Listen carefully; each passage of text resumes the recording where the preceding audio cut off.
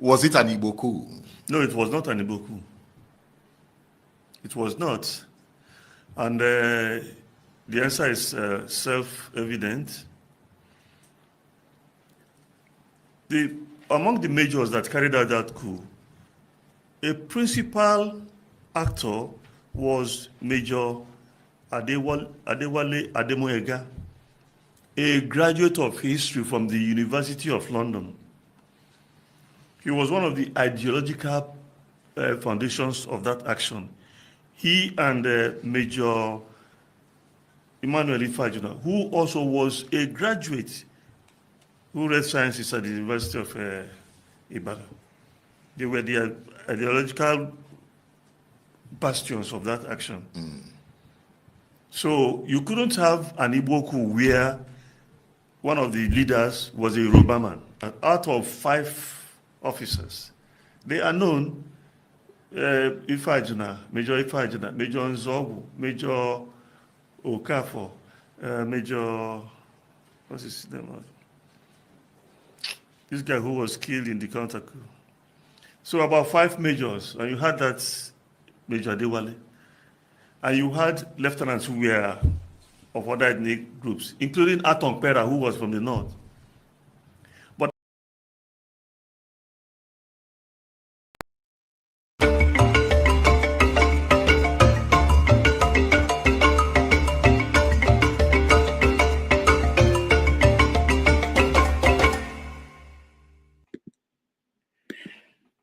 hello, welcome.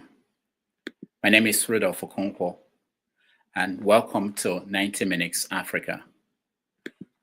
Before his new autobiography came out, A Journey in Service, our guest today wrote the most authentic biography of General JTU Aguiyi-Ironsi, called Ironsi, The Army, Power, and Politics. He has extensive knowledge of the Nigerian military and the institutions that produced the likes of Ibrahim Babangida, Yakubu Gowon, Sani Abacha, and others. Chuks Iloegbunam is the author of several notable books, including the biographies of Aguiyi-Ironsi, Chukwuemeka Ojukwu, Peter Obi, and others. He has had a distinguished career in journalism with The Guardian, Newswatch, West Africa Magazine, Vanguard, and so many others. In 2006, he became the special advisor to Governor Peter Obi of Anambra State. He later served as his chief of staff. We are honored to have in the studio with us the veteran journalist, Mr. Chuks Iloegbunam. Welcome to the show. thank you very much. We're very happy to have you. When we scheduled you for this interview, we didn't know that what the nation will be talking about today will be the book by Ibrahim Babangida. So we are starting the conversation from that point. So let me ask you, have you read the book, any part of the book, or have you heard what is being discussed in social circles and media? Yes, I've read some of the comments that have appeared in social media, but I haven't read the book itself. So what do you make of what you're hearing? What I make of it is that the book is being received with mixed reactions, which is natural. You can't have a book that is loved by all or a book that is hated by all. But I will just quickly add that whatever commentaries you are hearing or reading today could at best be tentative, because most of the commentators have not read the entire book. It's not as if it's not valid to pass comments on portions of what you have read, but if you want to have a wholesome viewpoint, you have to be doing so from the totality of the contents of the book in question. So when you get a chance to read it, what are you looking forward to hearing? What are the parts that you are interested in knowing what he will say? Yes, I want to know what he said about June 12th, and I'll tell you the reason for that. I published the book called The Tale of June 12th by Professor Omo Omori about 20 years ago. That book discussed the coup in totality. So I know what that book contains, Omori's book. So, and he was General Babangida's main man, whether military or civilian. The book states it, and the book was published more than 20 years ago. And Babangida has read the book. He didn't doubt it. That's one question. Two, I'd like to know what he said about Dele Giwa, because I was on the staff of Newswatch when Dele Giwa was killed with a parcel bomb. I'd want to know what he says about the entire question of the aberration of military rule. I'd like to say what he said about the structural adjustment program, things like that. Now, the number one issue that is trending out there is his opinion about the coup of 1966, the January 15th coup.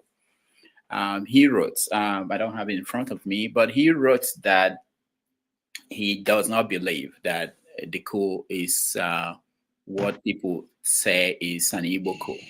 I know that you've talked about it in several interviews. Were you surprised that Babangida could say that or write that? No, I'm not surprised, because it's not the first time he's saying that. He has said that before. If you look at page Roman numerals 12 of my Ironsi book, what he said then was quoted there. And if you permit me, I'll just read it. It's not a long thing. It says, Yeah, go ahead. Okay. Babangida said, General Aguiyi-Ironsi was killed for advocating a unitary system of government in Decree number 34, the Unification Decree. He meant well. In fact, that decree was promulgated for the preservation of Nigeria as an entity. Unfortunately, some Northerners interpreted it to be a means for the Igbo after January 15, 1966 revolution to further take over the entire affairs of the nation. General Aguiyi-Ironsi was a man who saw tomorrow. He wanted Nigeria united in accordance with the military command tradition, and it was probably never intended to facilitate any form of domination. Interestingly, even today, we are still struggling to remain united as one. This is what General Babangida said about at least 8 years ago. But I mean, it wasn't in the newspapers as such, but he said it. So that gave me a foreknowledge of his viewpoint. So I'm not surprised that he now came to speak the truth, because I already knew the truth. I wrote it in my Ironsi book. The first edition came out 24 years ago.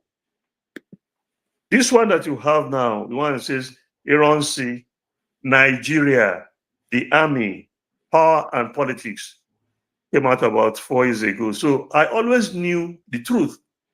When the first edition came out in about 24 years ago, I took copies, one each, to General Gowon and General Danjuma, and told them to debunk anything I wrote there, because the book was based on research.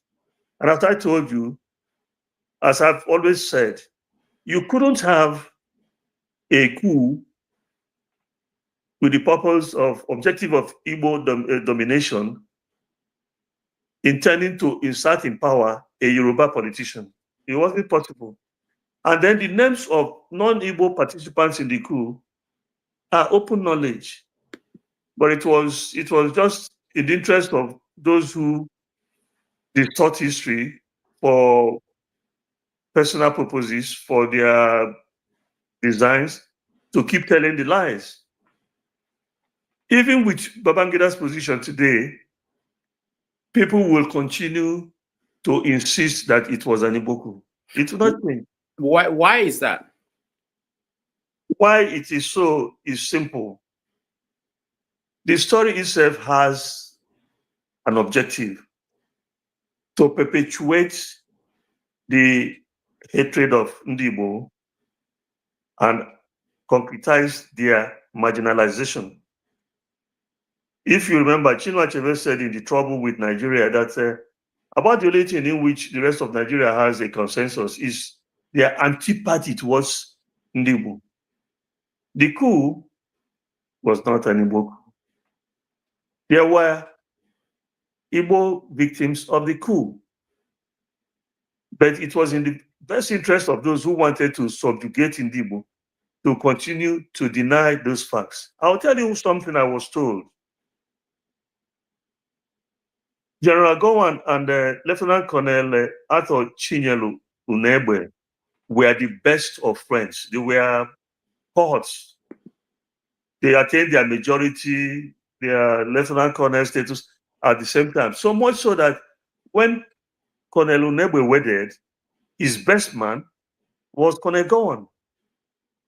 But Gowon allowed the lie to be told and repeated from his biography written by Professor Elagu, saying that Unegbe was from Midwest State, was from Delta State. But Gowon knew where the guy came from. He was his bosom friend.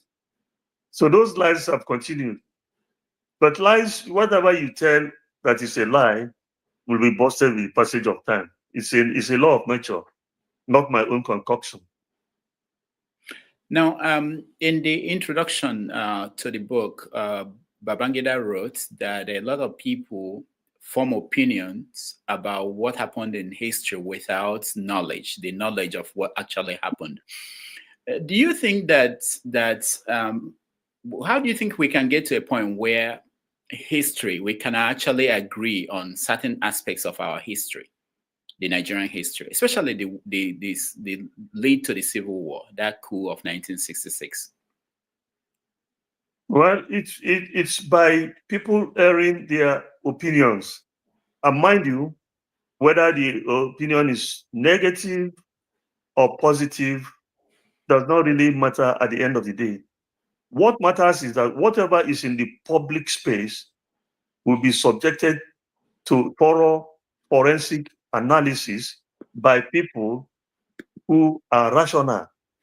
In other words, the more of the stories of January and, by the way, July 1966 are told, the better it will be for the creation of the proper history, contemporary history of Nigeria. So that foreword that General Gowon wrote, someone sent it to me. I have read it, and Gowon was saying that people should write to be leaders of this country. People who have played roles in it should write so that those who were not participants will learn. So I said to him, physician, heal thyself. Write your own. Let us hear it from you. Let us hear it from General Danjuma. Do not say it is good to write when you threw away your own pen. Pick up your pen and write. We'll all learn. So I know that you wrote about Ironsi, and we want to dive into that a little bit. Tell us, what is the general misconception of Ironsi that you discovered while you were researching your book? The main point about him by his traducer was that he was a non-entity and a tribal bigot. So my research proved otherwise. Ironsi was not recruited by Nigerians into the army. He enlisted when the British colonialists were in charge. He rose through the rank and he was found worthy of going for officer training. He went to the UK, passed the examinations, and received his PIPs as a lieutenant colonel. He was commissioned an officer. He continued to rise to become the topmost Nigerian military officer with the rank of Major General. Those were not promotions affected or effectuated by Nigerians or by Nnamdi Azikiwe or by Mbonu Ojike or by Uzumbambadiwe. So you wouldn't say that those were tribal promotions. No, they were not. He earned those promotions. He went to the Congo during the crisis there on behalf of the United Nations. And he acquitted himself creditably there. It wasn't because of tribalists promoting him. He achieved all those things, but what they said was that he was a drunkard. He didn't know his left from his right, and he was just pushing Igbo domination. In my book, I listed his own appointments, the permanent secretaries, his members of the Supreme Military Council, the Federal Executive Council. None of these Igbos were in the minority. This is the truth. But they changed the course of history simply because it helps their sinister motive of keeping down a people who are wholly innocent. That's what I found about him, and I debunked it. And whoever reads the book can conduct their own research, and they'll come to the same conclusion as I did. So who were the people who were pushing that narrative about Aguiyi-Ironsi? Do you know? Their books are there. They, 50, let me say 70% of these pushers of the false narrative were the white colonialists. You had them, Clark, Moffat, Green. They were writing all kinds of nonsense, fiction, to amplify the views of the section of the country that they believed will forever be in control of the entity. That's what happened. It is obvious. Now, a lot of people have talked about this January 15th coup in so many ways, but somehow because Babangida now weighed in, it's getting some traction at some quarters where it wasn't before. There was this issue about the people that crushed the coup.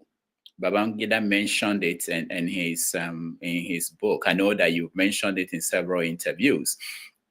Why is it difficult for people to accept that the people that crushed the coup were from the same area that they said were the people who planned the coup and wanted to dominate?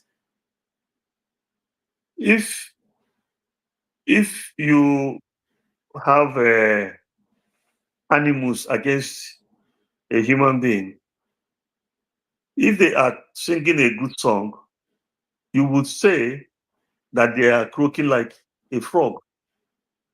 So once you have that hatred for the Igbo, what it means is that whatever good thing is said about them, you will not buy it.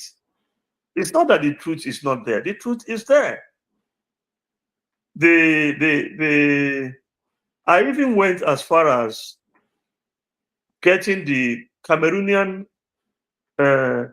major who led the troops deployed by General Aguiyi-Ironsi to go after the coup makers in Lagos Island. The man is even still alive now, about 89 years. He's still in Cameroon. He said, I was the person who led the troops. It wasn't General Gowon. It wasn't Gowon because Gowon had no command. All those truths are there, and people who are honest to themselves know it. Mm. There was no notable army officer from the north that played any significant role in quelling the coup. And mind you, the Nigerian army of today is not the same thing as the army of 1966. Today, you have over 40 major generals. At that time, there was no lieutenant general, there was no general, there was only one major general, and then there were 3 brigadiers. Now, of the lieutenant colonels or colonels, only about 5 were from the entire north. Kuru Muhammadu, Zakaria Maimelari, James Yakubu Pam, Abogo Lagema, Yakubu Gowon, who were lieutenant colonels or brigadier in the case of Maimelari. But of the Igbo country, you had many lieutenant colonels. Those people were not promoted by Nigerians. Those people earned their promotions when the colonialists were in charge. You had Lieutenant Colonel Mzefili, Lieutenant Colonel Okwechime, Lieutenant Colonel Mora, Lieutenant Colonel Madiebu, Lieutenant Colonel Anguna, and many others. Now, if you came to those with a majority, the majors, in 1966, January 1966, there were 40 majors. Of those 40 majors, 25 were Igbo. 25, their names are there. Now, this coup happened. Of these 25, 20 majors did not participate in the coup. Not one Igbo lieutenant colonel participated in the coup. So when you have all those things happening, how can you go and turn around and say it was an Igbo coup? If it was an Igbo coup, it would have succeeded. Nothing would have stopped it. It would have been a walkover because they were in charge of most things at that time. So can you briefly address the issue of why in the south east, the eastern region, the coup appeared to have failed or nobody was killed? Because that's one of the sticky points that people point at to say that it was an intentional plan to spare the people from the southeast and kill other people in other regions. Was that a plan of the coup plotters? I'll answer that question by pointing out to you that in 1966, I was in, I think, my second year in secondary school, and I was in Kanu. I wasn't even where the coup actions were taking place. But I read books about it. I listened to interviews about it. And I read Ademoyega. I read Boulier. I read Ifajuna's manuscript too. I read it, which has not been published up to today. They said that Major Louis Chudisoke, he was from Onitsha. He died as a lieutenant colonel in Biafra, was to lead the operation in the east, but had to go to India on a course. That's one thing. He had postponed going to India to the point that he was about to begin to raise eyebrows, then he left. The second person who was to carry out that school in that east was not of enough seniority in the army to really push things. If you read Major General Ejo's book, Reminiscences, on his years in the army and in office, he mentioned that there were actions there in Enugu. That's one of those points that the key person who was to lead the operation there wasn't there due to no fault of his own. Secondly, that there was visiting Enugu at that time Archbishop Macarius of Cyprus. And because of that, they didn't want to create international complications by going for him, going for Michael Opera, who was the premier, and then getting him as a collateral damage. That is what they said. And that is what I give to you. Now, it is possible, and it has happened many times, to organize a coup without killing people. It is a possibility. It's happened over and over again. I can't see myself relishing or celebrating the story of people murdered because you want to affect the change of government. But that's the way it was told to me. And I am waiting for contrary opinion on that. What about Azikiwe, Nnamdi Azikiwe? How did he escape? The man was not in the country at the time. Was it intentional? Was it coincidental, or how did that happen? Do you know? I wasn't in their government. He said, yes, I wasn't there. He said he was abroad on leave and all the rest of it. Some other people said, no, he must have been tipped off. After all, he was from Onitsha, and Ifeanyi was from Onitsha. And he may have gone to his uncle and said, oh, God, just take off. Oh. I do not know. I wasn't there. But those are the stories told. Okay. Now, the counter coup that happened where Aguiyi-Ironsi was killed, remind our audience who may not know, who were the people involved in the planning of that coup and the execution? As far as I'm concerned, the leader of that coup was a certain Lieutenant Colonel Yakubu Gowon. I said it in my book. Some people say it's Muritala Mohammed, Major Mohammed. Some people say it's Danjuma, and all the rest of it. That's not true. For me, from my own research, the person that led the coup, at least by his own seniority, by his not preventing it, by not reacting to quell it, was Yakubu Gowon. He was in Lagos. Lagos was the capital. Where was he from the time the coup started at Abeokuta about 9 p.m. till dawn of the following day when Ironsi was handcuffed with telephone wires with perjury and driven to where they were shot? Where was he? What did he do?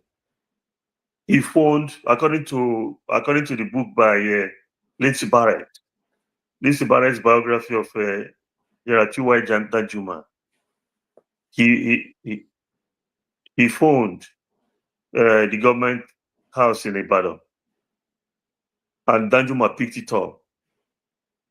And he asked Danjuma what he was doing there. I said, they have come to arrest the head of state. And Gowon said, can you do it? And he said, yes, they have surrounded the house. and go and say, okay, go ahead, but make sure there's no bloodshed. What do you make of that? The chief of army staff saying, can you seize the supreme commander? Go ahead and make sure it's not bloody. The story doesn't add up. There were other people who were in the coup. Danjuma claims it was a spontaneous action. That is false. That is false because General Jeremiah Husseini, who died last month or so, revealed in an interview he granted, which the transcript of which I published in my book, that they were planning it over many months. That the planning took place over many months. He was stationed at Ibadan at the time.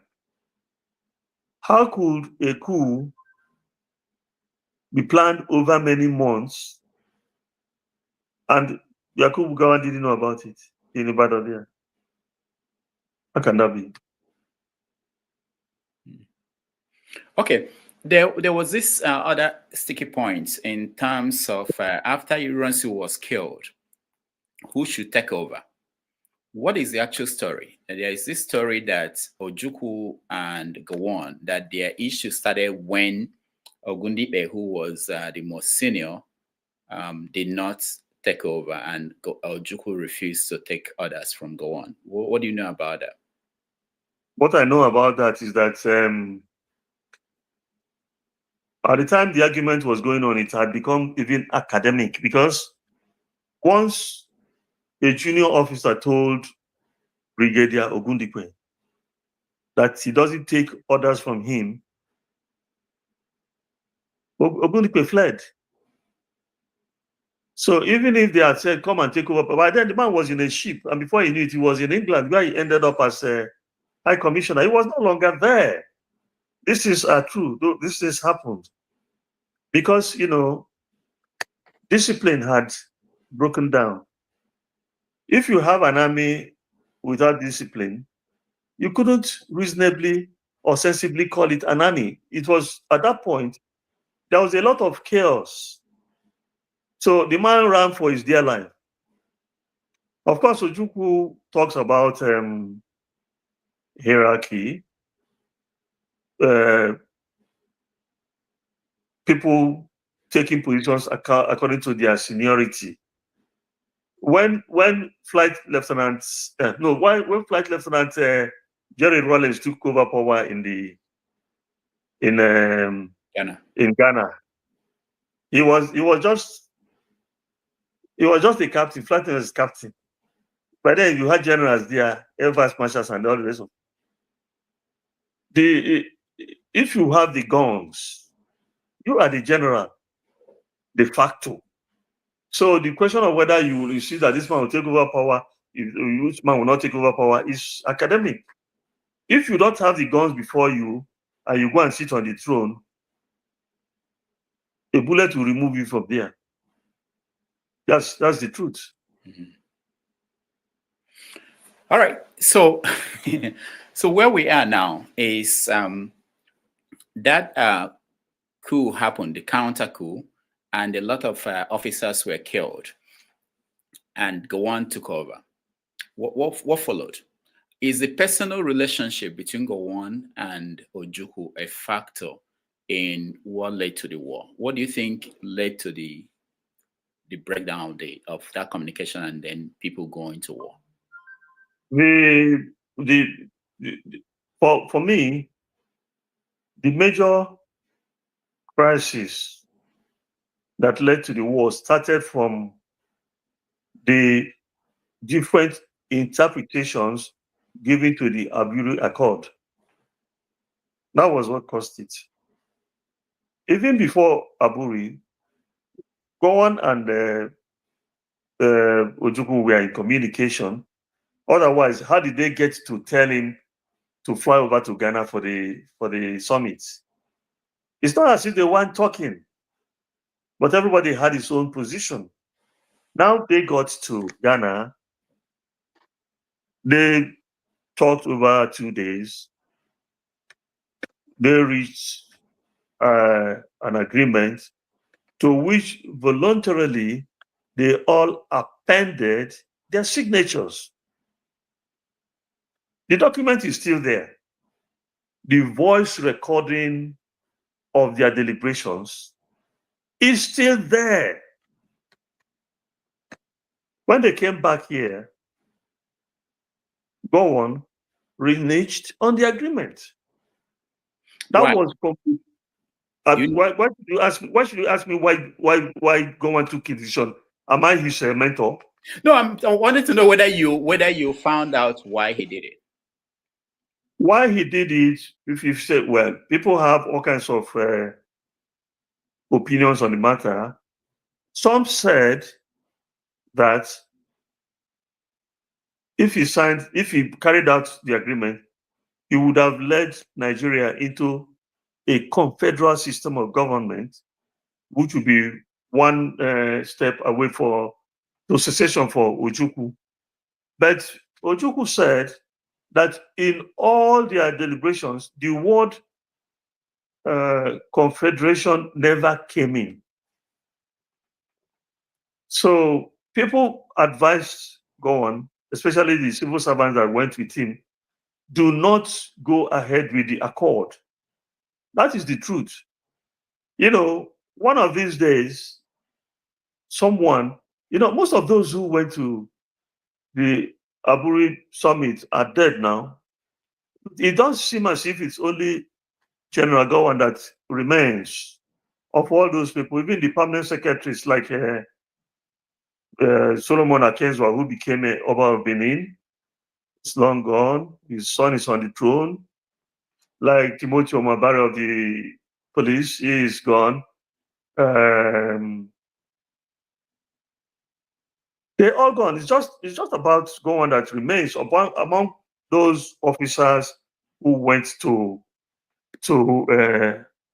Aburi for that celebration. But even if they all perished, there's nobody who is not going to go at their own appointed time. The documents are there. It's only among a people who live a life of let's pretend that you will see the basic truth and you continue to deny it. There was an agreement reached in Ghana. It is documented. They all signed up to it, and they came back and they did differently. That's for me what led directly to the shooting war. Yeah. Okay. So let's move a little bit further away from that period in history. And Gowon was overthrown by Murtala Mohammed. Where were you when that happened? I was in Lagos. I was a clerk in some ministry. Okay. So what was the mood? Do you remember? Because we read that during the first coup, that people all over the country were celebrating. You said you were in Kanu when that happened in Zogu coup. Yes. Were people truly celebrating the coup and the one of Murtala Mohammed? How was it received?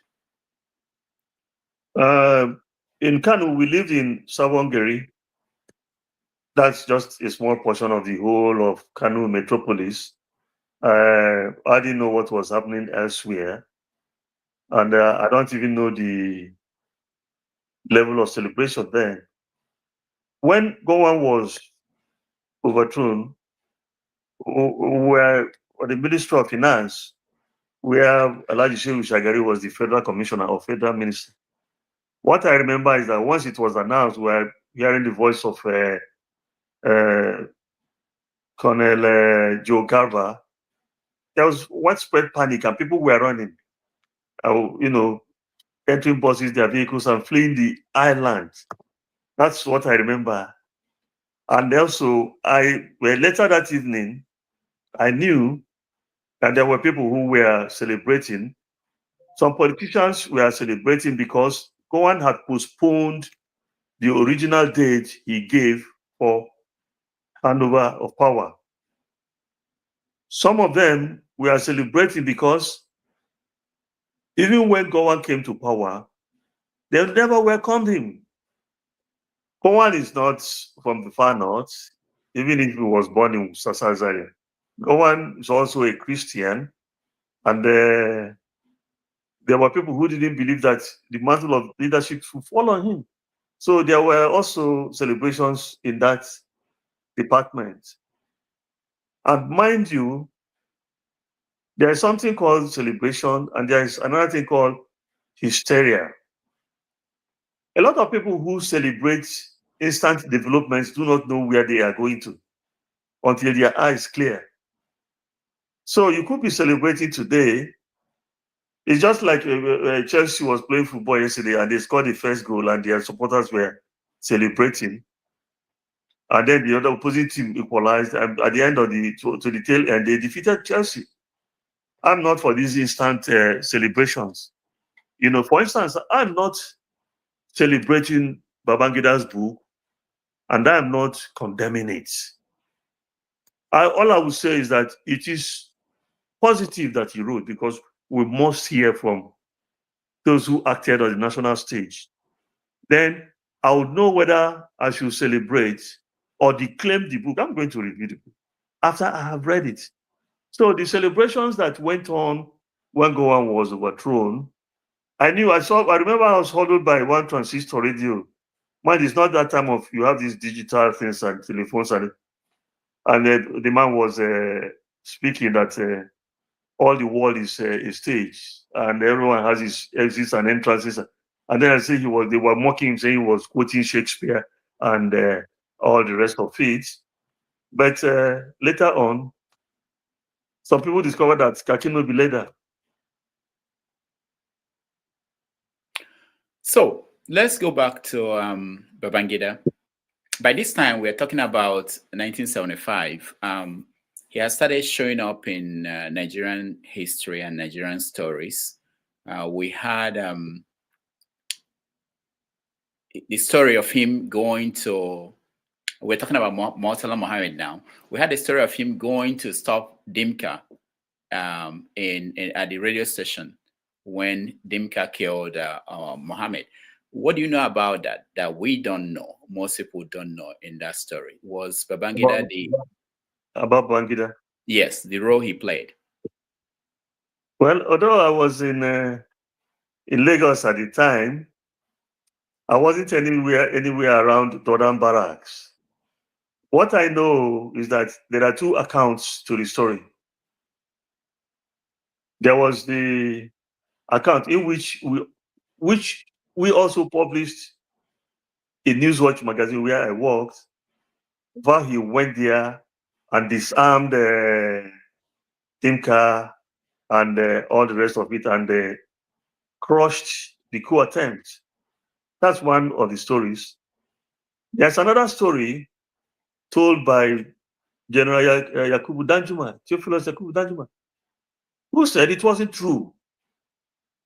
And that by the time Monitalam got, by the time Babangida got there, Dinka was in a drunken stupor and his attempt had actually collapsed.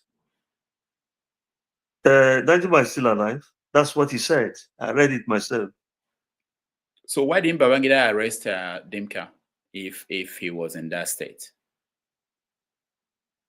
That's what he's going to have to answer to himself, why he didn't arrest him or why he didn't shoot him dead even. I'm not ever going to allow myself to speak for people who can speak for themselves. I'm not a professional spokesman. I'm just saying as a researcher and a person who covered most of these events. So let's go back to move forward to when Babangida now became the president, or the coup of the coup that removed Shagari. Where were you? I was in Lagos. As a journalist? Yes. Okay. So what did you report? What was the story about that coup that removed Shagari and put in Buhari? The coup that removed Shagari if I remember clearly, was informed by a lot of negative press that Shagari received. And people thought that those people who removed him and their supporters thought that he wasn't pulling his weight. But if you look back now, you'll see that these soldiers should please remain in their barracks, because when everything is total, the benefits of military administrations are not encouraging at all.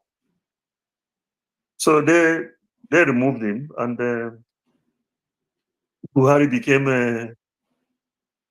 head of state.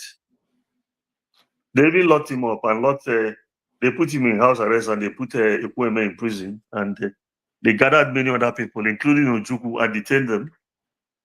That's what happened. Okay, we have a lot to cover, but let me quickly get to Dele. You were at Newswatch when he was killed. What do you know about that incident that we don't know, or that a lot of people are confused about what happened? Well, when you talk about Dele, two things immediately come to my mind. I had been on the staff of the Guardian newspapers, and then I applied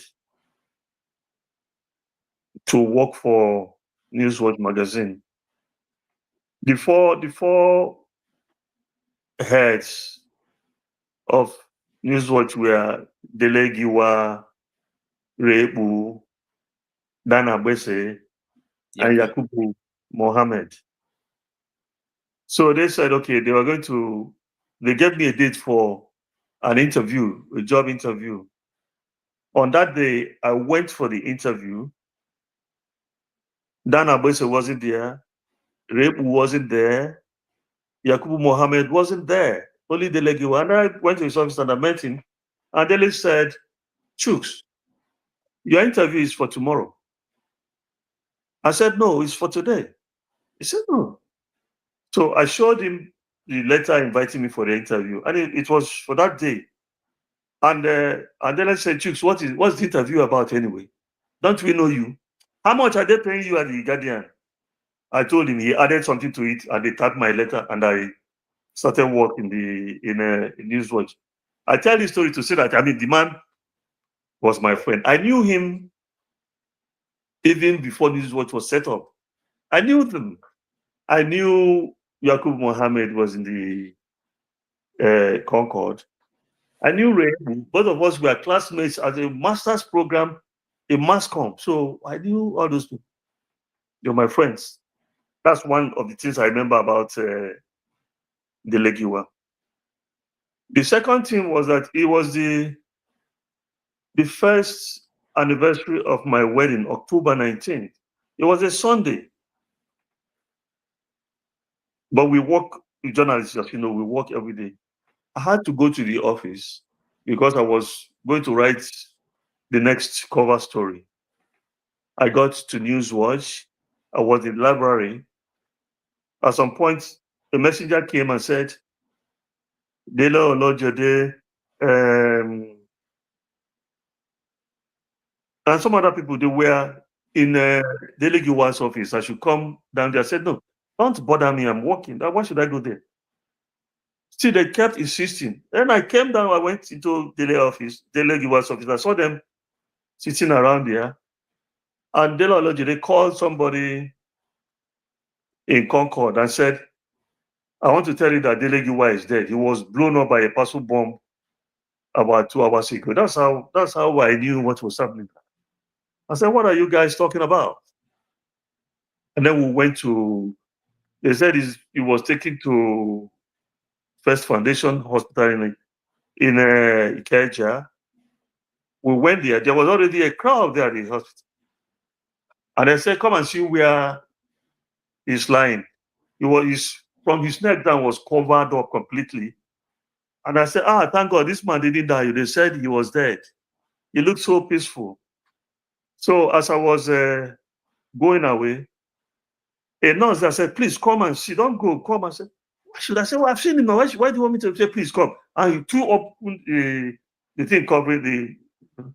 And from here, fire just burnt and just mangled the man's body completely. So I remember these two things each time they talk about Dele Giwa. We used to go partying in those days where you fill their car tank with 5 naira, and there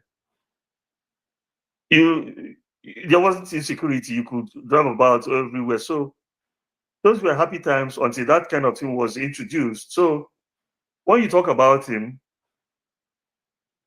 I want to know, as I told you, I haven't read General Babangida's book. I hope that chapter in national history is discussed in the book. I would like to read that aspect, and then I will have my comments to make. But now I don't know what he said. Yeah, more people who have read that part said he said he had nothing to do with that. That he said so? Yeah, he had nothing to do with that.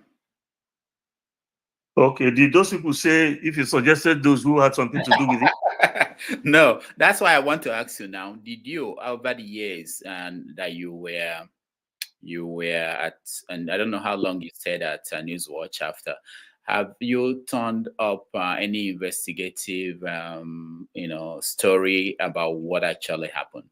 Because we may not. Those ones, the stories written were the stories written by Newswatch staff, and mind you,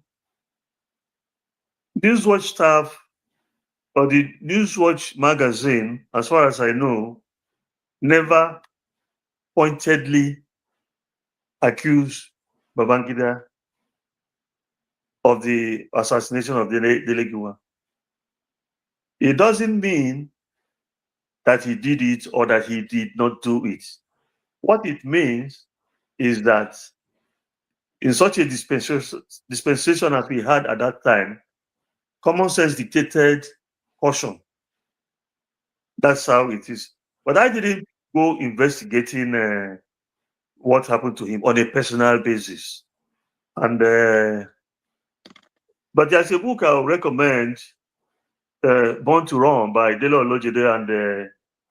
Onukaba. Two of these young journalists who wrote about a biography of Dele Giwa, and that will help people to piece facts together and draw their own conclusions. Maybe if I read what he said, I will be in a position to say, what about this angle? What about that angle? And all the rest of it. But not having read the book, I can't say. And I'm not in a hurry to call anybody a murderer or a non-murderer. And what I do know is that to kill a human being is not the same thing as to kill a fowl.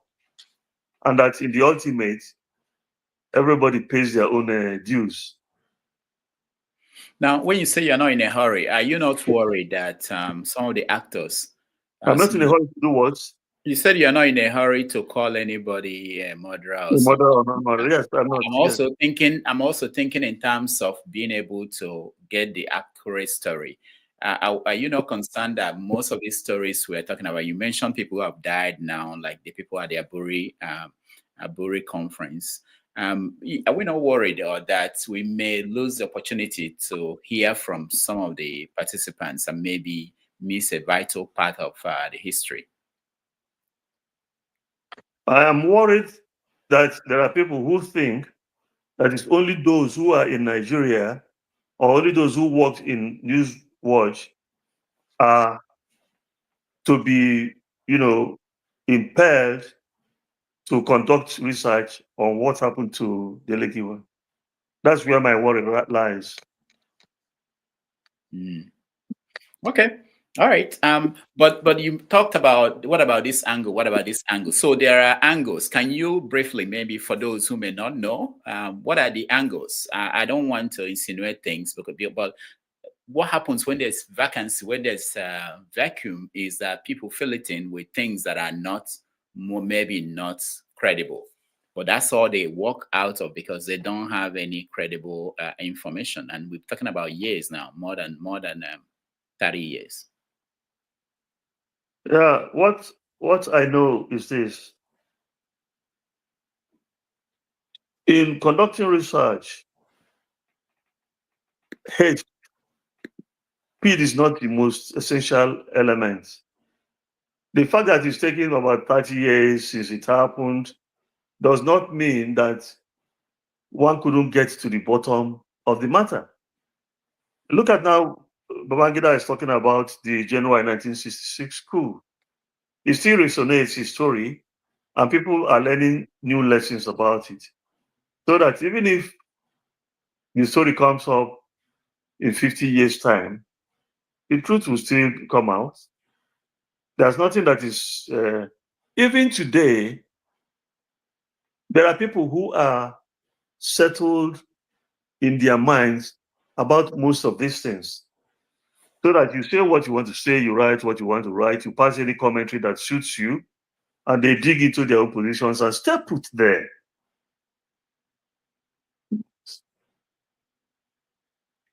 Okay, so I hear you. I understand that. But I think that's not a reason for us not to keep digging in and finding. I'm not saying it's your responsibility. I just wanted to know, as someone who No, was. it is my responsibility, but I'm saying that it is not solely my responsibility. There are people who are in the US, in Russia, in Germany, in the Kalahari Desert, wherever they are, especially if they are Igbo, especially if they are Nigerians, can also investigate that. If you are doing a first degree or second degree or a doctorate degree in mass communication, you can go and investigate and say, what happened to this journalist? You see, people are still writing on Washington, George Washington. They're still writing about him. People are still writing about Jesus Christ and looking at his execution, crucifixion from different perspectives. It's never too late to search for the truth. I hear you. Now, what changed in the media since the death of Dele? Oh, the changes are enormous. When we were there, things were not digital. You were in the US, I'm in Nigeria, we were chatting. We didn't have this kind of communication, ease of communication. I remember when we were at the Punch, we were using what they called radio phone. There were about 3 women in Lagos, in the Lagos headquarters of the Punch. And in each of these outstations, there was a radio phone.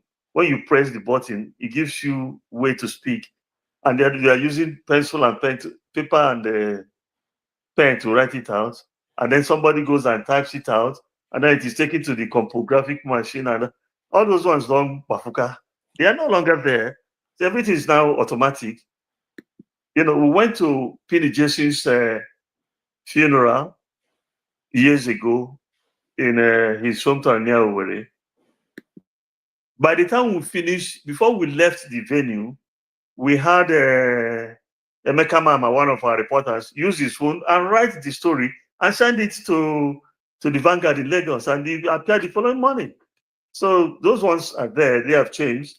Also, you have now more educated people in the media industry, because you have, when in the initial stages, the first school of journalism was the Jackson School of Journalism in Nsukka, built by Nnamdi Azikiwe. When the Civil War started and the non-Eastern Nigerian students at Nsukka went back to Nigeria, they forced them to create the mass comm department of the University of Lagos. Now, every university has a mass comm department. Every college of technology has a mass comm department. So you have a surfeit of graduates of mass communication. Now, you have also seen that the newspaper now is no longer a matter of building. Everybody who has a smartphone is a newspaper publisher, editor, legal advisor, reporter, sub-editor. So there's a proliferation of journalism. It also means that there has been a devaluation of journalism. Now, people write what they like. People write deliberate falsehood. People spread deliberate misinformation. There's one character who attacks P2B every 24 hours. Most of the things the guy writes aren't nonsense. If it were in the days of the traditional newspaper, they would have sued the hell out of him. Now, it's almost as if there's some kind of shield or protection they have because they're using they're using social media. So it's just answering your question, what has changed? There's more, the boundaries of journalism has spread, but it has also led to a devaluation of the quality of media output. And there's this insidious poison of immorality, that you see in what people purport to be newspaper stories and articles today. So I do hear from people on this platform who come and they have serious issues with the media. And when we bring in our audience, you get some questions about that. In terms of corruption in the media, people say that at this point that in Nigeria, people pay for stories to be in the media.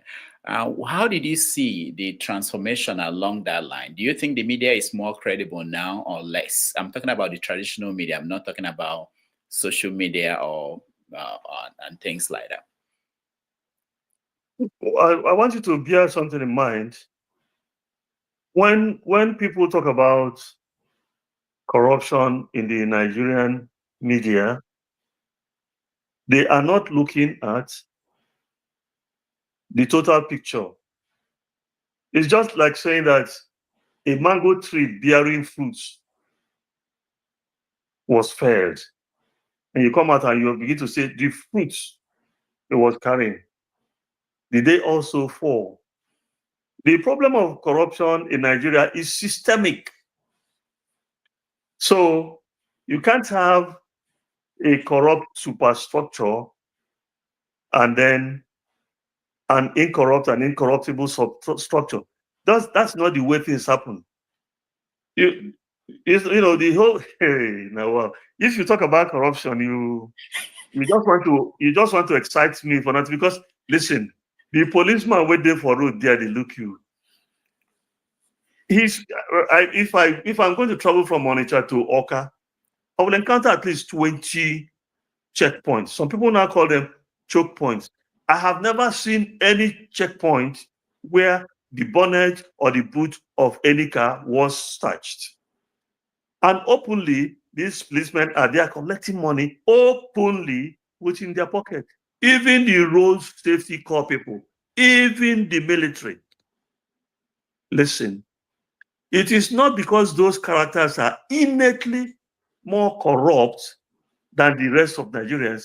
It is because the circumstances have pushed them to a point where the littlest resistance they could muster against the temptation of corruption has dissipated.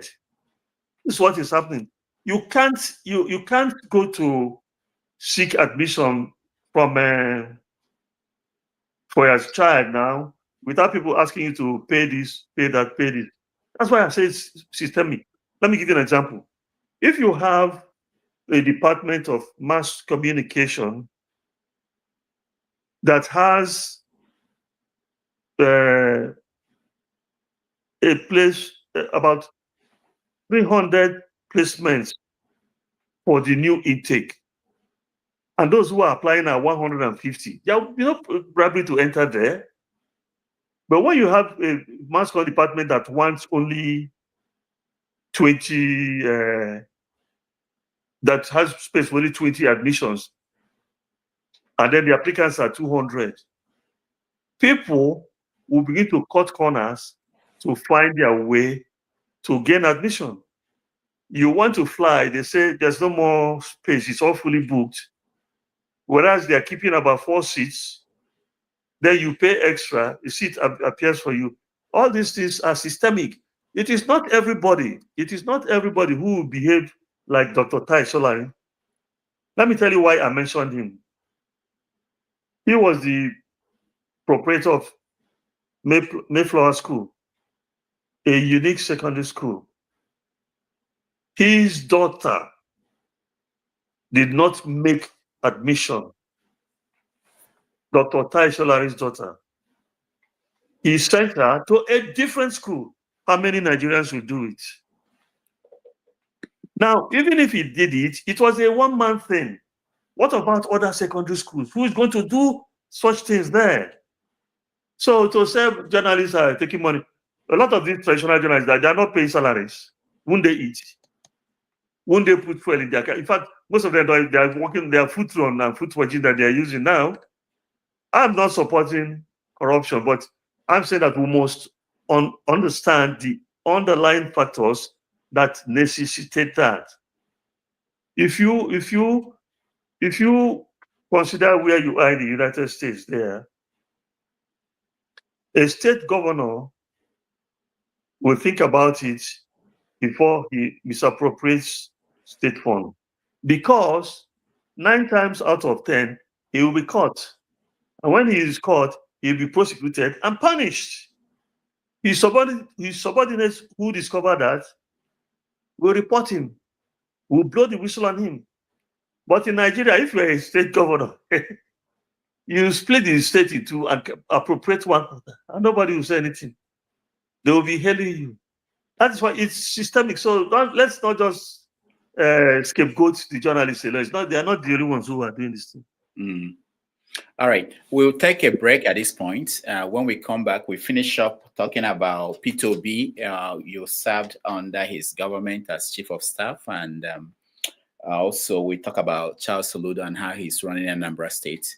If we have time, we will touch on the Biafran agitation, because I know when you were with Peter Obi, there were the actions of Masob, and now we have IPOB and the case of Nnamdi, Kanu, and Simon Eba. So we touch on that, and then we let our audience join us in that conversation with you. So let's quickly take a break, maybe about 3-4 minutes, and then we'll come back with veteran journalist Chuks Iloegbunam. So thank you so much for watching, those who are watching us, and we'll be right back. Thank you, Chuks. Thank you. Okay.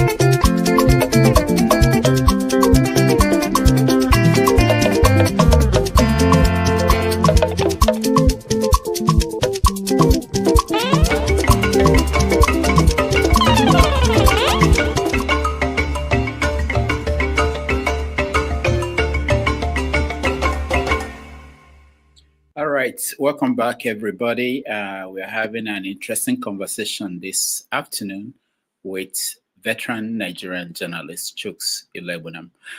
All right, so let's start with the era when you served the government of Anambra State under P2B. Did you notice during that time that P2B will become what it is today in Nigeria? Yes, I would say that the signs were there because he was dedicated to his job, and if you have dedication in working for the public, it means that it could translate into other levels.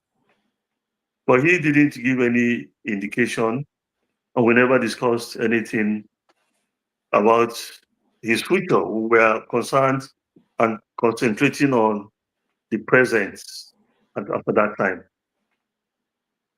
So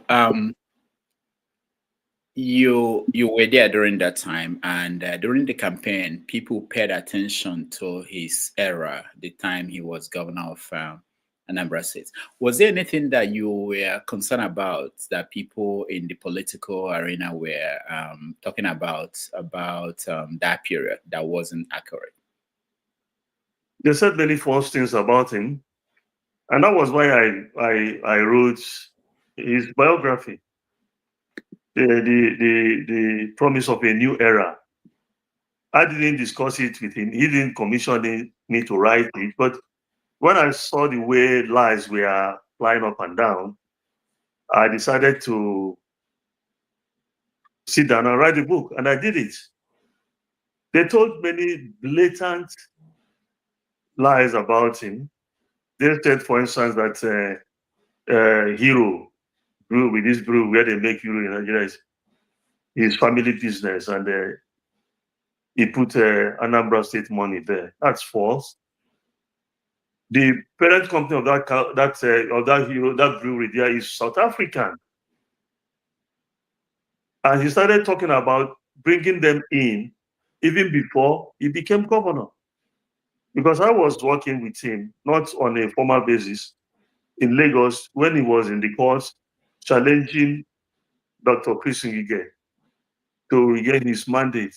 The talk for the brewery to be brought into Nigeria was already going on at that time.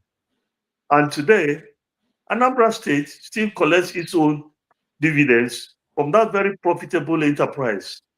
So I had to debunk that. They said that he was chasing Muslims away. He didn't allow them to celebrate their religious festivals. They said that's not true.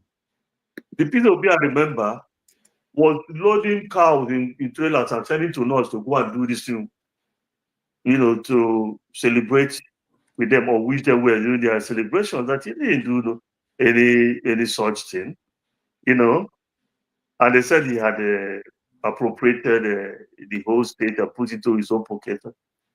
Well, where is the evidence? It's not to my knowledge. So that's why I wrote that book. Of course, you must understand what politics is. If you can't take the heat, you've got to get off the kitchen. They will tell you all sorts of stories. They will tell all sorts of stories about you. They will fabricate all kinds of falsehoods. And then if you want the truth, if you are appalled by that kind of misbehavior, then you try your best to see if you can put the record straight. That's why I wrote that promise of a new era. Now, I have been taking notes since after the last presidential election, so that in the next year or two, I'll bring back that book again in a larger form, more comprehensive, looking into other things that have happened since that time. I will do that. And I'm not relying on him. I didn't ask him for 1 naira. I didn't take permission from him. I didn't need to. I did it on my own volition. And I'm going to continue to do it. Did he read the book? If you didn't read it, that's his cup of tea. But I think I didn't write it for him to read it. I wanted the electorate to see the truth about the man being lied against. But I believe he must have read it. Okay. Now, during the time that he was governor, he handled insecurity in Anambra State. How is that different from what Governor Charles Soludo is doing today? It is different. Yeah. It is different in the sense that the circumstances have changed.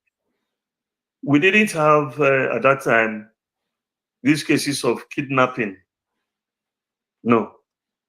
We had armed robbery, of course, and well, maybe some small kidnapping, but not this kind of wave of kidnappings every day. In fact, even my parish priest was kidnapped 10 days ago, released after 6 days. During most of it, he didn't eat anything except a bottle of Sprite given to him on the last day. So the circumstances were different. Now, if you want me to rationalize it, I will. Things have become more difficult. The jobless total is beyond computation. People are trying to see what they can do. So the innate criminality in a lot of people burst into the open. Sometimes they kidnap people, they ask for ransom, the ransom is paid, and the person is shot dead. You wonder what these guys are really doing. So when we were in government, there was a time I was going to walk from my village to Oka, returning late at night. There were times I was coming from Enugu, going back, because we didn't have that fear of people kidnapping you. Things were not that terribly dangerous. I'm not saying there wasn't crime there. There was. In fact, about during our second month in office, the second month after P2B's inauguration as governor, one night, bandits besieged the Ukwoji area of Oka, where you have a concentration of all those banks, firing, attacking all those banks for upwards of 6 hours, unchallenged. But P2B dealt with it, stopped the nonsense, stamped on it, staunched it. Yes. And yeah. Do you think that that Soludo is doing the best he could do? Well, Soludo is pulling his own weight according to his own vision of how it should be tackled. You must understand that it's not easy. You are going to have to ask yourself, who do you trust? Who are the people working for you? Even now, the new outfit he set up, I've seen videos of them collecting money on the roads. You can see, you tell you that the man is in a very serious contention. It's not easy. There has been widespread proliferation of illegal arms and proliferation of legal arms. There are two different things, but they all boil down to arms in hand where you can find it. Who is supplying those arms? Where are those arms coming from? But we must get back to a cardinal point. There's insecurity in Anambra State. There's insecurity in other southeast states. There's also insecurity in various other parts of the Nigerian nation. If you want to cast blames, I'll ask you to start from Abuja, because Abuja controls the police force,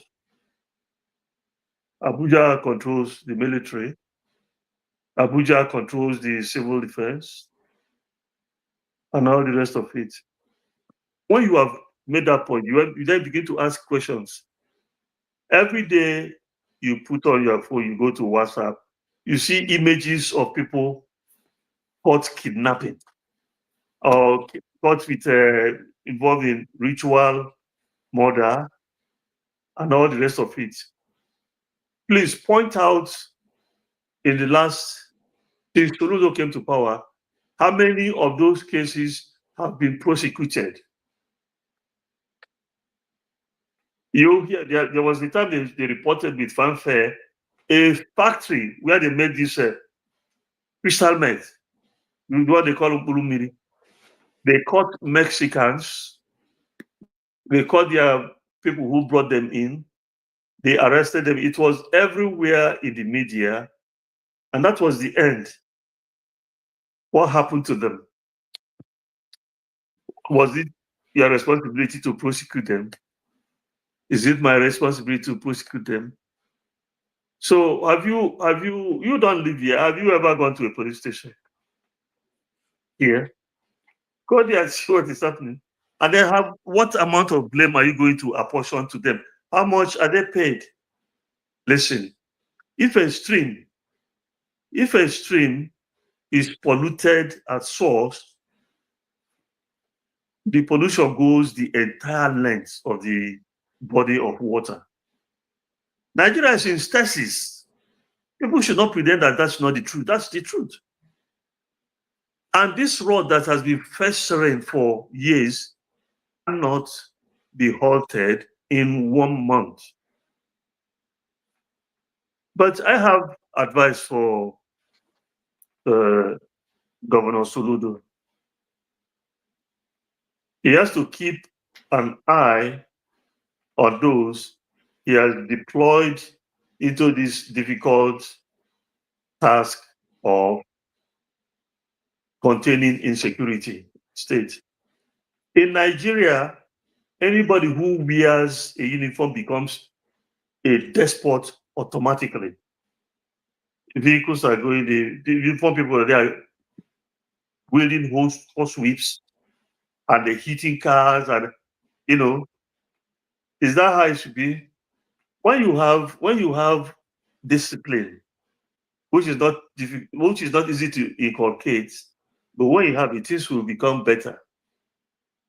You have to educate these people. You have to look at ways of making the circumstances of these people who are out there in the sun, in the rain, on a daily basis better, because they are also members of the society. Above everything else, you really have to operate with intelligence and technology. Most places you go to, I don't live in the US, but nobody can claim that I've not been frequenting the society until the flight ticket jumped overhead everybody. I know that most places you go to in the US, there are cameras, hidden cameras. You enter a shopping mall, you have been filmed. On the road, you have been filmed. If you beat a traffic light, it takes your number and everything. Now, somebody goes to Oba, let's say, or Obosi, or Kija, to mention times that start with O. They raid a place, they drive away. There is no trace. How can? Okay. Now look at this gentleman, the legislator who died, who was kidnapped. Azoka. Yes, they said they paid 100 million. Still, they killed the young man. How come? Do you know 100 million is? Even if it is only 1 million, which was the financial institution that through whom the 100 million passed to go to who? Nobody has told us the bank that was used. Nobody has told us who paid in the money. Nobody has told us who received the money. And look at that too. This is the real cliffhanger. 2 of those said to have been involved in the murder of this man are said to have disappeared from detention. Now, if somebody escapes from lawful custody, what do? You publish their photographs, you mention their names, so that people will be on the lookout for them. Isn't that so? If they took the money they got from the kidnapping and went and lodged in a hotel, perhaps a hotel cleaner or receptionist will say, this face be like, say, now the one that they put there, and you make a report. Now, we haven't seen the photographs of those people said to have escaped. We haven't had their names mentioned. Nobody has said at which police station they disappeared from and the officers who were in charge. So why I'm pointing out all these things to you is it's good to tell Governor Soludo to get his act together. But it's also important to know that the problem we are facing is multifaceted. That is the truth of the matter. All right, we don't have much time anymore, but let me quickly get your view on the Biafran agitation. I know that when P2B was governor, you had to deal with Masob. And right now, where we are is totally different from where it was that time. What is your view on how things have developed? Well, I think that there's a way our people put it. The more it is doing you, the more you will be shouting. To speak it in English before, but I just said it in English. When we were there, it was Masob. I do not recall a Masob delegation to Government House for all the years I was there. I do not recall a Masob order for seats at home all those years that I was there. So the scenario was completely different. It wasn't, people weren't going to bed apprehensive because of Masob at that time. So it's a different kettle of fish now. Things have changed. Yes. Now, people point at the incident at Ezu River. Can you recall what happened there? And they said that was where things changed for the Biafran agitators. Do you remember what happened there? No, I can't recall what happened at Ezu River. What is it? No, they report that Masob members were killed by security people and dumped in the river during that period. And that was when most of them became more militants. That's what some people are saying. I wanted to know if you recall that incident in any way. I do not recall that Masob became more militant. What I recall about Masob is that he died. In fact, I can't claim to have had a word, a whisper, or a whipper for Oyster Wazurike in many years, who was the leader of the Masob. So I don't see the link with this escalation that you are talking about. That is my own, what I know. Now, what do you think about Nnamdi Kanu and his trial?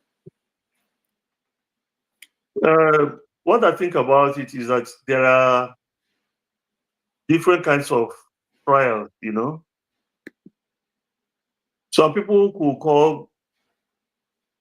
could see a trial as persecution. Some others could see it as prosecution. Others will see it as political. What I advocate is the rule of law. This guy who has been in detention, is it prison custody for many years now? Why are we not being told what is holding the determination of his case? You can also ask yourself another question. How come, is it a legal process that a judge that recused herself from a case is compelled to go back to that case? You have to ask yourself and see, are we following the law or are we following other than the law? We must have answers to questions like that. When we do that, it will help us to move forward. Now, there were people who are blaming the leaders of the Southeast for not doing enough. Do you think there are things that they should have been doing or could do to help the situation? I think I've said it before that people have a right to hold positions, and that however good you are, there are people who will see you as bad. Whatever enormity the badness is, there will be people who will see you as good. I've already mentioned that point, and I don't move ahead burdened by utterances by people. I have to look at every utterance in its own specificity before I take a decision. Now, if you talk about the Southeast leaders and others playing more significant roles, that means that you have come to the political aspect of the trial. It is possible for somebody with influence to say, halt this trial. I'll give you a recent example. You saw the book written by Dele Farotimi. You saw how it progressed. They went and seized him in Lagos, transported him to Ekiti State, filed cases against him. The man remained resolute. Today, are you still hearing about the court case? That's a political solution to it. Everything has a political situation, a solution. There have been many people who were detained in this country, extra-legal detention. Muhammadu Buhari, he was inside Islam for 3.5 years. It was Babangida who put him there. He sent a representative at Babangida's book launch. Buhari himself went about detaining people. He did it as a military dictator. He did it as a do you remember Colonel Dasuki? How many years did he languish there? So all those things are there.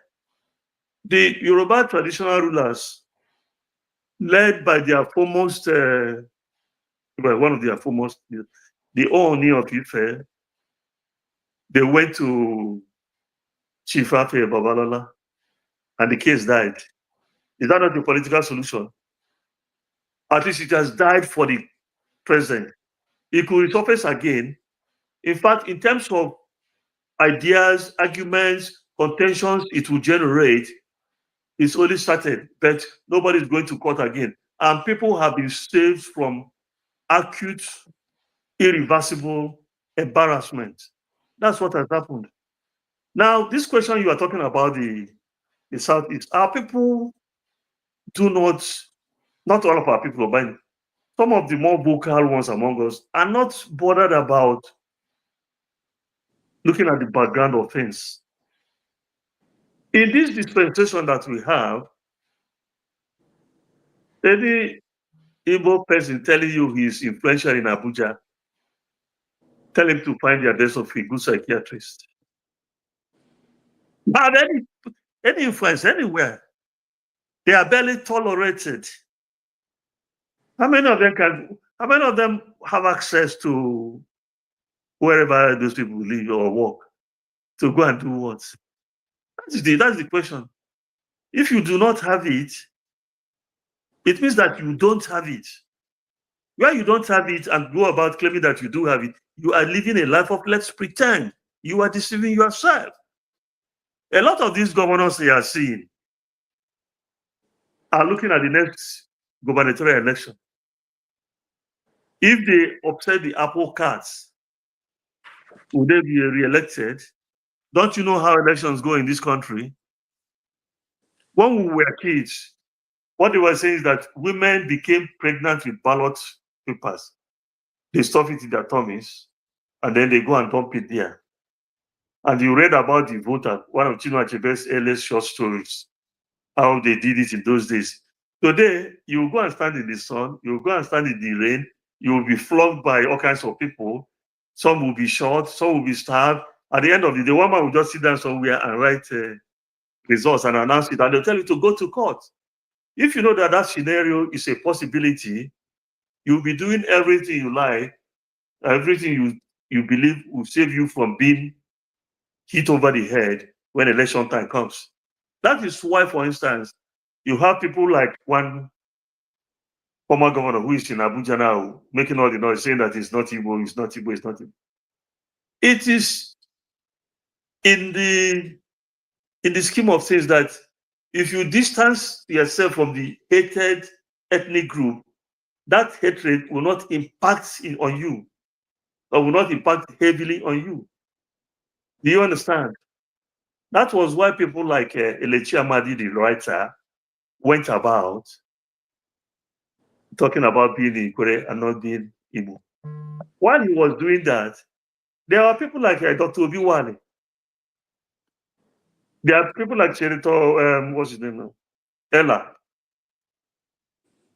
who said, we are Ikore, but we are even Rotimi Amechi today.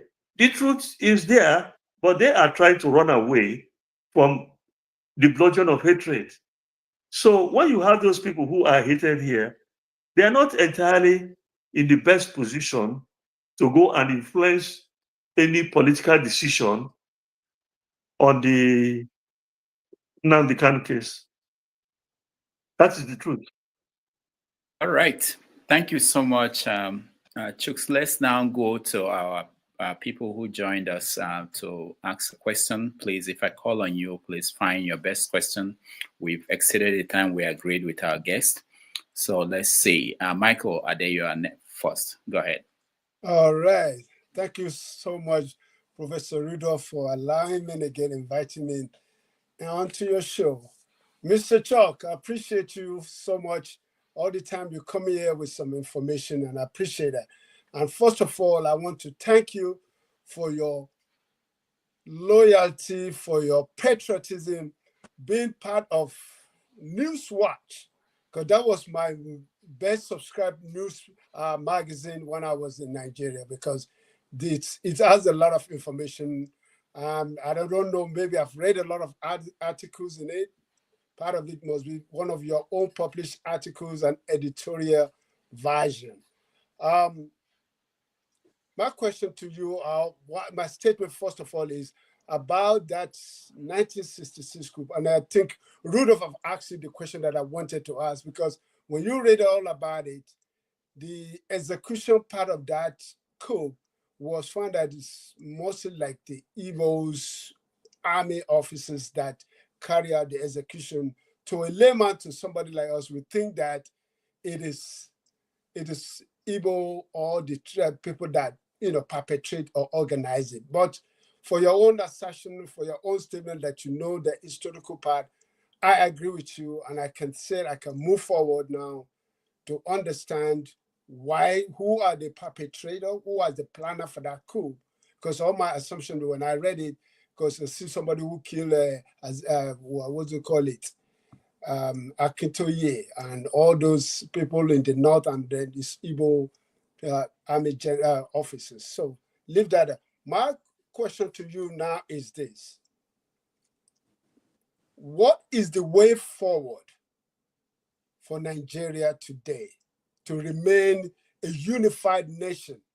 Because the country itself has failed us. Because now we're looking about what is the way forward for us to come together as a nation, because the country has failed us. We have different tribe and everything. So this is, I want to listen to your opinion, your idea, and so give a take. Rudolph, you can put me behind, because to allow other people to come in. Thank you so much, Rudolph. Appreciate you. Okay. The answer to that question is this: if you want peace, prepare for justice. I know people say if you want peace, prepare for war. I'm saying that if you want an entity to be in peace, you must ensure that there's equity in that society. Treat Mr. A the way you treat Mr. Z. Don't make one woman a first-class citizen and make another man a 20th class citizen. Once you are doing those things, you will have peace, you will have unity. If your card is nepotism or tribalism, sectionalism, all those things, it will never create the ambience of peace. You guys will remember when President Buhari, newly elected, was asked about how he will work. And he said he will pay more attention to the people who voted for him. But he didn't contest election for people who voted for him. He contested to be the president of the country, but he settled on the injustice of those who voted for him and those who didn't vote for him. When you do that kind of thing, and when you say that the Igbo country is a dot in a circle, you are not promoting peace, except you are promoting the peace of the graveyard. So if you want peace, do not treat me better than you treat Rudolph, because I don't have two heads on my shoulders when he has less than one. We are all human beings. Let there be justice, let there be equity, let there be fairness, and then there will be peaceful reign. All right. Thank you. Let's go to Dr. Osi. Go ahead. Thank you so much. It's a big pleasure to get to meet the legendary Chuks Iloegbunam, even if it is virtually. Chuks, you're a national treasure, and you have to know that. Many of us hold you in very high esteem for all the work you've done. Thank you so much. I'm a little bit late to this show, so I hope I'm not going to be repeating some of the things you guys say, but I wanted to chime in a little bit on the Nnamdi Kanu issue, because it speaks to a larger issue we have as a subnational entity. I'm talking about we the Igbo, the Southeasterners. In business, there's a saying that you don't really get what you deserve, you get what you negotiate. And if I extrapolate it to politics, I will make a statement that in politics, you don't get what you deserve. You get what your leverage gives you. Now, in Nigeria, the problem we have as Ndibo is the fact that we lack that leverage. If you look at the three big subnational units, Yoruba, Igbo, and the Hausa Fulanis. Okay, take the Yorubas, for example. They control, we talk about the powerful legacy by the press. Even we could remember the days of Abiola and the rest of them, and how they fought the government and, tooth and nail all the way. So you can't afford to ignore them. The North is the same thing, the same way. They don't hold the press, but they, more than we give them credit, they are very, very politically conscious. You could even see it from the last election with the governorship in Kanu State. If we all understood the body language at the time, you find out that, left for the APC government, Kwankwaso and his group wouldn't have been able to, maintain that position. I'm talking about the governorship election in Kanu. But the federal government, they were able to read the handwriting on the wall that the kind of unrest that will ensure if they were to take away the people's mandate, it would have been terrible. Maybe it would have been so catastrophic that the whole country would be in turmoil. So those are the leverages we talk about. You can't mess with the Yorubas, you can't mess with the Hausas. But how about us, the Igbos? No. In Enugu State, for example, Labour Party won the Enugu State governorship election. But what happened? PDP did what they did and then, took the victory away. It was just robbery in plain sight. What did people do? It would just continue as business as usual, And that brings me to, and I'm going to be quick, and that brings me to the Labour Party and P2B, and I'm glad that Chuks is somebody who has worked very closely with P2B. P2B is the custodian of very huge mandate with very, very huge following. When you talk about Labour Party, that Labour Party is relevant today is because of the person of P2B. Nobody will talk about the party without P2B. But what we've seen is that with all the huge support that Peter and Labour Party got, many are disappointed by the fact that let's not even talking about the rigging at the center. Let's talk about those elections, those ones that were won by the Labour Party. Why was it that P2B and Labour Party were not even able to protect the small mandate that was given to Labour? And I'll give you an example again with Enugu. Enugu, most of the legislative seats were won by Labour. In my local government, it was won by Labour. But what happened? PDP has clawed back a significant part of it, And you would expect that, at least there will be a significant protest or, with the kind of following he has that will galvanize the people and register, the anger of the people about what is happening. No, but that was not the case, So you have all these people that stuck out their neck and did everything to support the Labour Party. But the leadership of the party and the main guy who is basically what the party is all about was not ready to actually, do anything to reassure the people that even if in 2007, if you repeat the same thing, vote for him, that is going to be able to protect the mandate. And I'm raising this for you, Chuks, because I know you have the benefit of being able to have his ears. So what am I arriving at? If we have to make progress, as a people, of course, with P2B being at the lead, there has to be a drastic change in his strategy. This idea of just trying to be pacifist, it may work in some climes, but not in Nigeria of today. Power is not something that people give it to you. Like for you, if you're really going for power, then you'll be able to you'll be willing to almost give up. Be able to give whatever it takes to be able to maintain that position. I don't know if maybe I'm not explaining myself well. I think you guys got the drift. Obviously, thank you. Yeah. Yeah. Anyway. All right, Chuks. Yes, what I would say is you explained yourself very well, but that has led me into thinking that I actually have some question to put to you, to pose to you. In what ways do you think P2B deserve to have responded to those stolen mandates that you mentioned? Okay, thank you so much. I'm glad you asked.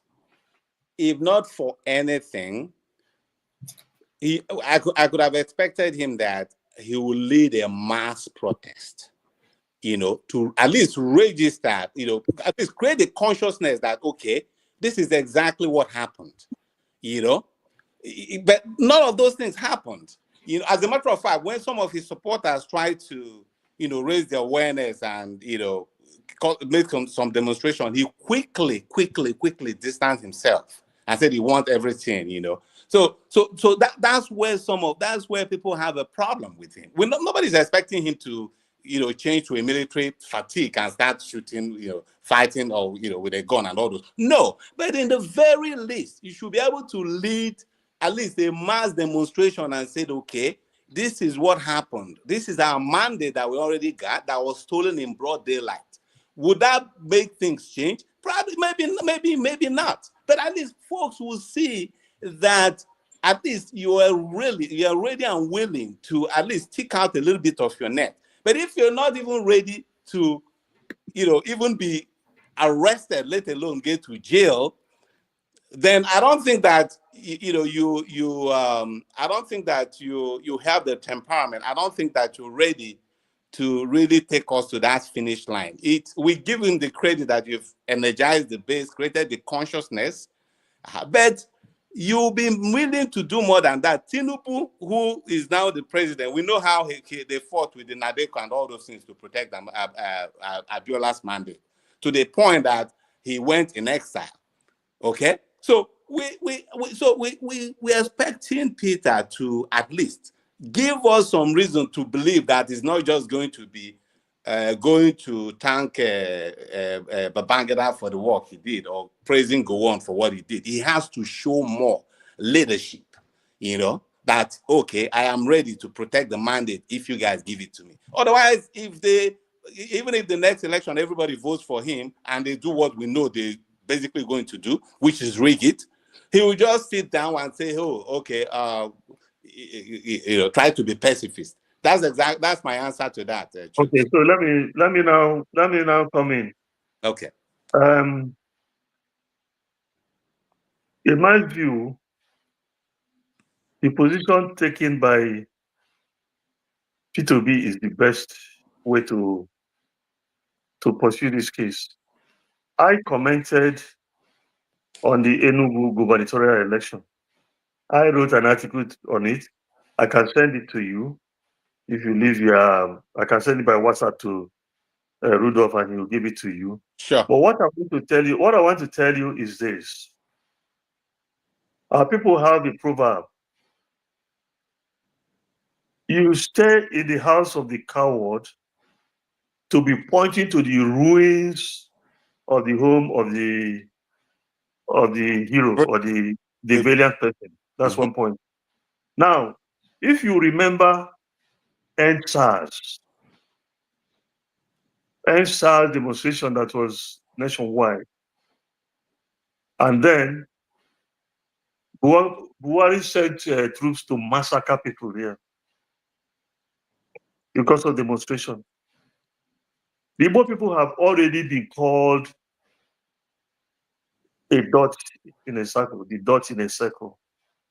All these policemen, all these soldiers, less than 1% of them are from our ethnic group. Those who are Igbos don't even have any seniority whatsoever. Once you bring them out for a demonstration, they begin to mow them down. The Lagos State governor instituted a public inquiry into the Lekki shootings. That panel gave the verdict that Nigerians were massacred there. The government of Lagos State rejected it. Say, where are the bodies? Later on, they saw evidence of the government's request for authority to bury most of those people that they killed and pack their bodies. I would not want P2B to lead a demonstration to say that he won the election. If he leads such a demonstration, even if the authorities don't deal with him, all those guys who were his opponents in the election, they're always having to. All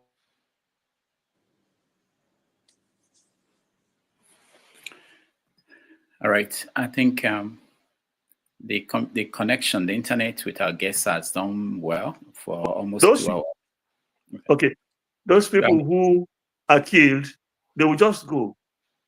The point is this: it has been registered. It is known that elections were rigged. And this thing didn't start yesterday. Did Rochas Okorocha win re-election? Did this man who is in Imo State that did even election? The people who contested against him, none of them even bothered to go to court. Didn't you see what happened in Edo State the other day? I think there's something called the balance theory. If you don't have a chance in a combat, don't engage in it. Don't go out there on the streets to be mowed down by people who have been looking for a way to kill you because you want to make the point that you won an election. No. Even before the election was rigged, it was known that the election was rigged. The man who even won the election wasn't supposed to even contest because he didn't present his National Youth Certificate, National Youth Service Corps certificate. He didn't present it. All those things are in the Electoral Act and in the Constitution. So it doesn't mean that every election must be led by, every demonstration must be led by the leader. Look at during the Cuban Revolution, Fidel Castro, Che Guevara, and all the rest of it. There were other demonstrations led by other people. It doesn't mean that if I'm not at the head of demonstration in my family here, my wife cannot rise and say, you can't come and take my husband's property. And my children can't pay, you can't come and take they'll be waiting for me. Am I the only person who sleeps or snores in this house? So why I'm telling you this is that it is not as easy as this is it. Peter Obi disappointed them. They wanted him to cause an uproar so that they will mow into the people. And he disappointed them. Because he is still there, he is pointing the path to us that is democratic. He went to court. Everybody has seen what happened now. The travesty. Everybody has seen the appointments of in the judicature now going on. Everybody sees all these things. You can't stay away from where it is happening, and then you say, go and go. Everybody knows what the voice. All right. Thank you, Osi. Thank you. Just one last thing. I won't take it. Okay, Chuks. So my last point, the last point I'm going to make is, you've talked about all those things. So my question is to you is, what is the way out? Are we going to just sit down and repeat exactly what happened in 2023 and do the same in 2027 and expect that things are going to change? Or are we just going to sit around the campfires, hold hand and sing Kumbaya? What I know is this. A similar question will be asked of me before the break. I said, you must institute truth and justice if you want unity, and it also means if you want progress. People have been talking of electoral reforms. What's this guy's name? Chief Chidoka, a politician who was Minister of Education at some point. He had brought out evidence to show that even with all this technology they introduced in elections, that the figures announced did not tally with what their machines showed. Meaning that at the top, these elections are being rigged. So the campaign now should be for proper electoral reforms. It will be for education of the people to fight for their rights. And when you are talking about demonstrations, a lot of people who are trying to go out there and demonstrate have not eaten. This bottle of water now, it used to sell for about 300 naira. By the time you go there now, they tell you to bring 2,000 naira. You don't have a job, and you go out there and go and demonstrate. That is why it's because of it's because people are in abject poverty that they are being manipulated. That is why you give them 50 naira and they go give them voting cards and they'll go and vote for it. Will be ended. It's not even end them a meal, and you wait for another election cycle. But the central point is education. And you guys, if I was abroad, hey, what I would have done with media, educate the people. Yes, sir. Let them know how to fight for their rights. But let them also understand that there is no wisdom in exposing your chest to a trigger-happy person with the muzzle of his gun face to you. That is not wisdom. Thank At you. all. Thank you. All right, thank you, OC. Let's go to Mr. James. Welcome. Hey. We can hear you, Mr. James. We still can't hear you. Can you log out and log back in, and let's see if that will work. All right, let's go to Righteous Man. Righteous Man, you are on with Chuks Iloegbunam. Yeah, good evening, Dr. Rudolph. Looking so handsome. I'm in Lagos, and you know, it's the dark city, no electricity.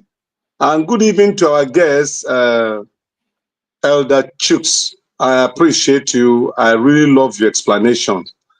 I wouldn't want to lose Peter Obi like what happened to Ohi of Ohi, Chuka Okadibo. I wouldn't want what happened to Abiola to happen to Peter Obi.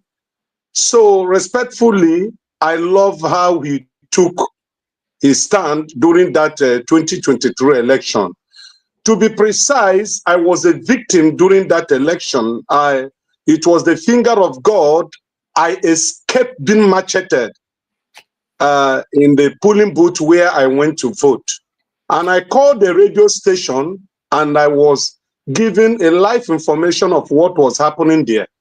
This is not what is written. It was what I saw, what happened within my own circle of casting my vote. And so Peter Obi took, if you were one of his advisors that told him not to go on the street to march, your advice was welcomed. And I'm part of those that said you did well. So my question, sir, I live in Lagos. I travel to the east. I do my business in Lagos. I have been a victim of this, is it checkpoint or choke point? In the recent time, the intercity organization came to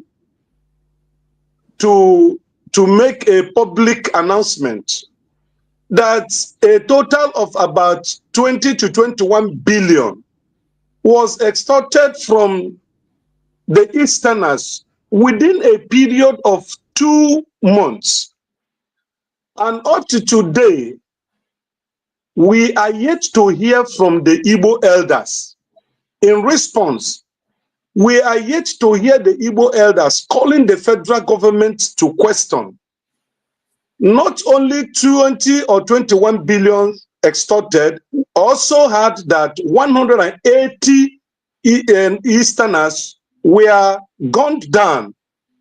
And the Igbo elite class have not laid their voice against what is happening. The recent 2025 federal budget, it is on record that there is no federal project in that budget allocated to the 5 eastern states, that is the core Igbo states.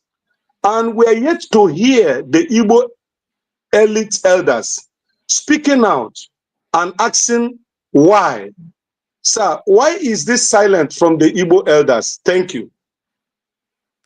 Yeah, I've already answered that question. I said before that a lot of people know that the Igbo are a hated people, and if they don't want that hatred to rub off on them, they go into silence mode when something comes up that they should speak about. That's one of the answers.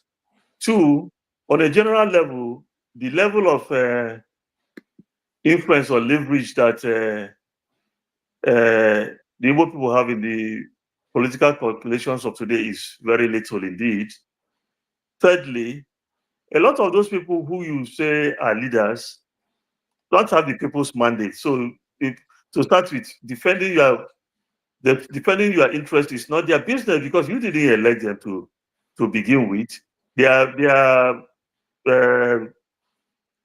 their ears are open to the sayings of those who put them in power, and that is why it is like that. And also, this is very, very important. The protest against injustice do not only come from the mouth of the elders or the political appointees. Everybody has a right to say, this is wrong, stop doing it. This is unfair, don't do it. It's not only the elites that can do that, All right. Thank you, righteous man. So let's take a question from the comment section. This one is from AY for real. It says, in what ways did Ojukwu contribute to the Civil War? If you were in his position, what different actions would you have taken to avert the war? Well, as far as I know, Ojukwu wasn't the aggressor. Biafra didn't attack Nigeria, as far as I know. That's one point. Secondly, when they were in search of peace, he went to Aburi for peace, to go and seek peace. And they even agreed there that violence should not be used to settle the crisis in the entity at that time. So to that extent, you say that he had done something tangible to see that it didn't end up in a warfare. Also, there is an international dimension to all of these things. People hardly look at Britain or Whitehall, as they call their government, the role they played in all of these things, the kind of counsel they were giving to Lagos at that time. All those things exacerbated the problem in the entity at the time. So, if you wanted him to say he didn't want a war, maybe at that first time he would have said, no, well, just surrender and wait and then let them come and occupy everywhere. Maybe that's what he could have done. But as far as I know, as far as the history, in fact, this one happened in front of my eyes, not be saying history. He wasn't he didn't attack Nigeria. And that's what I have to say to that question. All right. Thank you so much. Before I bring in two more people who are here, I know we've exceeded our time.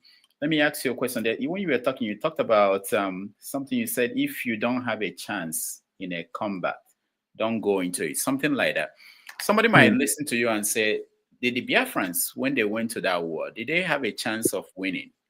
Why did they go into it? Yes, I would say that when they went into that war, they thought they had a chance. They thought they had a chance when they went into that war. And actually, the reversal in the war came from what happened at Ore, when they were already marching towards Lagos. That was where the reversal came. So you could think that you have a balance, only to discover later that you miscalculated. You could say you have a balance and then you are correct. But I didn't think Ojukwu believed that the war would end the way it did. That was why he was saying, even at that time, if you remember, that if Biafra was attacked, even the grass will fight. He was saying that and all the rest of it. So that's a fact of history now. All right. Thank you. Let's go to Mr. James. Let's see if we can hear him. James, go ahead. Okay, James, we can't hear you. Let's go to Okija. Okija. Yeah, James, I'm sorry. Your connection has problems today. Okija, you're next. Hi, good day, everyone. Oga Chuks, thank you for coming. I appreciate the answers you have given today. But on a lighter note, what I don't like, is talking to Chelsea and telling them, their wound. That's not fair. But anyway, okay, I want to say something about, just the question Rudolph asked you and you answered. You said when they went into that war, we didn't go into the war. Igbos were attacked. They had to defend themselves. So it's not like, that we plan to attack. We plan to go to war. Atolo Senyamara Abewu Mana Akulebu Gafeni Ruben, Yamani Ben. So that's what happened. We had to defend ourselves. So it wasn't like we went to war. But okay, so I want to ask you a question on journalism in Nigeria, because I remember when growing up in Nigeria, I used to read Newswatch and other magazines. But I know the quality has deteriorated a lot. But when I moved to the US, I found out that they don't really have a mass communication departments. What they do, you see journalists in US, they specialize in area. You see someone in agriculture, he goes to school for agriculture, then he becomes a reporter. He deals agriculture. In Nigeria, it's difficult. We don't see things like that. We see just people go to mass communication. They believe they can communicate anything to everyone, and they just start communicating. That's our question. Do you think that we need to improve, make journalism look like the way it's done in the US? And also, just a comment on Dele Giwa. I don't know if you heard it, but I read a report, the investigation. They said it was Professor Samoji, an engineer, in Enugu, that he built the balloon that they used, to kill to buy Dele Giwa. So I don't know if you have any comment. All right, thank you. Thank you, sir. Okay. About the engineer or the OG you called, are they those people who are saying that? Are they saying that if this thing they call AK-47 automatic Kalashnikov, that gun was designed by Mr. Kalashnikov? That's his name.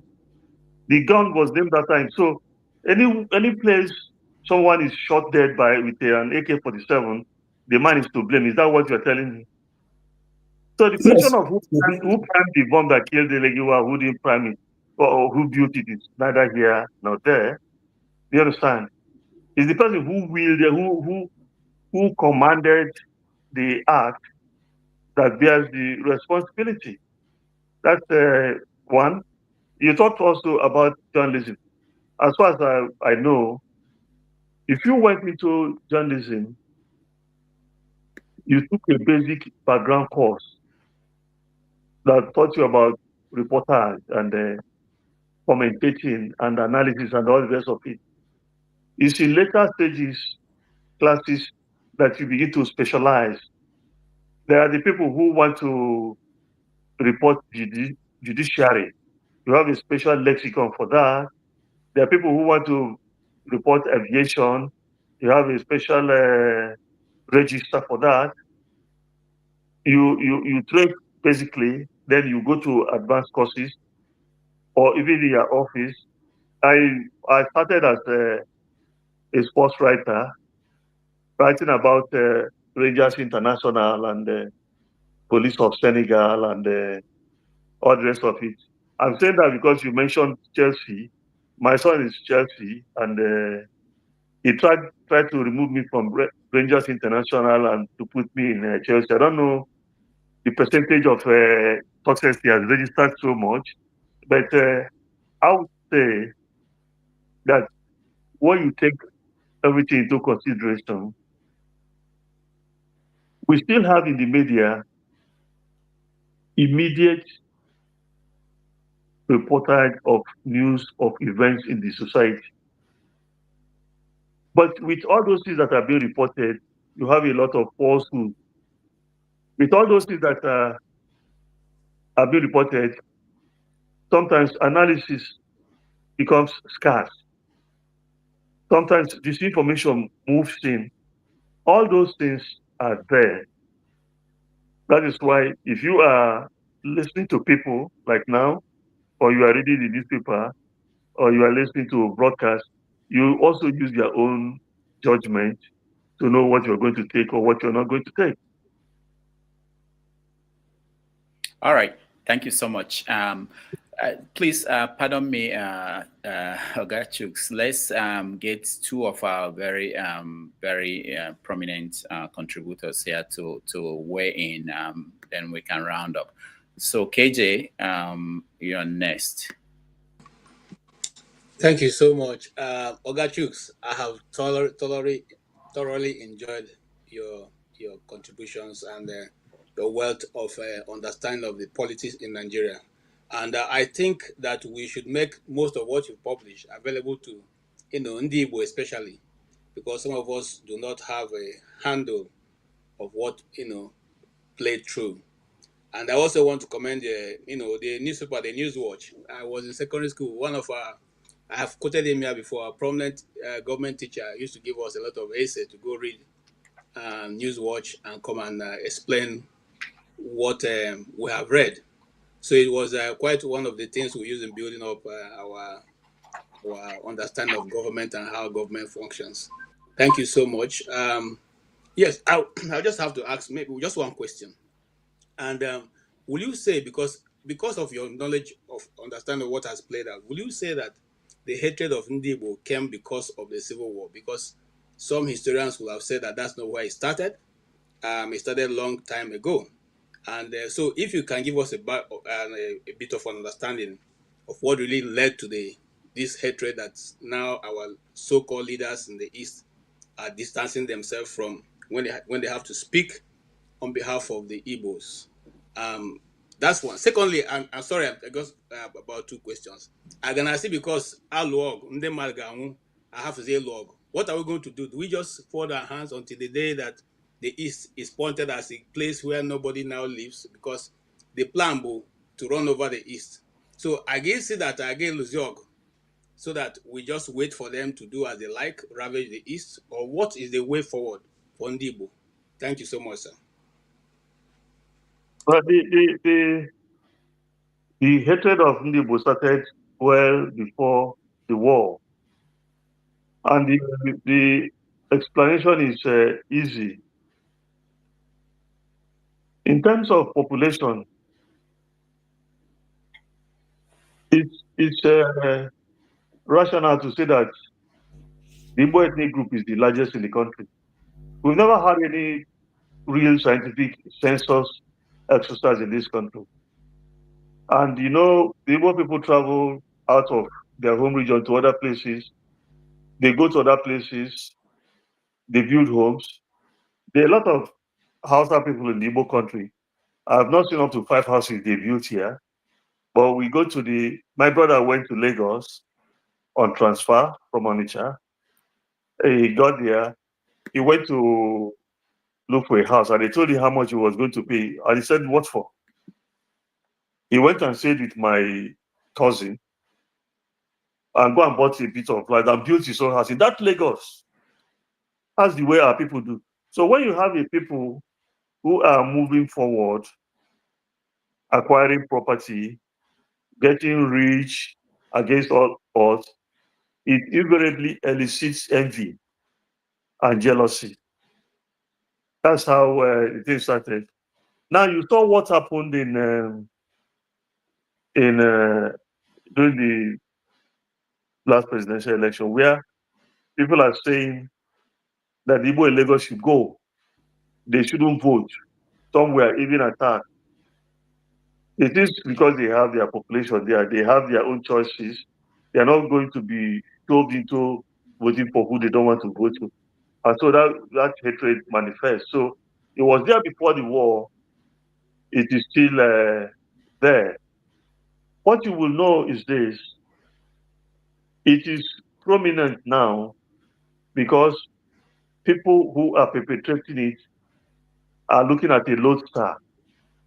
If you have a no-nonsense person who will not tolerate that kind of nonsense, it will diminish. That is the truth. Now, to the second part of your question, it is natural to want to live. It is natural to protest your decapitation. It is natural to defend yourself. What you have to do in a society where it is established that you are not the most loved specimen is to prevent yourself from open-eyedly walking into a landmine. Do not do it. when you, there's the way you live it, they say you are raising an army, and then you are in soup. So you will continue to follow the path of peace. You will continue to work for unity. You will continue to campaign for people to see reason. And you will say that if you don't want me to move forward, and you don't want me to move backward, at least give me a leeway to go home. Those ones are matters of common sense. All right. Thank you. Thank you, KJ.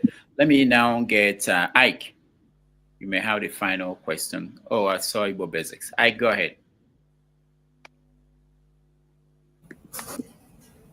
Good afternoon, sir. From here, my name is Ike Alamefle.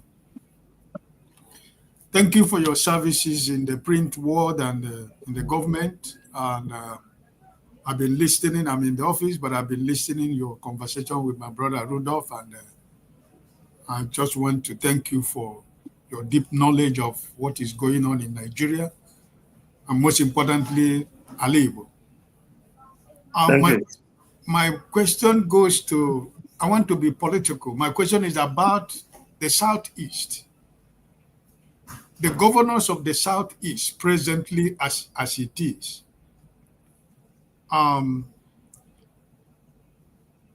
What do you think that is the role of the governors of the Southeast in maintaining law and order and security in the Southeast? Because I am asking this question, I find most of the governors as culprit to the situation that is going on in the Southeast. And I have to be specific because I'm from Imo State. The governor of Imo State who never won an election, Supreme Governor of Imo State, Hope Uzodimma, and people like former Governor Omahi.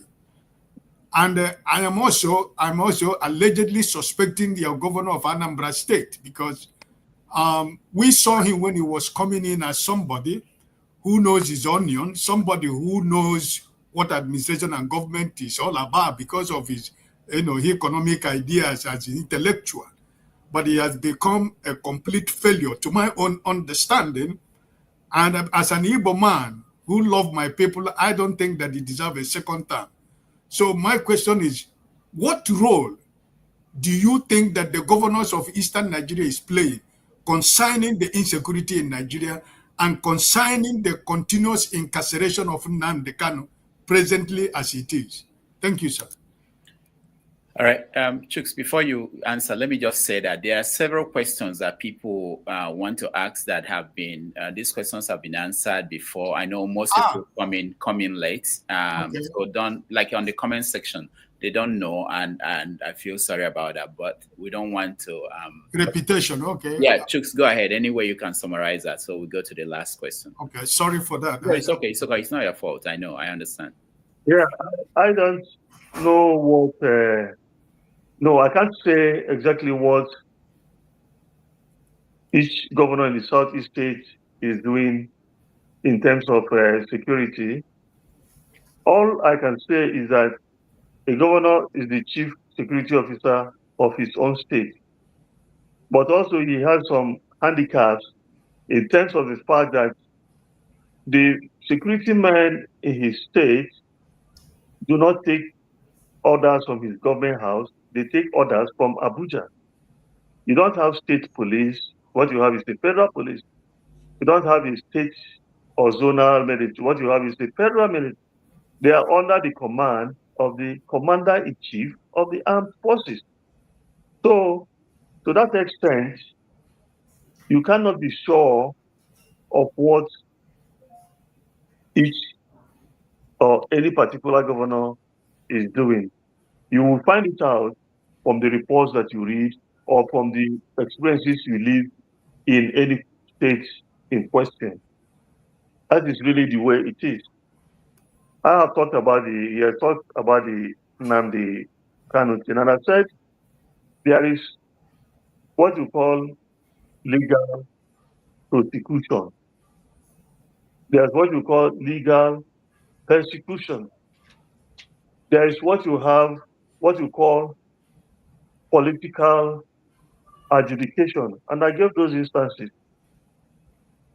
And I also ended by saying that the Igbo country doesn't have enough leverage in the current political dispensation to effectively influence anything in terms of the continued detention of Nnamdi. I said that before and I have repeated it now. Okay. All right. Thank you. Thank you, sir. Thank you.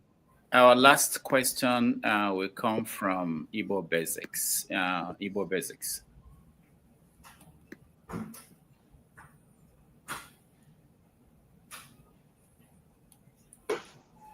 Mazi Chuks Iloegbunam, good evening or good afternoon, whichever one. Good evening. Good evening. There. Thank you. But my question is not going to have anything to do with politics. It will not have anything to do with the Biafra War or any of those things. I see that you had a stint at the Guardian newspapers. Yes, I did. Okay, so I wanted to use that opportunity to extend courtesies to our good friend Godi Udaja. Yes. Who you know, of the Guardian. I know him. All right. So I also wanted to use that opportunity to pay tribute to Dimba Igwe, the journalist. Yes. Let Dimba Igwe. Yes.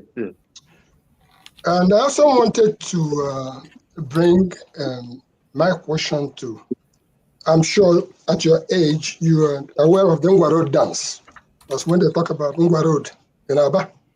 Yes. And the things that happen there. And we know very well that when people talk about the Ngwa Road dance, as I call it, the ovation seems to be loudest. But when people talk about great journalists like yourself, like my good friend Rudolph Okonkwo here, and the rest of the people who have been toying in this level of love called journalism, even though today everybody now is a journalist, because computer senior typewriter. And because of the fact that everybody now has a cell phone, everybody is a photographer. But still, the skills that people like you come along with, it takes me back to the great job of the people who stand on their shoulders to where we are today. By that I mean, I'm going to compare and ask a question of why is it that we from the Eastern Zone, when I refer to the activities of people like Mazi Kanu, whom you are aware of his role in the industry, as compared to the activities of Olabisi Ajala, whom you are also aware of his activities, they were treated very differently. And you know very well that Olabisi Ajala, they used to say, Ajala travels all over the world, not knowing that it was on the shoulders of Mazi Kanu that Olabisi Ajala rose to fame out of Hollywood. Having said all that, my concern is that from the springs of those Mazi Kanu nightclub, Okono's Club, came the great ones like James Iroha. And then we have people like James Abudaya Okorigronwobe. Let me just run straight to that. Today we all sing, and it's of concern to me. And I wanted you to share with us, because one day you will go, I will go, Rudolph will go, Zebi is still here with us. Clarus is there in Aba, almost blind. The question I have is this, and Zebediah will be celebrating his 75th birthday anniversary on this 10th of June. And he is out of the Eastern stock. With all this our noise about Igbo this, Igbo that, we are big, we have this, we have that. Why is it that we, as a people, cannot necessarily honor our own while they are still alive? And then we allow them to languish almost in penury. And you are aware of what happened to James Iroha during his time, that nobody actually came to his help. Is it because we are traders? Or is it because Aba people and Coal City people are not able to articulate what do we do? Because Chuks Iloegbunam, one day, with all the great work you've done, one day we shall also come to pass. It pains me that what can we do to actually celebrate this our people? Just yesterday, Babangida here, Babangida there. People throwing billions here, billions there, because a biography was written on Babangida. When the book of Zebudiah, the man and legend of the New Masquerade, comes out later on in the year, what can you, as somebody who has been in the field, do now to prepare for when that book comes out? We are not competing with Babangida this, Babangida that. But I'm saying, what can we, as a people, besides all our big noise about our money holders, our name it, we have them. What can we do to sensitize and bring them to help so that we can celebrate you and people like Zebi while he's still alive? Thank you. This question is very important. But what I have got to say is that things are beginning to change. 2 weeks ago, I was in Enugu where we went to launch a new book on Ojukwu, who dealt with his years in exile, 12 years in exile in Cote d'Ivoire. I published the book. It's written by a guardian colleague of mine, Kanu. It was a big occasion. If you look back at what's going on in Enugu now, the Rangers International Football Club is being celebrated. A book has been written on Christian Chukwu. A documentary has been done on their exploits.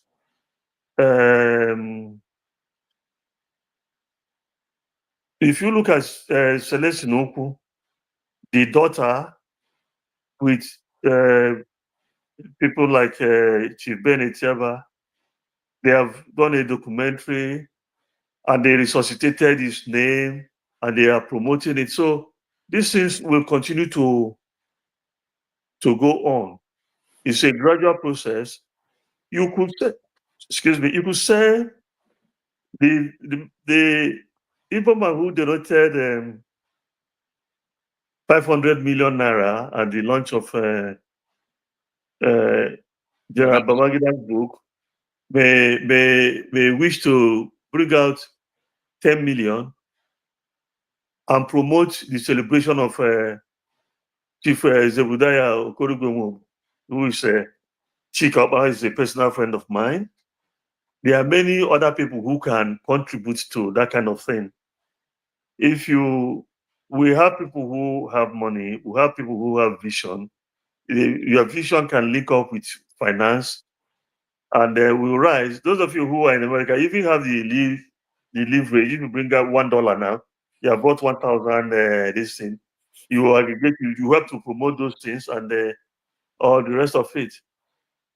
And that is the way I see it to go. But as I said, your question is a very, very, very fundamental one. You can't leave the foundations of your society to disappear. That was why I went into the publishing of biographies. I've written 4. I wrote the biography of Professor Green Wampo. They're all there. Those are for people to read and learn. There are many other people. Where is the biography of Dr. Pius Okimu? Have you asked yourself that? And many other prominent men from all over. We have to continue to encourage this kind of thing to go on. So I must thank you for your question. And thank all of you. I'm not in summation. It's for Rudolph to conclude, because I believe that we have tried. Yes, we've done very well. Thank you, Igbo Basics. Let me say this before we conclude. This question by Igbo Basics is at the core of some of the issues that bother most of us. I went to the funeral, not the funeral, but it's celebration of life of Professor Ifemesia here in New York. He died last year, December, at the age of 99.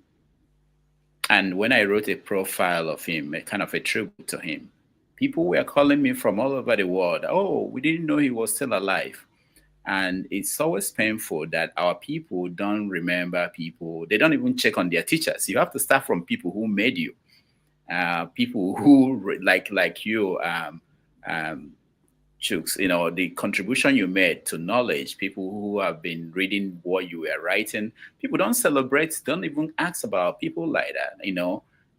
It's a terrible thing, and it doesn't help us to, especially people who are in the industry where you are not there because of the money. It's something that we should discuss in details one day. But thank you so much, Chuks. If you have any final thoughts, if you have, but I'm saying to people, another thing we could do, because I've been showing you guys the books that he wrote, you can support the work he's doing by buying the books and reading it. They are very important books. You know, when it pained me, we are talking about Babangida's book. If you read all these books, they've already talked about some of these things, but most people are not reading it. Humphrey wrote a book about June 12th, and everything that Babangida is talking about, they're out there. But people didn't read it, people didn't buy it. So how do you learn? Anyway. Rudolph, I would subscribe to buy a book of Chuks Iloegbunam. If you know how I can get it, please get it to me. Amazon. It's on Amazon. I just shared the link. You can Great. just go to Amazon. I will buy one, but I will also ask that Chuks Iloegbunam, through you, if he can give his information to you, that I'll be able to contact with him. That would be great. All right. Thank you, Ibo Bezex. And this is the book on Mazi Kanu you were asking me about that you haven't seen. Okay. I'll find a way to get one copy to you. Mazi Kanu, Journey from Medicine to Theater Arts. Thank you. All right. So, Chuks, final thoughts. If you don't mind, sir, I will also add that you do a good biography of all your life works, everything that you have done, so that we can have it as, you know, something to keep. You know, we just can't get it and keep. So some of these things, we'll use it as Bible. You know, when somebody talking all this, it's okay. Bring your own, let me bring my own. So we refer to it, it becomes a referral point. I mean, you have so much that we need to make sure that it's in documentary form in one way or the other, you know.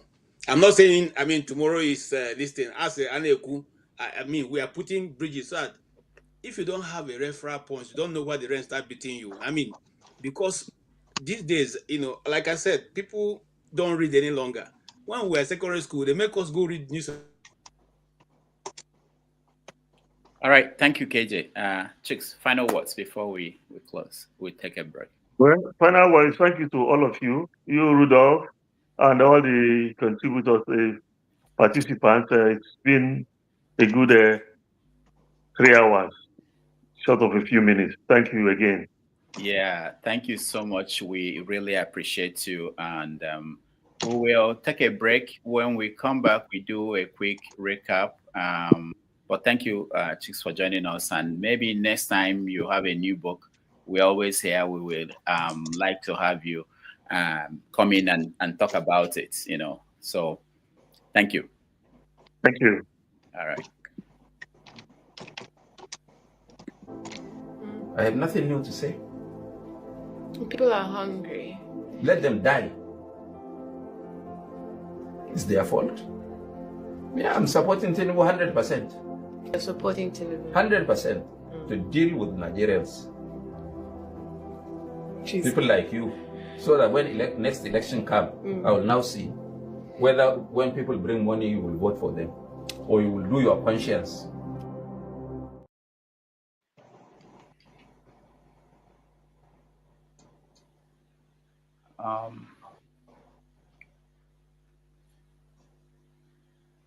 Believe.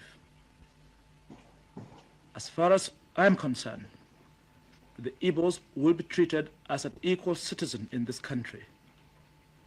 There will be no second-rate citizens in Nigeria unless by their own behavior and performance. And this applies to any Nigerian whatsoever.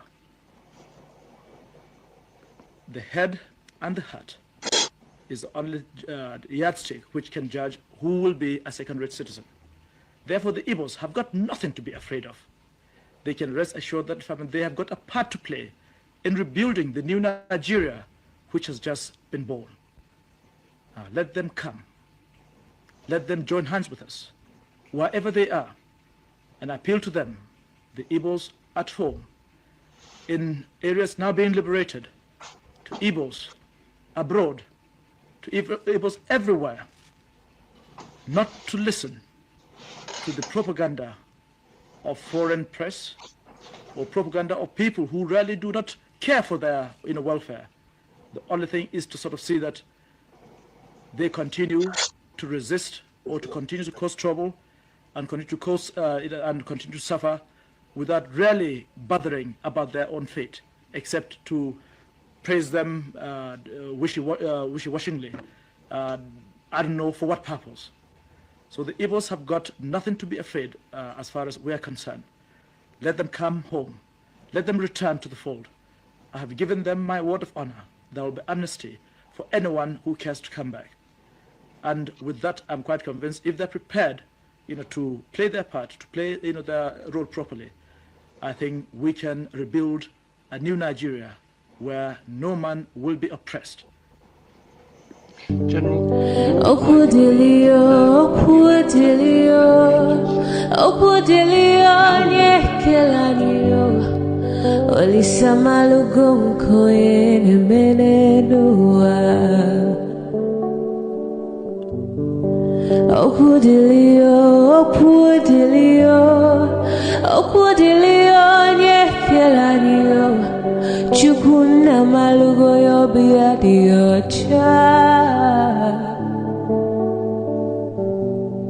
Agaranya chogo kowe bili, agaranya chogo kowe rienio. Owe chuku bezie chuku. Nuche chukwa busigi fege meo, nuche chukwa busia ifege melo. Nifo solo ne asi alibazie. Oboye bebe agaranya muliba, oboye wuru agaranya mebi besolia, mano agaranya wa, oboye afiozi enipakwa. Agaranya chogo kowe bili, agaranya chogo kowe rienio. Oboye chikubezio lisa. Kodili ma, kodili bemo, kodili wakema, kodili manima. Naino kwane we peluge peluo. Kodili ma, kodili bemo, kodili kemo, kodili heyo. Ibedwe me wane, nikadie zibohimo.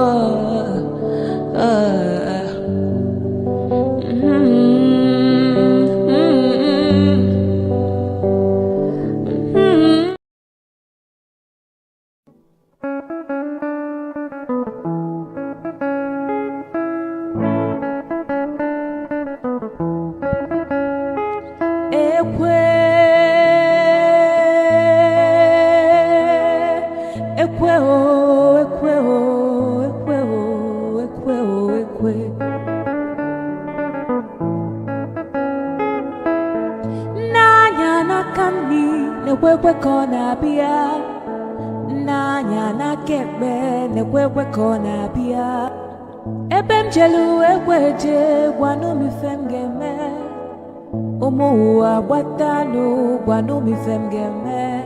Ejimgubwa, ejimgubwa, ejimgubwa, ejimgubwa. Ekwe mbadike ekwe mbadike ekwe anokwa mbeme ijelobia. Anokwa mbeme ijelobia, iwe bwa bego ebia, iwe dokwa simu n'ukwu, iwe na yomu weju, iwe nebakwa, inebakwa onye netigi ekwe. ekwe mgbadike ekwe onye ife m na-ewe iwe nya biko wee gbuo ya ọsụkọsụ nwamkpi nya biko sugbuo ya onye ife m na-ewe iwe nya biko wee gbuo ya ọsụkọsụ nwamkpi nya biko sugbuo ya selense.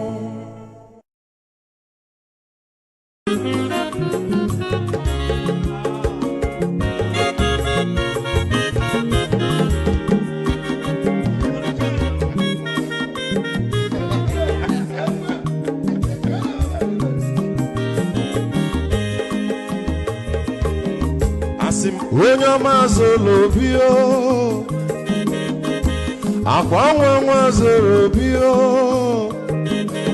Max ịbịa bunye gokwanụ m n'ofube n'azụ ụlaga n'ịbịa zugo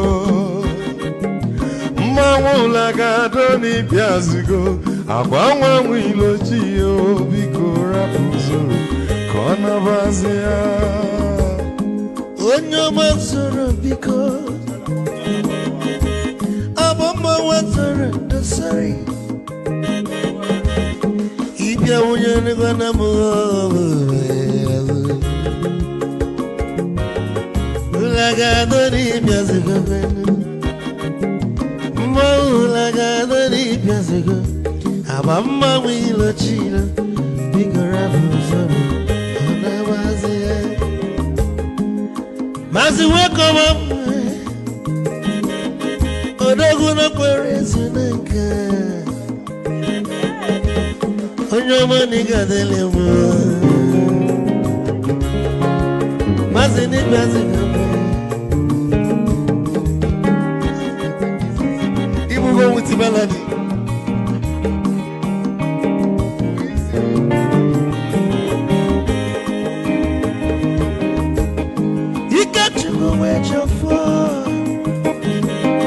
Odogu na chala noka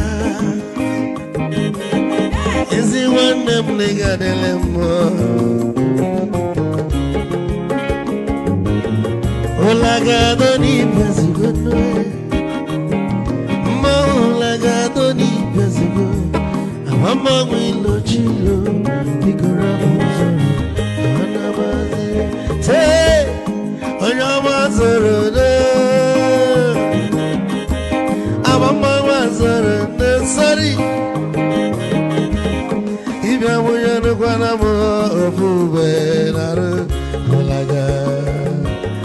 Mulaga, don't if you Nazaboy. Mulaga, don't if you Amama will chilo, Biko Rapuzoro, Anabazi. A double can never be kitchen for.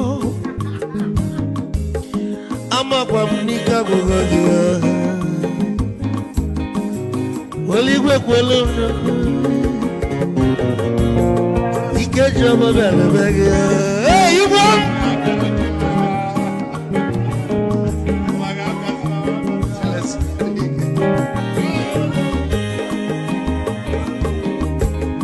Eku Kampune Kene. So Chukwuemeka Ike Chukwu negaji Esi nwanne m ekene ịlapụ ife niile na-eme wee bịa ka gosili na anyị na gị bụ nwanne wisdom gaji ka nye gị maịkị ka ogobanya bụ egwu isili maxi ọ bụ na-etiri egwu a malụkwa malụ n'imego m ife ọjọọ wee sị gị nwanne m ife ọkụ na ịchọlụ na ngeme wisdom onume ekene gị ọgbamanwụ ihe ihe biko lapụ na-abasị ya zoro zoro zoro zoro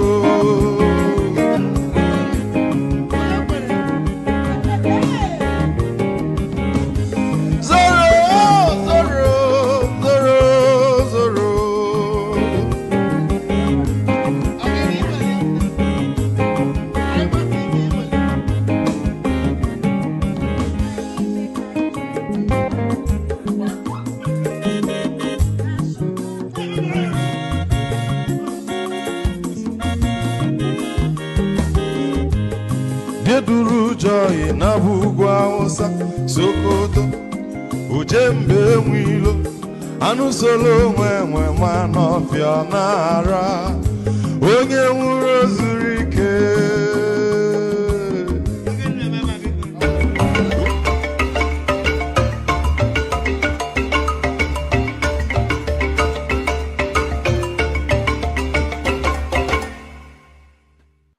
All right, welcome back, everybody. Thank you for staying with us. I appreciate all of you. Let me see people who are here. It's been a wonderful conversation. I hope it meant something for some people out there. Thank you all for being here. So let's do a quick recap. Let's see if James can hear him. James, can you hear him? Can you hear me? Yeah, we can hear you. But there's an echo. Yes, I'm in a classroom. That's why it's echoing. Okay. Yeah, well, the man spoke well. It's a pity I could not ask him a question or two, but however, it went well. He gave a good account of his, I don't know what to call it, is it experience in life or in dealing with Nigerian issues. I signed in while he was saying something about Dele Giwa. That was the point where I entered. I wanted to ask him something about the launch. I mean, the book, IBB book in Abuja. Now, earlier today, I was listening to some video clips on YouTube. I noticed something. Osibanjo, the former vice president, was in power in a democratic dispensation. These guys were fraternizing with military dictators. So how sincere are we with our democratic dispensation? If they can come together, even Bola Tinubu, the people who made it to flee into exile, are the same people he's fraternizing with. So how sincere are we? That's one thing I wanted to find out. And if you look at the address of the Ghanaian former president, that man was dealing with trying to justify democratic dispensation, why we should be democratic and things like that. But if you look at the whole of Nigerian speakers during that occasion, they were all praising each other, how we did this and that together. Oh yeah, that's true. That, you know, a bunch of newsers, as far as I'm concerned, compared to what the Ghanaian came with a message, and he delivered the message in an academic manner. So this is the problem I have with Nigeria. The Nigerian educational system has collapsed. You see, wishy-washy people are now being appointed to positions of authority, and they cannot give good account of themselves. This is one of the reasons why Niger, Burkina Faso, and Mali broke away from ECOWAS. When the problem erupted, the people who were advising Bola Tinubu on the actions to take and what not to do, they are not academically sound enough to play that role. That is why they unilaterally took the decision to cut off power supply to Niger without ECOWAS authorization. When they did it, they realized that these guys, they've already made up their mind, come what may. So we have to backpedal. So this is the problem we are running into. If you watch Arise TV, Oseno Rufai, I understand he read agricultural science at school, but this guy is so well read to the extent that he's rubbishing professors who are his guests. You get what I mean? This guy is rubbishing them. Whenever they come to him, they just tell them, I put it to you, sir, that X, Y, Z, and you see professors talking gibberish. Of course, there are some exceptions, like something Jokeshi is an exception. Bolaji Akiyemi is an exception. Of course, Professor Kila is also an exception. But majority of the professors they are bringing, take it or leave it, they are all wishy-washy. They talk without some. If a professor can appear on screen, falling back on residual knowledge to answer questions, they are not dealing with issues of theory. They don't apply theories to whatever they are saying. They just talk as if they are market men or market women. This is the situation we've got to in Nigeria. And they cannot even understand the implications of a foreign body funding Boko Haram. These are the people in Senate you want to go. They don't have the mental capability to handle the complexity of that problem. If they are unable to handle it, they come and lie to you and me that these are secret official matters, that are security issues that should not be made public. Not knowing that, they don't know what to do. Look at Akpabio quarreling with a woman. When we have monumental security and financial or economic problems we are grappling with. President of the Senate quarreling with a woman. So in my opinion, the country is finished. We better start thinking of post-Nigerian republics. Let every man go his way. Every man to himself, and God for us all. So this is how I wanted to ask him something along that line, but unfortunately, I hadn't the opportunity. Anyway, thank you very much for allowing me to talk. Maybe he's listening to me wherever he is. Thank you, Mr. James. Somehow, what you just said now is what is exactly in my script for Dr. Damages that will come out tomorrow about Abio, their comment on Abio, talking about other issues when there are serious things. Anyway, KJ, go ahead. Okay, thank you so much, Dr. Damages. I totally appreciate the guests that you bring, and they have a good understanding of what's playing out. I don't know. Let me answer a question before you tomorrow. This thing. You see, Fabio, what other important thing is there? He told you that you will be there out there. You are going to be demonstrating. They'll be chopping. That's what they are doing. They are chopping. There's nothing you can do about it. And it's going to sit there and keep chopping because we, the people, have refused, who have taken our life and handed to them so they can do whatever they like. That's why they're not afraid of the people. That's why they can do anything to get away with it. And your guests have given us a template. You see, the only place I seem not to, go along with him is that we cannot continuously give our life, and just wait for them until whenever they are ready to accept that the Igbos can now go, or we can now be accepted. No, look, my grandfather has lived and gone. My father has lived and gone. You want me to live and also go, and then hoping that that problem will be left to my children? And then log have a log. Okay? The time has to come. Whether the intellectuals like it or not, we have to sit down and decide. Or do we want to continue to people like Ato Eze and the rest of them to keep using Igbo land as the trade in goodwill? People like Hope Uzodenjo to continue to use the Igbo land as trade in goodwill for their own personal aggrandizement. Or do you want to say enough is enough? It's not, the case may be pointed that it's not only the Igbos, other people also marginalized, but we are the ones complaining. He who wears the shoes know where he pinches. But KJ, let me just push a little bit. Okay.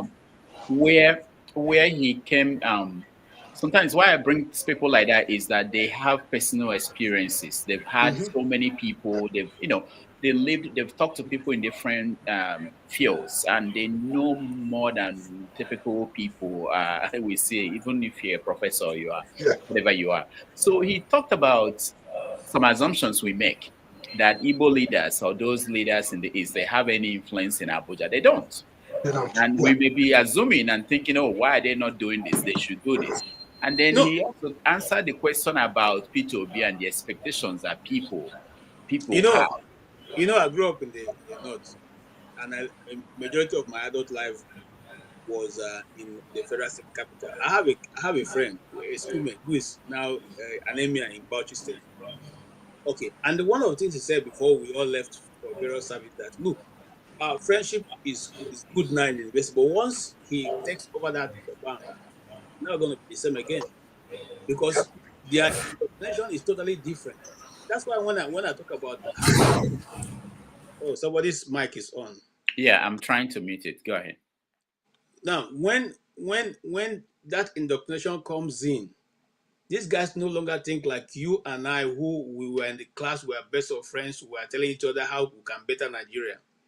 that indoctrination continues. And that's why I asked the question, is it because of the civil war alone that the Igbos are hated? The answer is no. Right before this time, they see the Igbo people as a threat to the existence of even the region in which we occupied, even before it became one Nigeria. This started far before it became one Nigeria. So the question now is, how do we now go ahead in trying to organize our own region to get what we want, or push for the fact that we need to go our separate ways? Because the issue of, and this is why I keep saying, maybe we have come to the thrashing floor. Okay? Now, when tribe is introduced, it's just like I am married to somebody who is not Igbo. My wife is Shekiri. Now, if I carry tribe that, okay, this is the way my custom is, you cannot do this, cannot do this, you cannot do this. But we're hoping to have a union. And I bring on what I want. Do you think that union is going to continue? One day you just wake up and say, no, you know what, you can go with your tribe. Let me go with my own tribe. That is where we are in Nigeria right now. The way forward is very difficult. You can see what Gowon just said. You played it, and I like that tape you played. The tape you played saying nobody is going to be superior. But you see, as they're telling you one thing, behind they do another thing. You see, look, Rudolph, you know, when Babangida was having this thing and we all were watching it, the pain I felt, I can't explain it with my mouth. Because after I sat down, I remember my schoolmates, my secondary schoolmates who were related to Gideon Gwaza Oka, the lieutenant colonel that was killed. I remember my secondary school biology teacher, Mrs. Ben Ekele, who was killed. Very nice woman. I remember these people who I know one-on-one, who were some of the best officers in the Nigerian Army and the Nigerian Air Force. Ben Ekele was one of the best trained MiG fighter that MiG has ever trained. That guy was Nigeria was offered money to send him back to Russia. I don't know if you understand what I'm saying. These are people we know one-on-one. We know them one-on-one. Okay? And then something comes up. There was no way for Nigeria to stop wasting these brains. We took them to the firing squad and made sure they're no longer available. At the time that Wing Commander Ben Ekele was killed, his wife was a young woman. She had all her children were young. I don't know if you understand what I'm saying. They grew up without a father. These are people we know. I'm not saying somebody is telling me a story. We're all in secondary school together. Now, people now sat in that same hall and are celebrating a man who told you, well, I take responsibility. For what? What do you take responsibility for? You couldn't even apologize for the people that even were not even included. I know of a young officer who was also shot because he was the guy in the quarter guard at the house they met. They met and said he was accused of not reporting. He's a thief guy. He was accused of not reporting this issue to the authority. Now, and then we are clapping. Oh, I take responsibility. Where we clap. Rudolph, I cannot tell you how much pain I felt. You understand what I'm saying? And so this is the Nigeria you are thinking there's a solution? Is it the Nigeria we are sitting down and say, oh, a solution is coming? That Nigeria is celebrating the massacre of so many lives, and they're still continuing in that trade. I don't know, but maybe I'm being hysterical, but whatever it is, we will see. Thank you. All right, thank you, KJ. Okija. Yeah. I wanted to correct something before. I didn't say that Professor Oji, knew what he was going to, or knew what was going to happen. Actually, the report said that actually he was forced to do the bomb, to the balloon. He didn't want to do it. They said he was forced to do it, but he didn't know what it was for. He asked them and they didn't tell him. So that's about that. But I mean, going to what KJ said, personally, I was appalled, like Babangida, see those people that gathered there and they're talking about this man, this man that, plunged Nigeria into needless turmoil that led us to where we are now. We have Tinubu, because if I don't know, with all his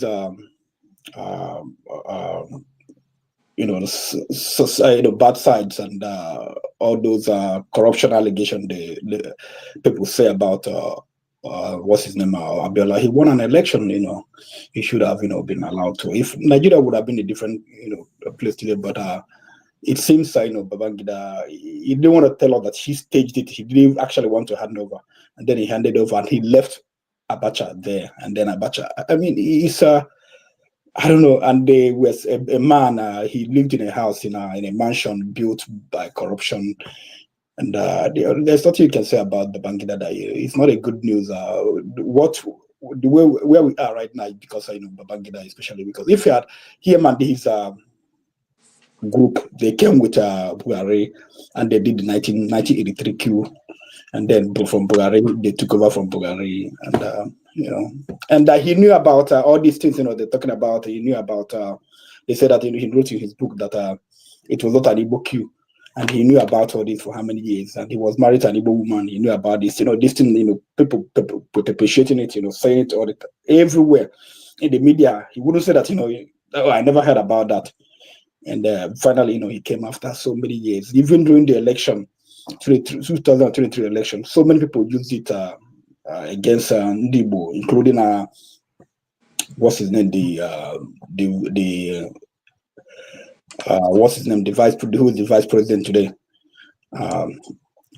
He used it against Ndibo, and even Kwakwanzo, said, made reference to it, IPOB, and saying all these things just because.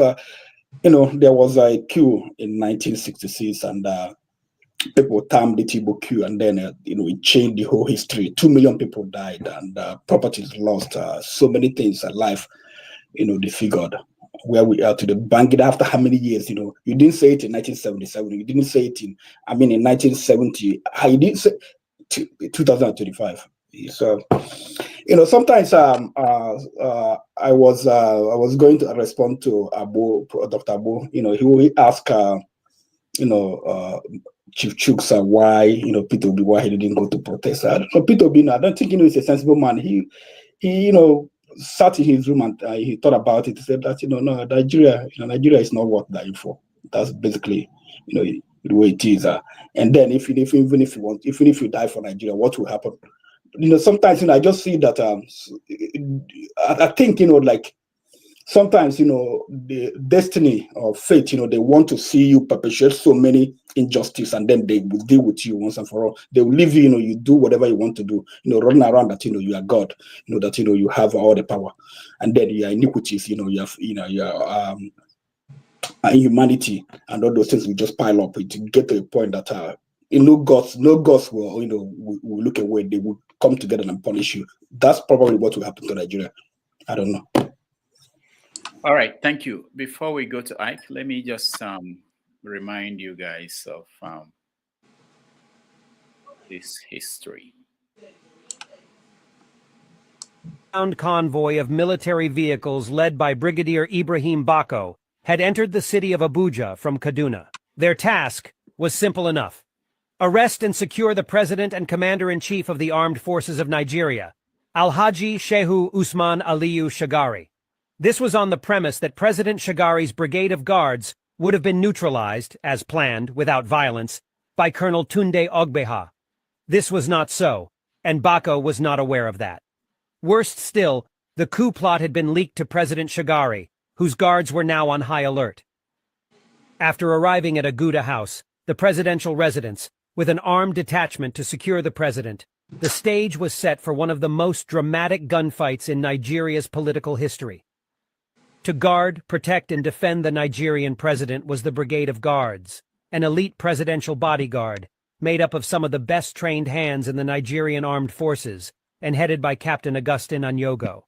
They fought to the last, and in the ensuing battle and under circumstances that are still not very clear, Bako was shot dead while sitting in the passenger side of a Unimog utility truck. However, before Bako's arrival, at about 4 a.m., President Shagari had been whisked out of Aguda House by his aide-de-camp, Major Ali Gaidam. Shagari was taken to Group Captain Usman Jibrin's farmhouse in Kefi, Nasarawa State, from where the Buhari military regime took him into detention. Later in the morning, Nigerians woke up to the sound of martial music on their radio and television sets. Then, at about 5 a.m. in the morning, the throaty voice of one Brigadier Sani Abacha came on air informing Nigerians of the shenanigans that characterized the Shehu Shagari civilian government. Claiming to be speaking on behalf of his other colleagues in the armed forces, the army officer itemized the reasons why he and his colleagues had decided to shove the corrupt politicians aside. The majority of Nigerians were not taken aback by the sacking of the politicians by the military. To them, their fall was good riddance. Corruption had become endemic in Nigeria, and the political rascals under Alhaji Shagari legitimized this national cankerworm. While unconfirmed reports suggest that the general officer commanding the 3rd Armored Division in Jos, Major General Muhammadu Buhari, was in on the coup plot, however, those that were confirmed to have actively participated in the coup included Major General Ibrahim Babangida, Brigadier Ibrahim Bako, Brigadier Sani Abacha, Brigadier Tunde Idiagbon, Lieutenant Colonel Aliyu Muhammad Gusau, Lieutenant Colonel Halalu Akilu, Lieutenant Colonel David Mark, Lieutenant Colonel Tunde Ogbeha, Major Sambo Dasuki, Major Abdulmumini Aminu, Major Lawan Gwadabe, Major Mustafa Jokolo, Major Abubakar Umar, and Chief Moshud Kashimawo Abiola, a business tycoon who financed the coup plot. All was not smooth sailing, though, for the coup planners. As of 12 noon on the 31st of December 1983, a decision had not been made on who would be the head of state. The brain behind that coup was the late Brigadier Bako, who was killed by Alhaji Shehu Shagari's presidential guards in Abuja. If he had survived, Brigadier Bako would probably have emerged as head of state.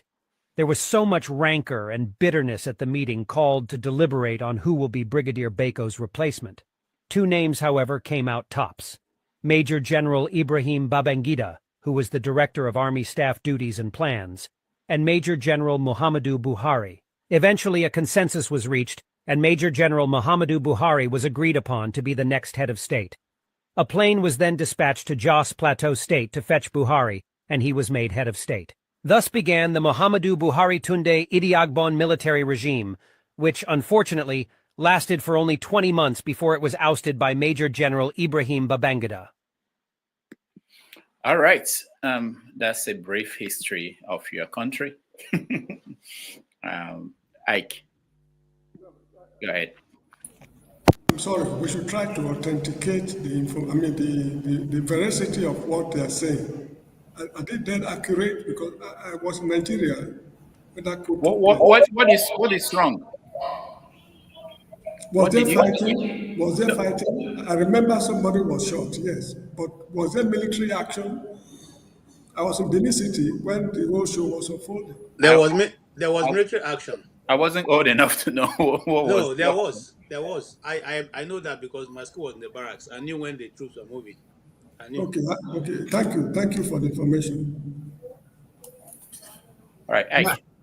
Yeah, Dr. Rudolph, thank you for bringing people to enlighten us. Somebody like me who don't read a lot, who is always tired of reading. Through your visitors, I get to remind myself a lot of things that I've come to know, those I've known and forgotten. But all the same, I think today was a beautiful day. I really enjoyed our guest today.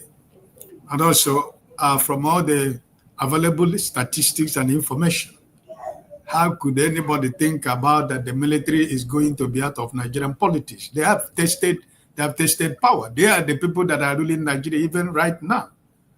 So I don't see how somebody should be asking the military. The military, they are not in the barracks. They are the people that are patrolling the streets of Nigeria. They conducted the election we just had. So how could anybody think about that the military is going to keep away from Nigerian politics? They retired military officers. They are the people, they are the politicians today. They are the ruling class. They are the mafia in Nigerian politics. So this is why that is difficult for a vibrant, honest, and dedicated Nigerian to be a decent politician in Nigeria, because the murky water of Nigerian politics has been polluted by all these people. They have their fingers and their toes everywhere. So it's difficult. So this is one of the things that sometimes when people begin to talk about, when people begin to criticize some honest politicians who want a better country for Nigeria without not thinking and reminding themselves about where we are coming from, you know, because we allow the military men to taste the sugars of politicians. And there is no way they are not ready to leave it tomorrow, because when they retire, they become politicians. And before they retire, they have already acquired a lot of wealth. They have gathered a lot of money and wealth and clout and popularity and people, both in the military and the civilian era. And when they come into politics, before you know it, they are the people that are speaking for you and me as civilians. So it is hard. It is really hard in Nigeria to say, you know, we are not practicing democracy because the military are still controlling everything. So if those who want to really apply that democracy, they find it very difficult to do, because if you do not dance to whatever they want, automatically, if you don't want to belong to them, they make your way. They will frustrate your political life and the future of Nigeria. This is where we find ourselves. So I think that for anybody to think about anybody reasoning that the military is going to get away from Nigerian politics soon, it's not going to be possible. And also, I really, I thank the man that our guest today, you know, because he said a lot of things that that reminded me a lot of things that I've forgotten, you know. And I think that as we continue to knowledge is power, they say, and as we continue to listen from different perspectives and from different angles, you can see that at the end of the day, for the past 2 months, the people you have been bringing today in this platform, with this man who came today, and with the launching of IBB book, you can see that, you know, the facts almost are the same thing, you know. So I like that we are being fed with people who have knowledge and people who took part, you know. But my brother Rudolph, I wanted to ask you a question, because as I said, I was in the office, I was going away, coming in and leaving. That was why I asked the question that I asked, because I wasn't completely sitting, right? You were making a comment about what he said about Peter B before KJ cut it. So you didn't finish your thought. I wanted you to finish your thought before I land to where I want to go.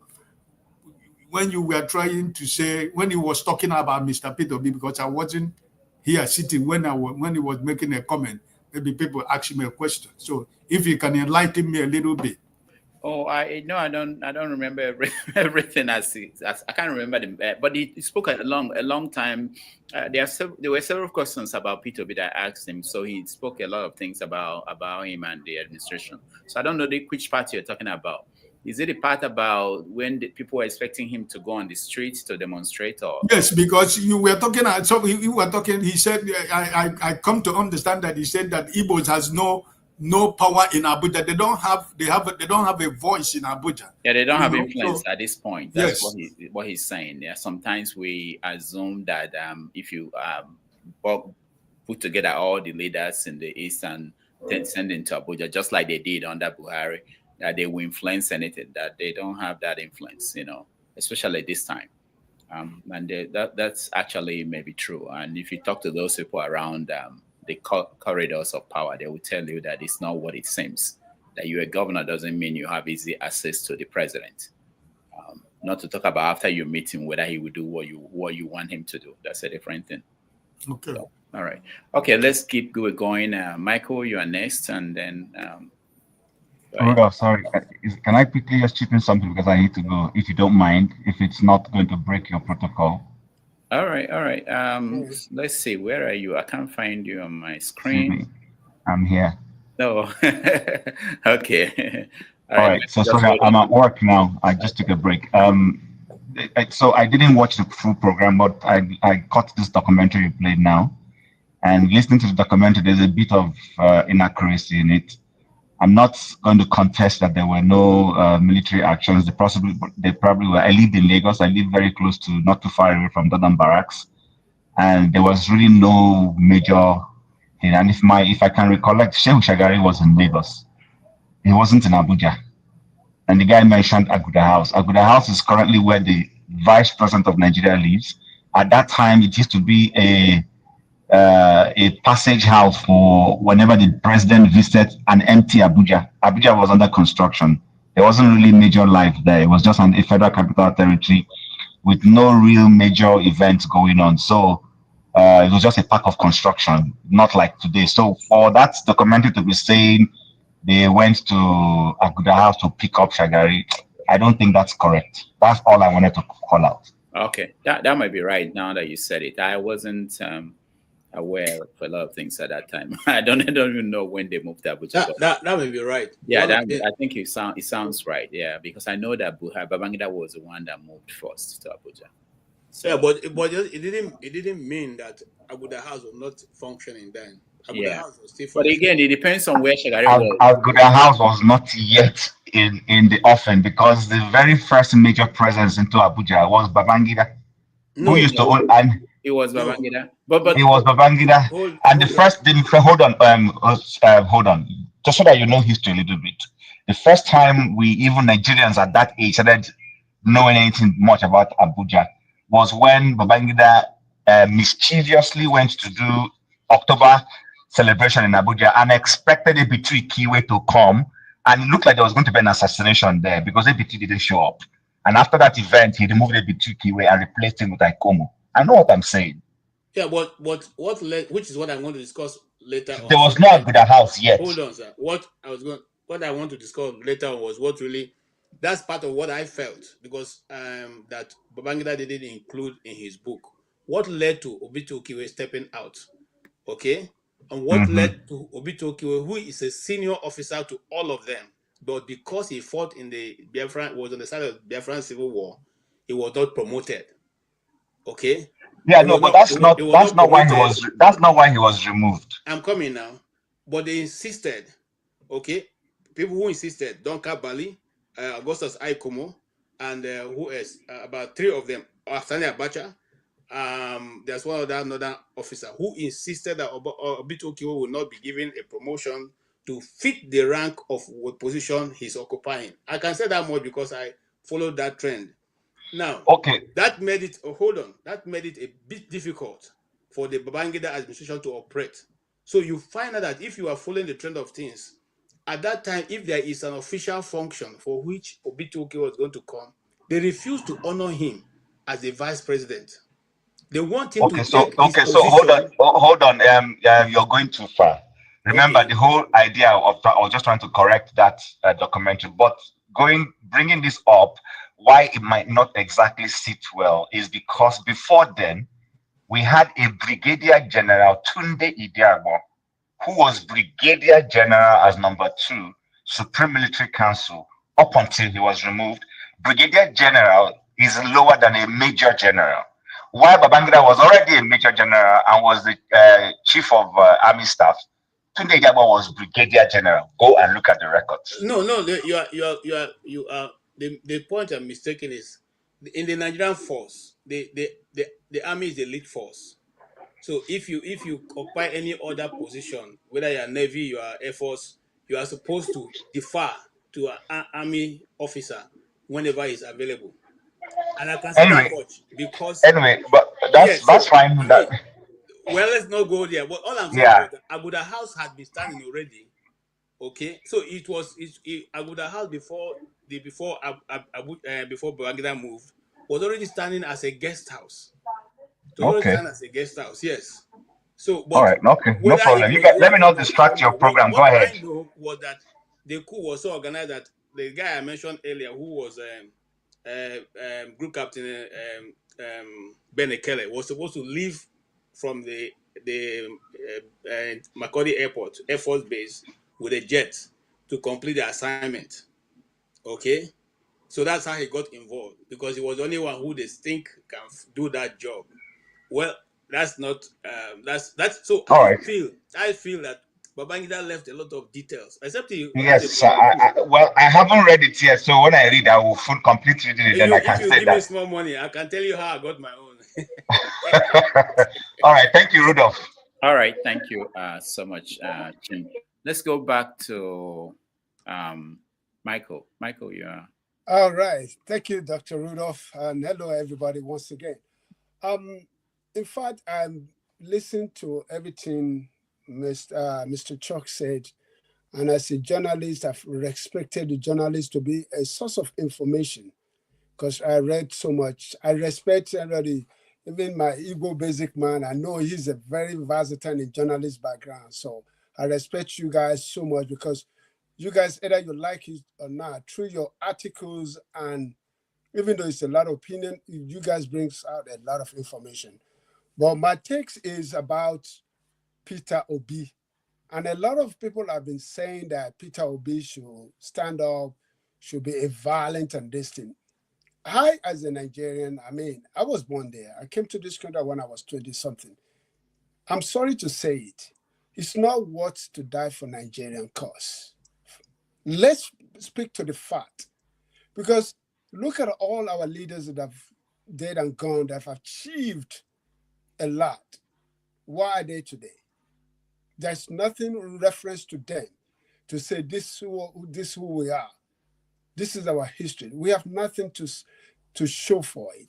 And a lot of things has been said here today that I found out that what I don't understand is what is the marginalization of the Igbo people that's got to the point that we cannot, even for them to collaborate with other districts. Because when you read the history of Nigerian creation, because I read a history about Awolowo and Azikiwe tension beside Awolowo accusing Azikiwe of betraying him, going with Tafawa Balewa. I don't know if you guys read that history. That's another tension that we need to go deep down and find out, because during those times, there was a tension between Azikiwe and Awolowo that Awolowo was ready to collaborate, to be a uniform kind of East and West, to hold back the North. Because Awolowo already seen the movement, the step the Northerners were making through the help of the British government. Guys, should we realize too, like you all say, when you look at the set of the military set up in those days too, when Nigeria was in the excess of being it was set up that most of the military people are either Westerners or Easterners, and most of them. But it was the British that engineered to give power to the Northerners to come in and say, look, if you don't hold up to this thing, I know a lot of people will maybe through the history of it, I'm ready to be corrected about that. But through a lot of history that I read, the Northerners were coming in as a, what do you call it, power check, power balance. There wasn't so much, but when you even look, and I give an example of myself as my father was. My father worked for Nigerian Railway Corporation.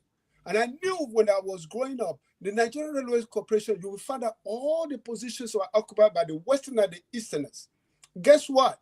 By the time I finished, because I grew up in Northern Nigeria, all my life was in Northern Nigeria, so I know much about it because I went to the North when I was like 9, 10, during the Civil War, and I see a lot of the ramification of the Civil War in Zaria at that time. But I knew a lot because going living within the outskirts, and I see a lot of underground agitation. They will tell you to your face that they love Nigerians, but at the back end, they love their own people. They love themselves very much and I know KJ would know that Nigeria happens to us that we grew up, because we grew up, we know the language and everything. But guess what? When we're ready to go to the school, they tell you, go back to your state of origin. Go and bring your scholarship. You grew up with them. You know the culture. You know everything. But at the end of the day, they separate you. Go back to your state of origin. This is a fact that happens to me. So these are the things that sometimes we need to go deep down into our history. I don't know if Nigeria was set up for failures, or Nigeria was intentionally thinking that they know that we are most intelligent, because face the fact, the Western and the Eastern, They've already know how capable we are when it comes to intelligence and when it comes to availability of knowledge. They know us. So in order for them to counteract that to remain perpetual under the European destiny, I can tell you, guys, anything happening in Nigeria today, for us to look back and say there's no external influence, I think we are eluding ourselves and we are making the mistake. There's a lot of external influence that is happening in Nigeria, even with what is happening in the eastern Nigeria today. If the Igbos, we're going to sit down deeply and find out there's some back-end external factors that is telling somebody, oh no, don't do that, don't give that. Because to me, as a Yoruba person, I grew up within having the friends in northern Nigeria as Igbo. It pains me much that one tribe or one set of people in Nigeria cannot be given the opportunity of equal opportunity of representing that. Why don't you give them a chance, at least for once?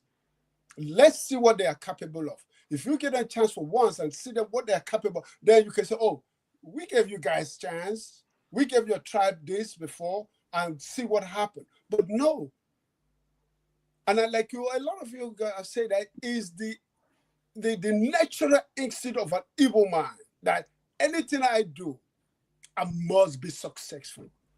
There's no point of failure. Even it's ingrained us as Nigeria, because that's what it is. Is that part of that ability of an evil man become a point of contention or untrustworthy in that society? So that's my own take of that, because everything we talk today, we have to look deep down in the history of Nigeria today. How did it get to this point? Because my only, like I asked Mr. Chuks, is that what is the solution moving forward?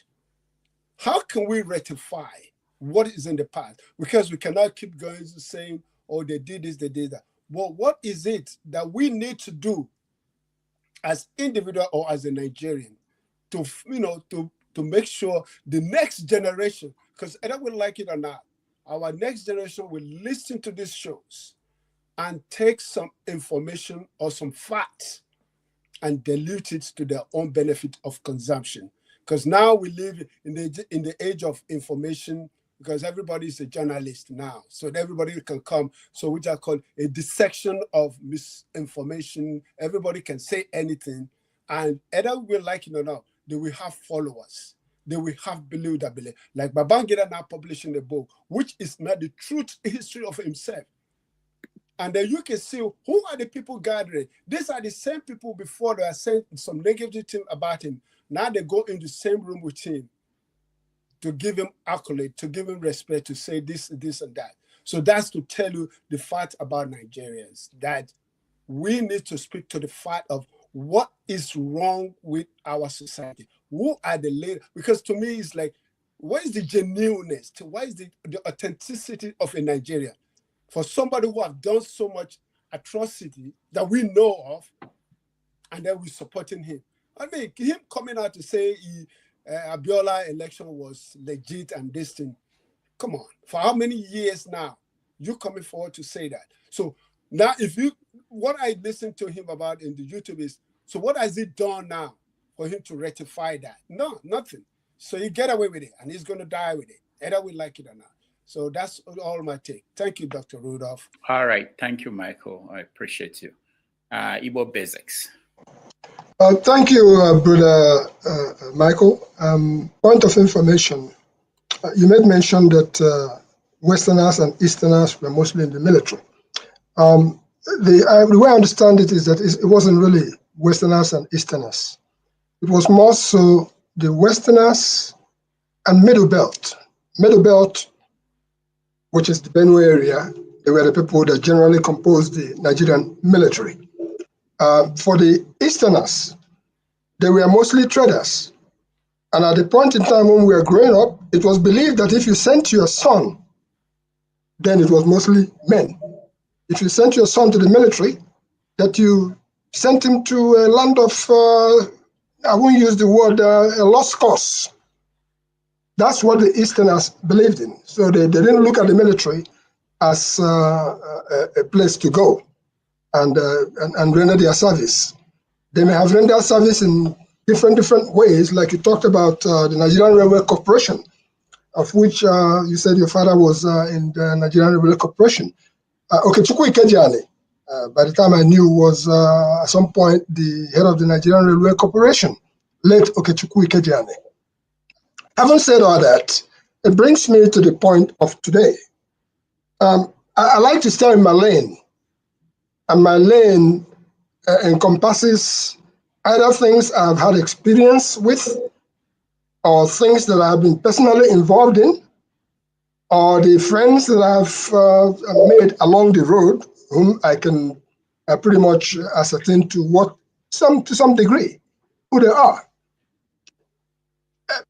The journalist that came today, great guy, doing a great job. And like we said, we hope that he would write his story before somebody else writes it for him. And that goes to all of us. If you sit down today, no matter how short the story is, write your story. Because your story is what you know to be the truth, and it will go forward. As far as Babangida publishing a book, or Babangida's book published, some people have condemned it and said that it's useless and full of what I would call alternative facts, or according to how he sees it. Let me put it this way. No book. It may be a book full of alternative facts. It may be a book full of what you personally as a person will consider to be gibberish, to mean nothing. But I don't think that any book can be categorized as totally useless. The reason being very simple.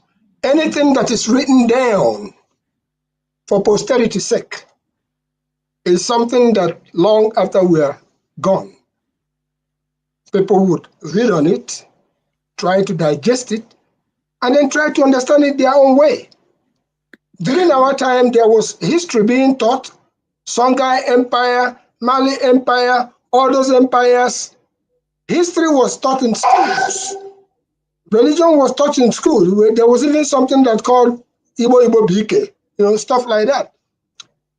But today, the curriculum in schools have actually become a center to make sure that people don't know what went down.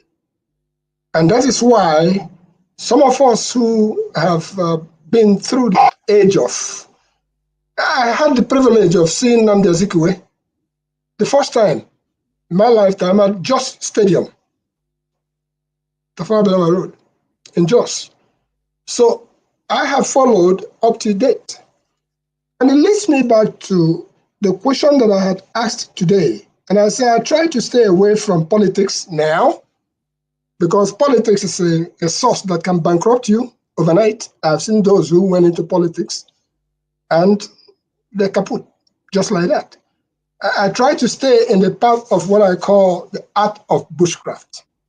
I try to stay in the path of what I call, like, I enjoy seeing Rudolph Okonkwo doing battle with what I still describe as labor of love. I remember our other brothers like Chido Wango down in Houston, Texas, US Africa Online.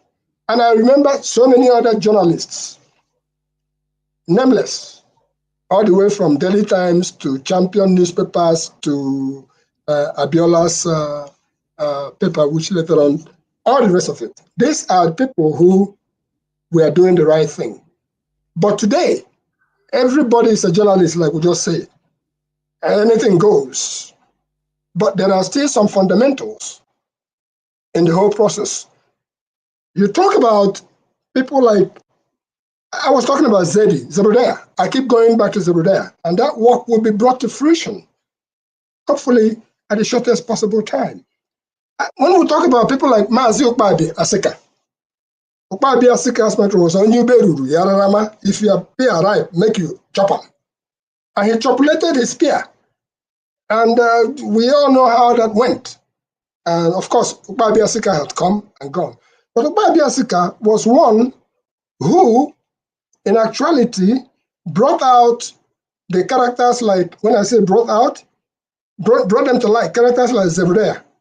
He was the person who sent Zebrodea them to Kaduna And for the first time, I was able to go to Hamdallah Hotel, one of those biggest places in Nigeria, and was able to shake hands with the military officers.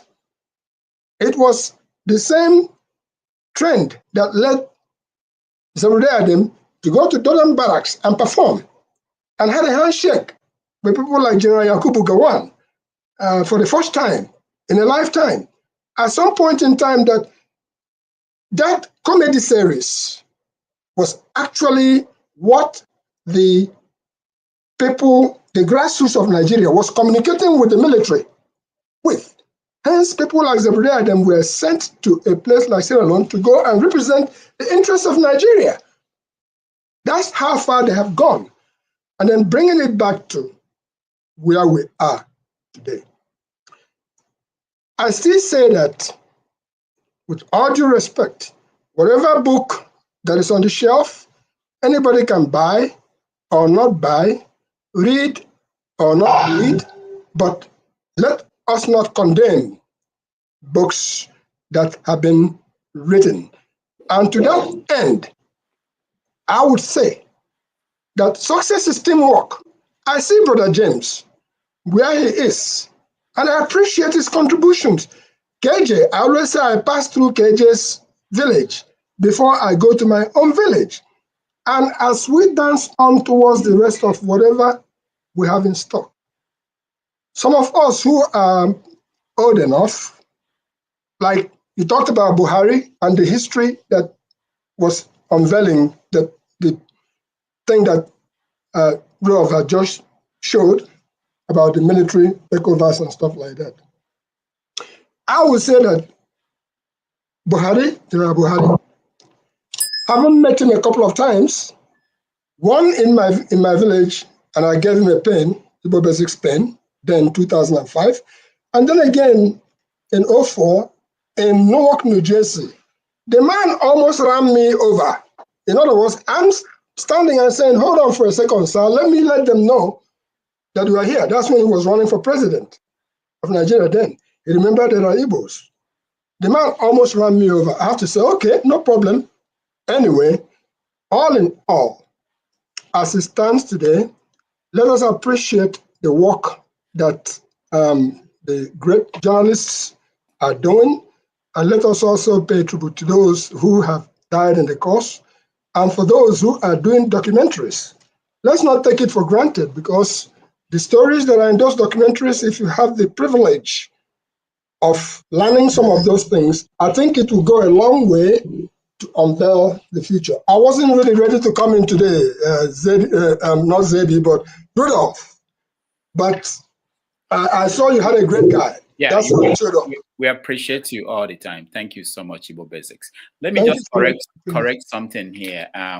I just did some little research. By research, I mean Google. Actually, the documentary I showed, that small thing, is accurate in the sense that as of 1982, Aguda House is already there in Abuja, and they had a cabinet meeting on October 1, October of 1982 there, Shagari. So the story is accurate that the Shagari was in Abuja when, and that Aguda House, when they went there to pick him up. But he left before the Bako guy was able to get there. So sometimes, because we are far away from these stories, even if you were there or you were engaged, I wasn't aware at that point what was going on. But I'm not saying that some of these things are not wrong. It could be wrong, but this one is accurate, that there was a good house as of 1982. So Shagari they were hosting meetings and hosting dignitaries there, and between Lagos and Abuja. So, all right, thank you. And that was NPN. That was NPN of Shagari. Yeah. And that was the result of, I actually enlisted in the Nigerian police as at that 1983. But because of Buhari that didn't happen. So I rest my case. You didn't continue. Dr. Rudolph, that's what we call good journalism. Listen and then go back and research and bring out the facts. I bless you. I love that. I remember very well because we are just about 3 hours away from Abuja, and so we had, and like I said, my secondary school was in 31 Airborne Brigade, and so they call the jumpers, the jumpers. So they were totally. I mean, we followed through every situation that was going through. So nobody can tell. I know that very well. I know that house existed, and I know that they were supposed to go to Abuja at that time. Yeah. All right. So let's hear from Okija, and then I need to take my leave, but I wanted to hear Omori and stay humble. So if we can, go ahead. Actually, no, I came back because I wanted to say something about that. I found I did my own research. I found Agoda House. The same information from the statehouse.gov.ng. Website. They gave history of Agoda House. So there was a meeting there, in 1982. So I don't know where the other guy came back with all that information. Yeah, thank you. All right, thank you so much. Let's see who is next. Let's see. Omori. Let me get Omori in. Where is he? I wanted to bring Omori because I wanted to say something. Where is Omori? Is there now? Oh, Omori, can you hear me? I'm trying to get him to. I don't care. No, I don't want you for that. Omori is there. I know he's I can hear you loud and Let me get I can hear you loud and clear. I want to bring him up. Okay, he's here. All right, Omori, welcome to the show. Thank you, Dr. Damages. My pleasure. Yeah, I don't know what you want to say, but there's something I had from somebody. Somebody said, and I want to put it out there for everybody, really, but it's something that I know you're interested in. So there's this idea that we have. Our guest today made reference to that. The issue of reality and I think it was Ralph Emerson, I think, said that between the idea and the reality falls a shadow. So there's this idea and there's this ideal that Shore represents, okay, compared to what P2B represents. And people are saying out there that, if you want somebody that will go and kill Babangida or go and sentence him to death or whatever you want to do to Babangida, you have the option. It's on the table, and that's Shore. If you want somebody who will work with the structure we have in place and maybe better than the people we have, you have P2B. Now, I say that because it comes up all the time. Some of the conversations we had here today, I didn't get to that question, which was about if you happen to be the president of Nigeria today, you somehow win the election, you have to have meetings with Babangida. It's in the constitution that they are meeting with the president, what they call this Council of States, Gowon and all those people you see there. They will attend the meeting. You can't come and change it. You can't, unless you can come in and change the constitution the same day. But that's the structure that is in place. So I bring you here and then say what you want to say, and maybe you can key into that in any way you want. But I'm always interested in when we say, I saw people writing that P2B said this, P2B, I don't know if P2B was there or something. And some people, it's really difficult if you're a mainstream political operator in Nigeria to totally ignore those people and remain in the mainstream. All right, go ahead. Thank you very much for the opportunity to hear our views. My greetings to all the panelists, especially my good friend CM, KG, and the rest. I've made up my mind, and I will try as much as possible not to be seen as somebody that is against Peter Obi. I vowed not to castigate Peter Obi in any way, the way the obedient want to castigate you with it. I've made a vow to myself because they are not the problems of Nigeria. They are both victims of a society that is not working. They are pained to their bone marrow that they are not seeing the Nigeria of their dreams. And considering where they're coming from, they are from different backgrounds. It's just like the typical example is like what happened during the civil rights movement in America.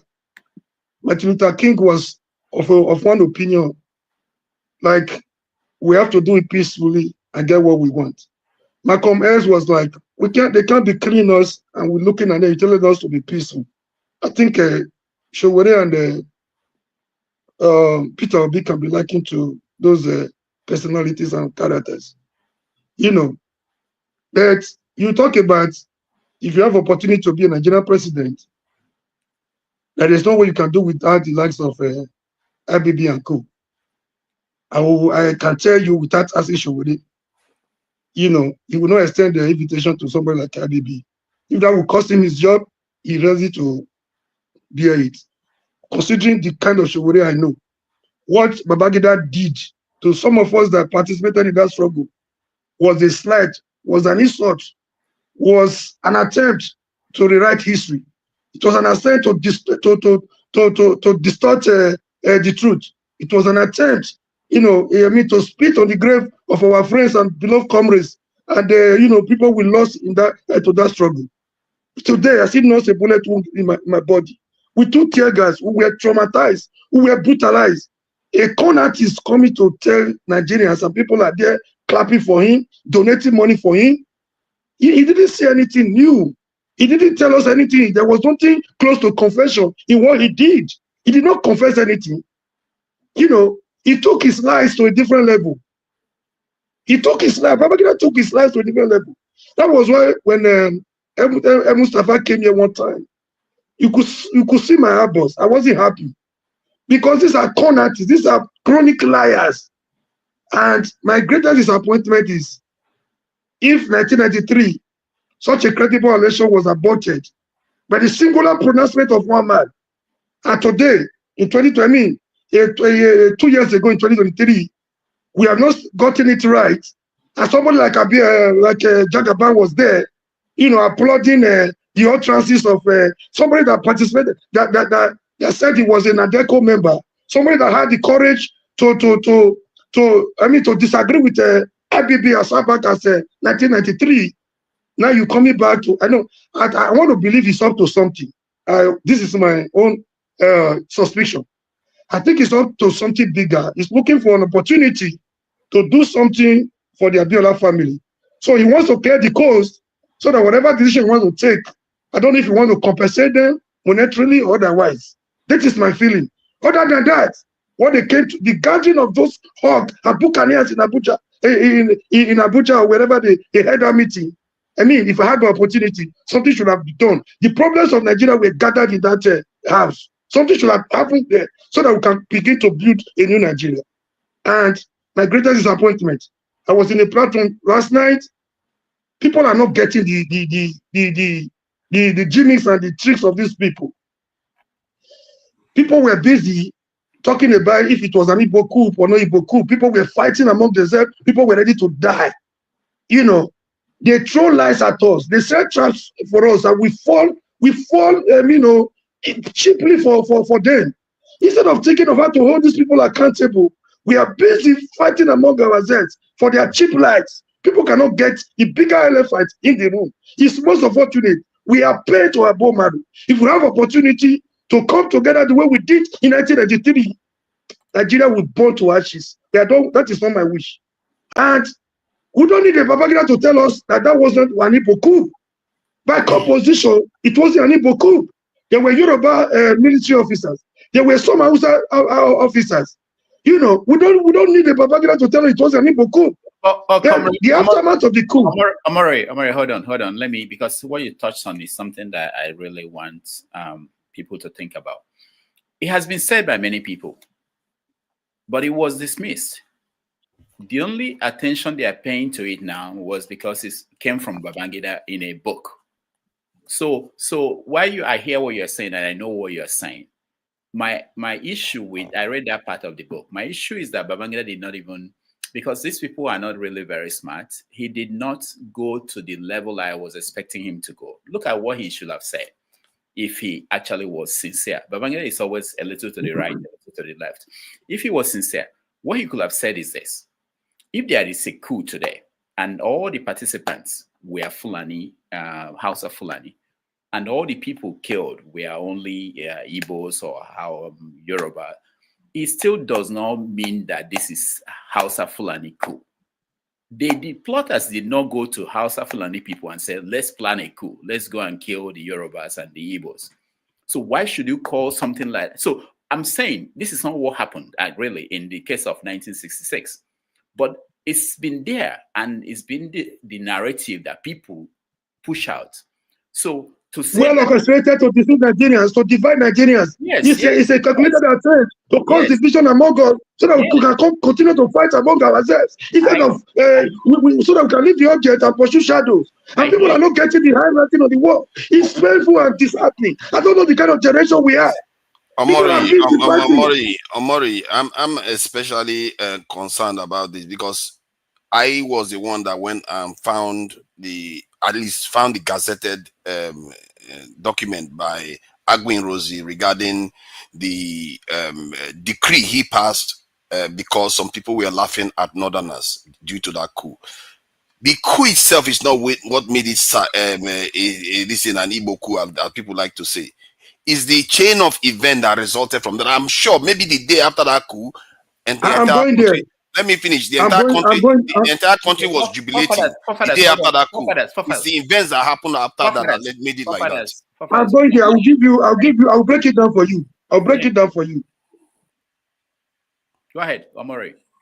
So we didn't need the Babangida to tell us that it wasn't an Igbo coup. Part of the divide and rule tactics, orchestrated by Britain and taken to a different level by our military and politicians.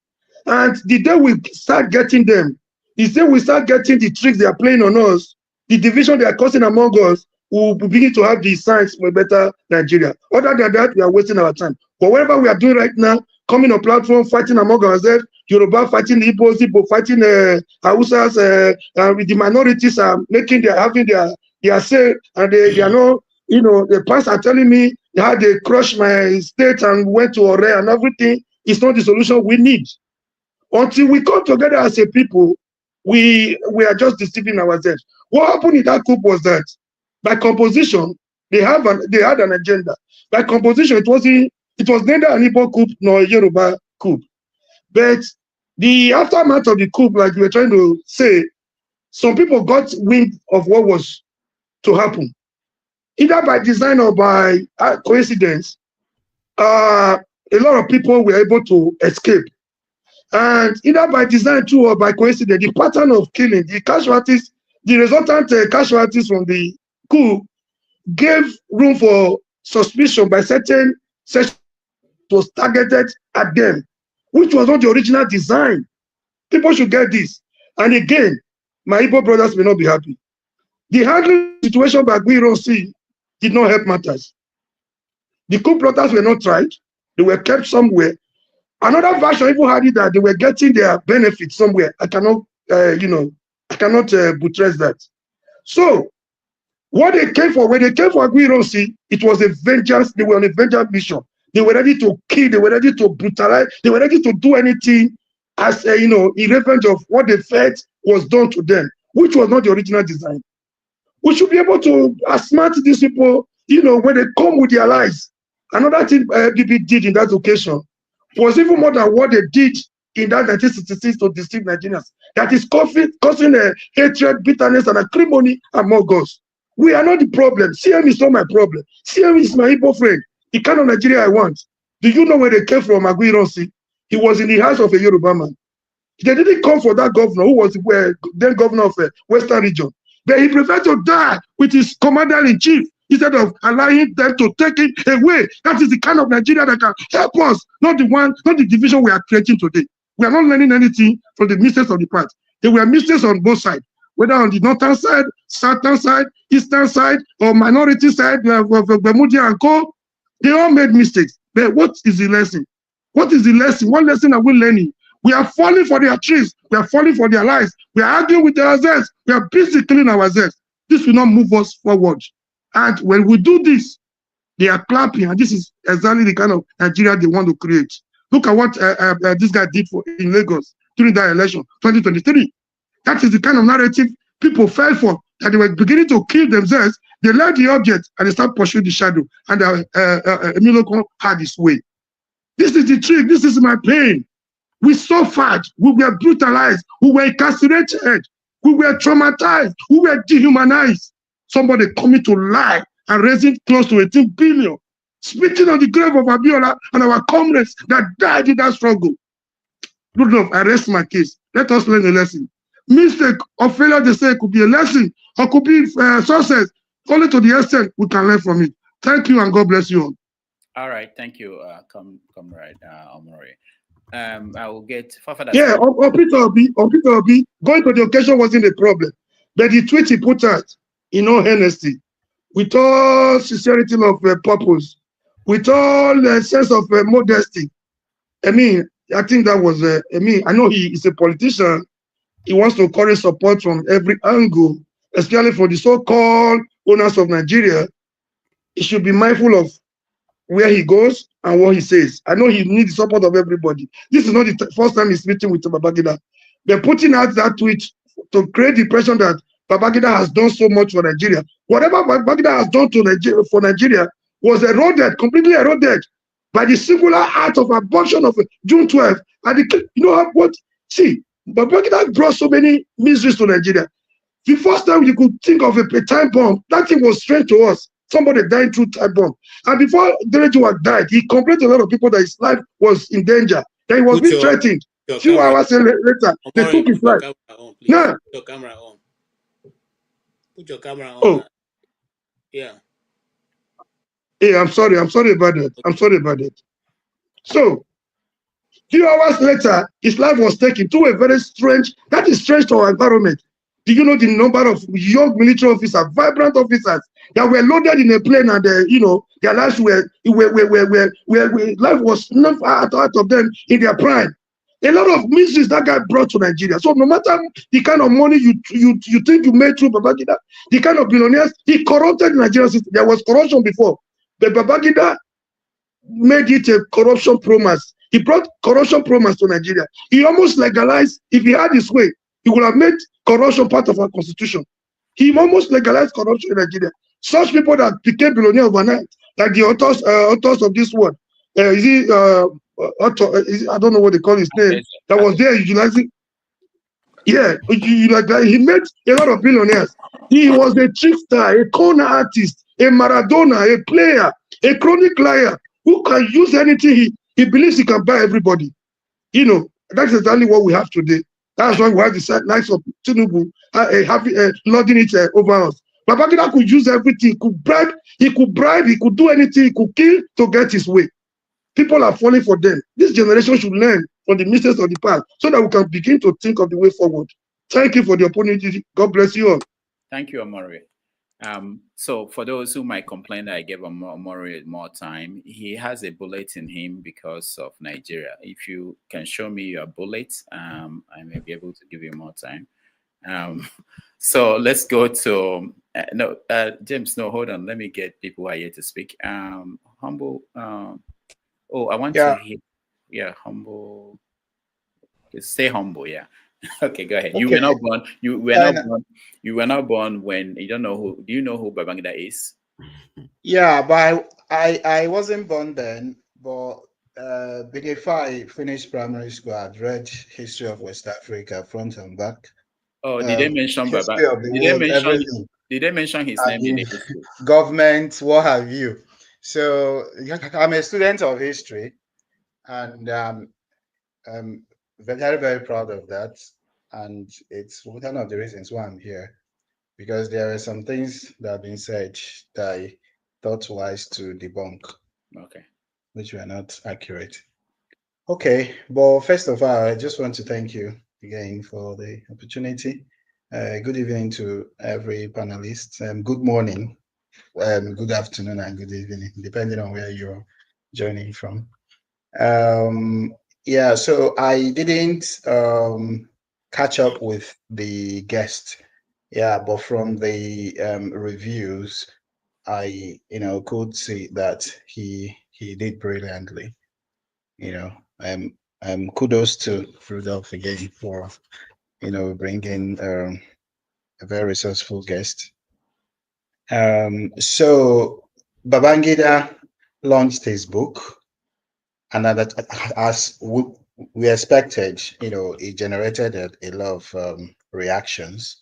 You know, there are people that like to hug the limelight, the headlines, and the rest. They love attention.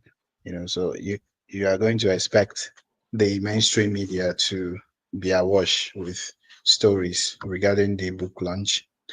I have read and listened to reactions that are arising from the book launch and the book itself, you know, of which there was nothing in the book. There is nothing in the book that is new to me. You know, yeah, I don't think there's any news to me really, and I'm not really delighted Are you with the sure? fact. Stay humble. Are you sure? You've not read the whole book. Let me give you an example. When he was talking about, I was interested in what happened to Mama Mbasa. So when he was talking about him, you see that he was saying that he got angry. He's really, based on everything I read on that part of the book, the confirmation that Vassap actually planned the coup was fishy to me. But he said that Vassap wanted to escape through an air conditioner on the wall. So that means he must have been guilty. That's the proof. I mean, all the other things they were talking about, he gave money. Babangida was saying that I heard that he gave money to this person. He wanted to bomb the Echo Bridge. You know, it was, so it's important to read it. Yeah. I think to get the little details, you know. Go ahead. Okay, yeah, good.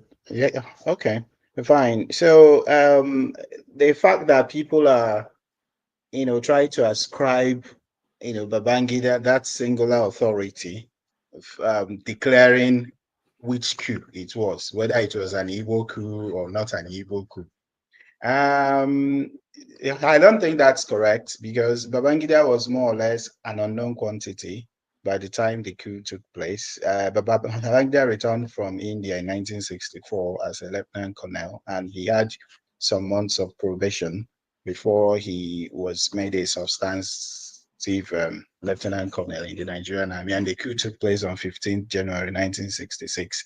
You know, so Babangida more or less was, you know, just a fringe player, you know, if I would say that. So he doesn't have that, you know, authority, so to speak, to be the one to be clear of which region it was that dominated the coup. And we know that, you know, the key players in the Civil War, including the British, the BBC, and the rest, they all knew that it wasn't an Igbo coup. But again, you know the purpose of Nigeria being a country, you know, coming together, the amalgamation, you know, to serve some narrow interests.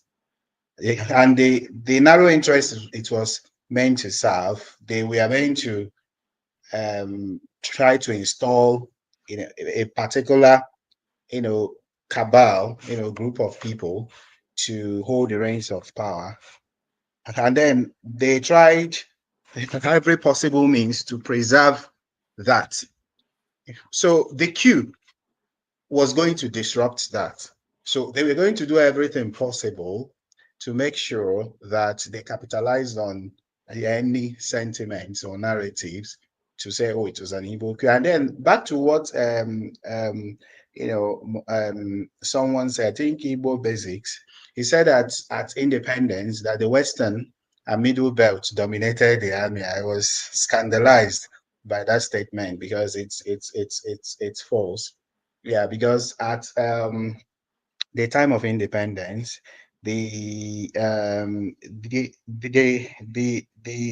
the Nigerian army was dominated by the Igbos. Even a quick Google search again from the United Nations the Refugee Agency would show you a timeline of Nigeria from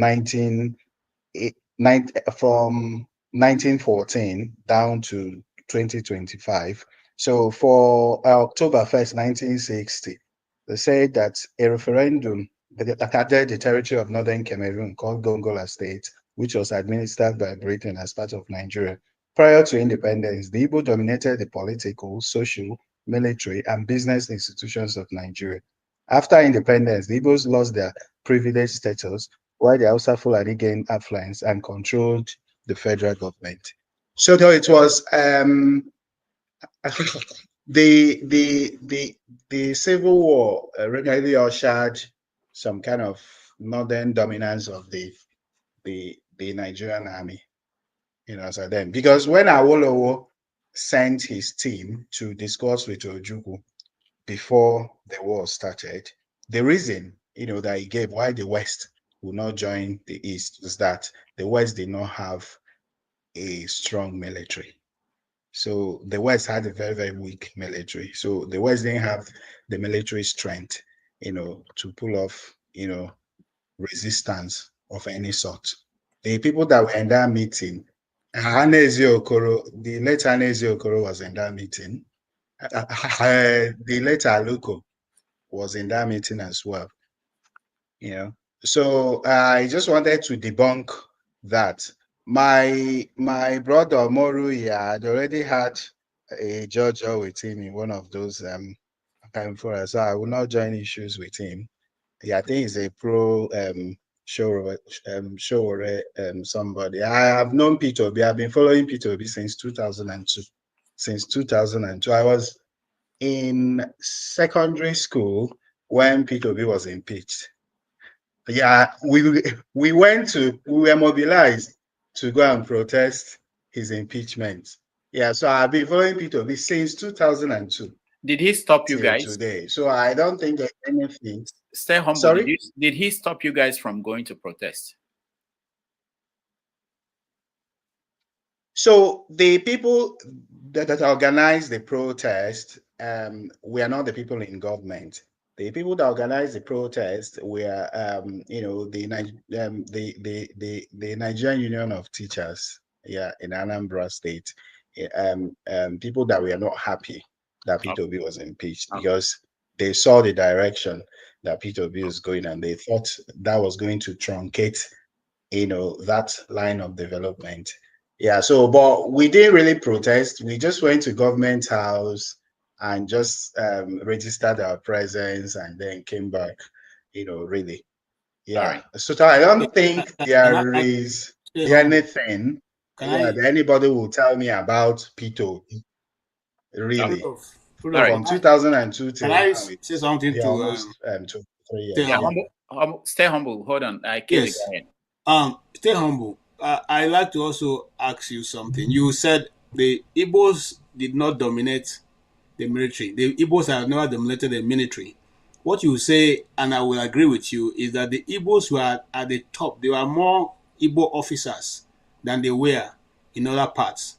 But you had more soldiers. When I say soldiers and men, we are more from the Middle Belt and some part of Kaduna, where people who dominated. In fact, the particular place where you have the term the Kaduna Mafia, so because of the combination of the Kaduna people and the Lantan people, where people like Donka Bali, Brigadier Major General Jeremiah Oseni, and all the rest of them came. In fact, in that axis alone, you have 15 generals So it would be good to say, it would be more accurate to say that the Igbos, is it the officers or the non-commissioned group? I don't want to use the military term. That's why I didn't go to non-commissioned. Yeah.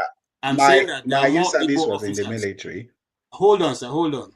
And then when you by your own story, Babangida came back as a lieutenant colonel, and the people who carried out the coup were all, majority of them were majors, led by Major Chukwuemeka Ojukwu. So by the military ranking, the colonel would definitely have more information and be able to know what's going on than a major. I'm sure you know. No. I'm sorry.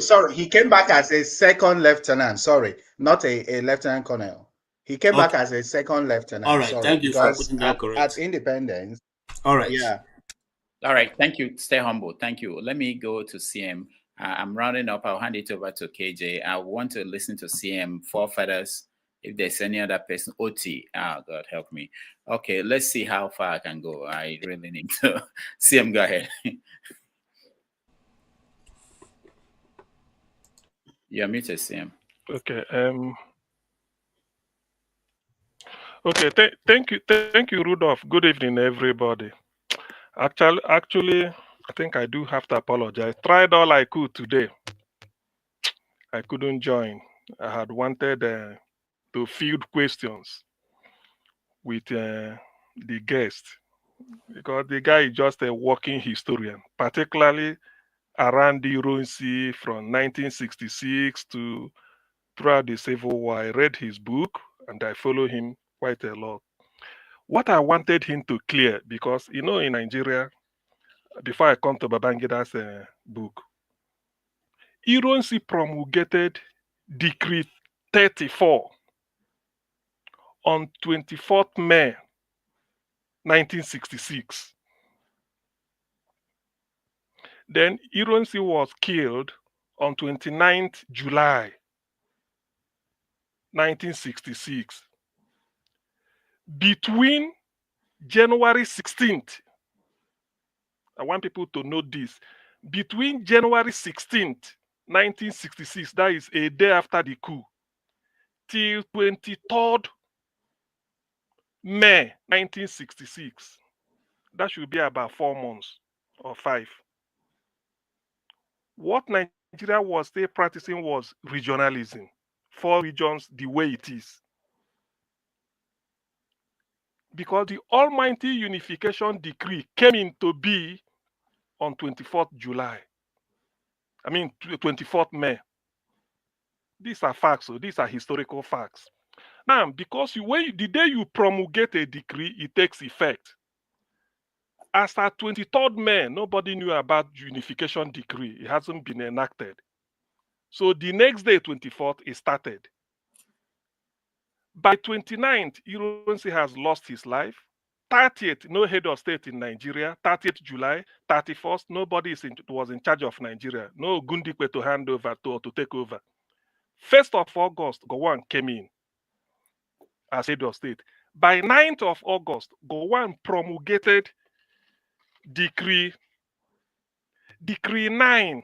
I think 19th of August. Decree 9. People should mark this. Decree 9 of 1967 was promulgated in August. The purpose of Decree 9 was to nullify, was to repeal Decree 34.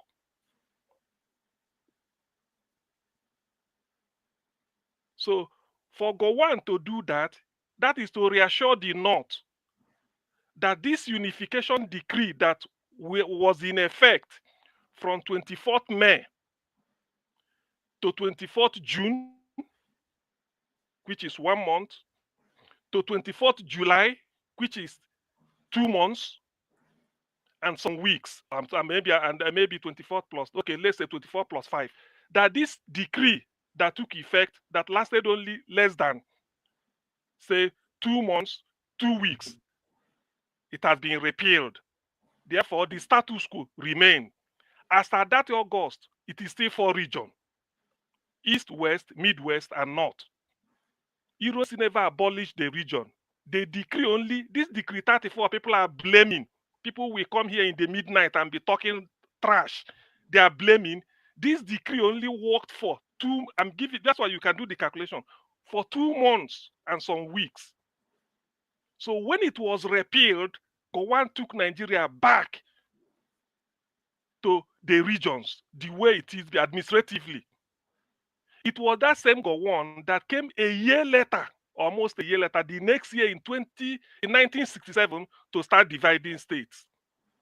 You see, there are certain things like that's why when they blame Ironsi, all these things, people say, oh, Ironsi, the decree 34 only lasted for 2 months and some days. I've given you from 24th May to 29th July. People should calculate it.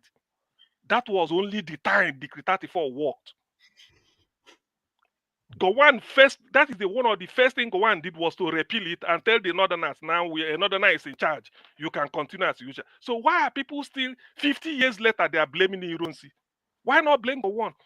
From August 1966 till December 1966, Nigeria was operating a region of, a federation of 4 regions.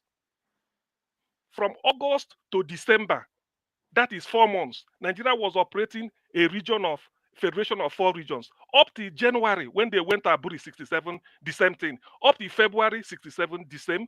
Up to March 67, the same. Up to April 1967, still 4 regions. It was in May, 27th May, Gowon decided to start to create state. So who balkanized Nigeria? So who? People should go and look for Decree 9 of August 1967 that repealed Decree 34, but nobody ever mentioned every time, hey, Decree 34, Decree 34, Decree 34. So that is what I wanted Chuks Iloegbunam to state clearly today. That of Babangida, I know it's a working document. We'll be discussing it. So for all this nonsense, people have been peddling against Ndibo that led to over 5 million people being massacred. The first genocide in Africa and second in human history behind the Holocaust. It shouldn't have been. Whenever I remember this, I find out that the propaganda has been well oiled since then. I know some of you here have not heard about Decree 9. No, some of you do not know about Decree 9 of August 1967. Nobody, I mean, some of you do not know. That decree was to nullify what Ironsi did on 24th May. That lasted only 2 months. And yet they're still blaming Ironsi today. A decree that lasted only 2 months and some weeks. They're still blaming Ironsi 50 years later that he is responsible. Why administratively from 16th of January 1966 till 23rd May 1966, Nigeria is still the way Zik and Tafawa Balewa are governing them administratively. Only that the head is no longer there. You do something in the region. So why this Ironsi brought to unification, unitary system? Why? But Gowon repealed it. Gowon repealed it. So which means if they promote you, if somebody demote you for 2 months or so, and the other person come and then set it aside and give you your normal promotion. So why is it? Why?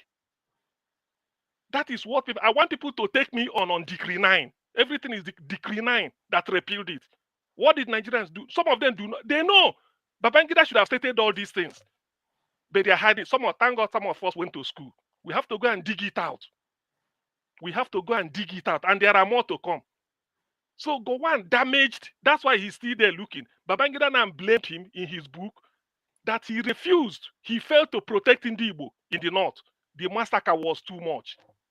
Babangida stated it, and this is a military general. It was after that Babangida, he saw it at close range before he now went for course. For those that are calling it Igbo coup, are they not ashamed today? Babangida used the word crushed. It was crushed by Joe Bienu. Rudolph, if it's Igbo coup, your father participated because he's Igbo. My father also made a meeting. They joined. There's a book called My March Through Prison, written by Awolowo. Awolowo is not a small boy. He's a foremost Rosicrucian. The whole world knows Awolowo. He appeared in the Rosicrucian Digest of 1950-something. And it's not a small organization. Awolowo wrote in his book, My March Through Prison, when he was at Calabar. He said this January 1966 coup was even to make him the prime minister. So which means Ndibo will now sit down and remove Zik, remove Tafawa Balewa, only to go and please the Yoruba man. Is it done? How can it be possible? But they were just doing all this propaganda.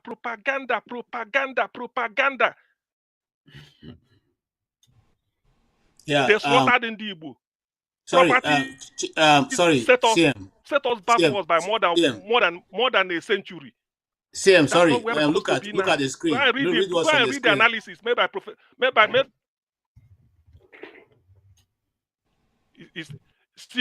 Decree 9 didn't establish. Decree 9 abolished 1934. What are you talking about? Go and Google it. Who is Kulata? What does he know? You don't talk about it's Nigerian Broadcasting. What is Nigerian Broadcasting Corporation? Nigerian Broadcasting Corporation has been on since.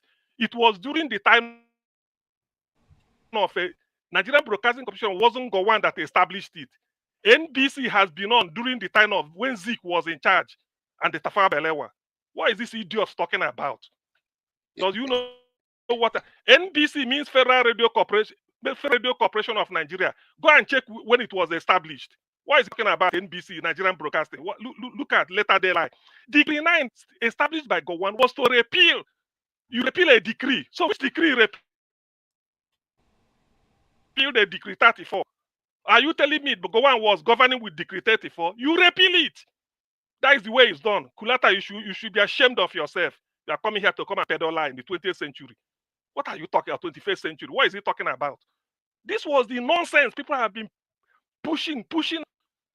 Rudolph, you may not know that when they came back from Aburi, they asked Gowon, tell us what you did at Aburi. Do you know what Gowon said? Gowon said he had malaria. Are you doubting it again? I will give you the link when he delivered a lecture telling students at Nnamdi Ojukwu University that he came back from Aburi and he's down with malaria. He couldn't make a broadcast to tell Nigerians what they discussed at Aburi. Don't believe my wife. Just go and I can give you the link. You go and Google it. You go and read it. When people come here, they talk nonsense. Look at the Decree 9 established Nigerian broadcasting. So Nigeria hasn't got a broadcasting corporation since. What is he talking about? Please, Decree 9 of August 1967. Because this thing makes me incandescent with rage. People some people were just slaughtered based on propaganda. Igboku. Babangida is now saying his own.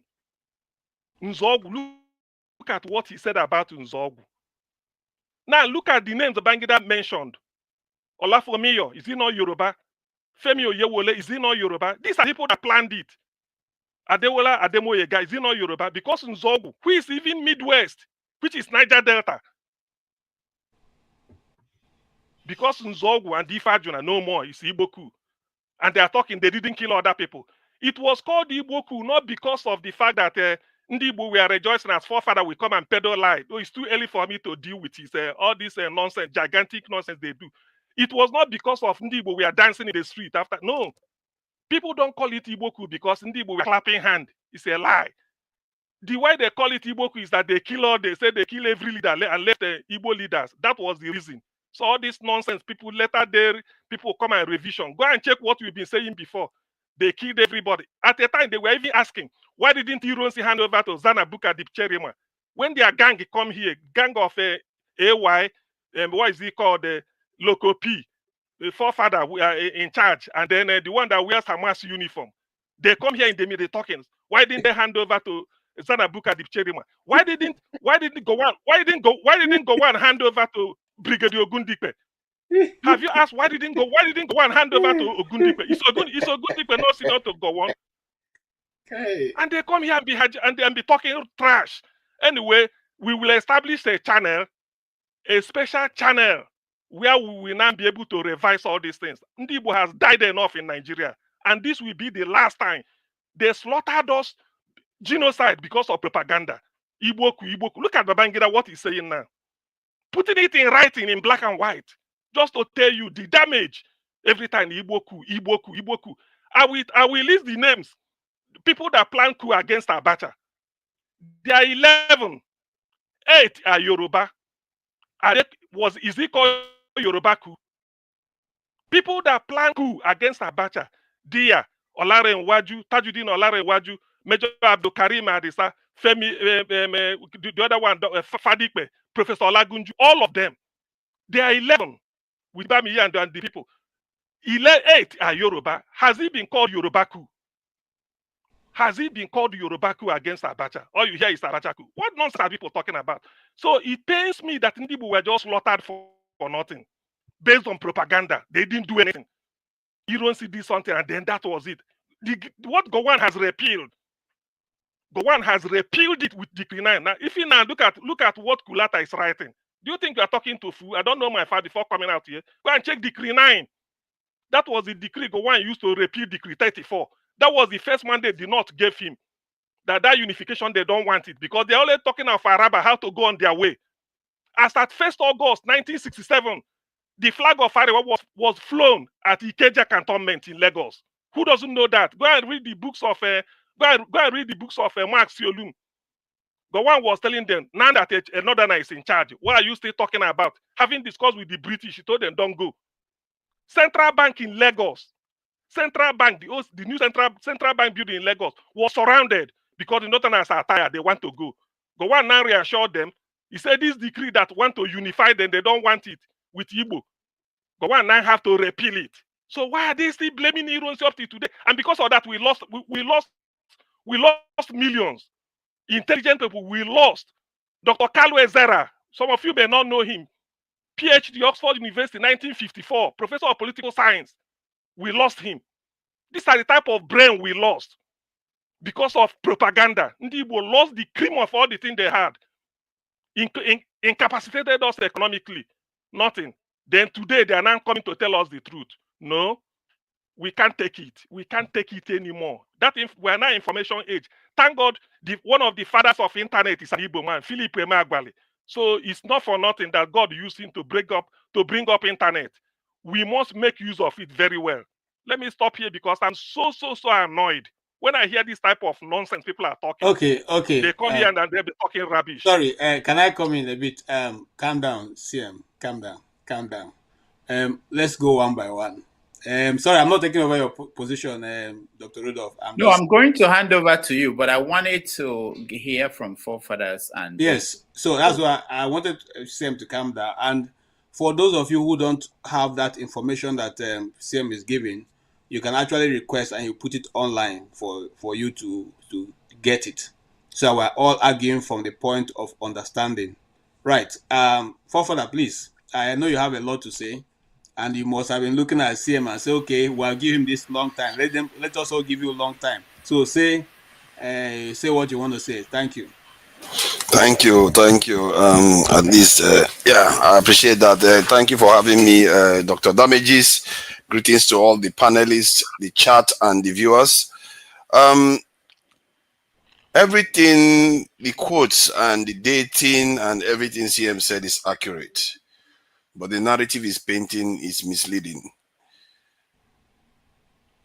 The federal system of government has been the cause of much disunity and instability in this country. It is high time we abolished regionalism and embraced a strong unitary government to promote national unity. That statement is attributed to Aguiyi-Ironsi. And some people said there are reports that he made a statement in February, then went on to pass the decree in May. Is it surprising that action was taken not long after that? Why are you surprised? How is that not related? You can't see the correlation? I don't understand. Why are you reaching a different conclusion from that? That is what triggered the problem. This is why I said the coup is not a Igbo coup technically, but this type of actions can make it that. You are lying. Rudolph, let's go back to history. What you've been saying. You are lying. You're a bloody liar. And let me restate this. No. Hold on. Let me restate this. Forefather, I've told you, whatever concerns Igbo, recuse yourself. Recuse yourself.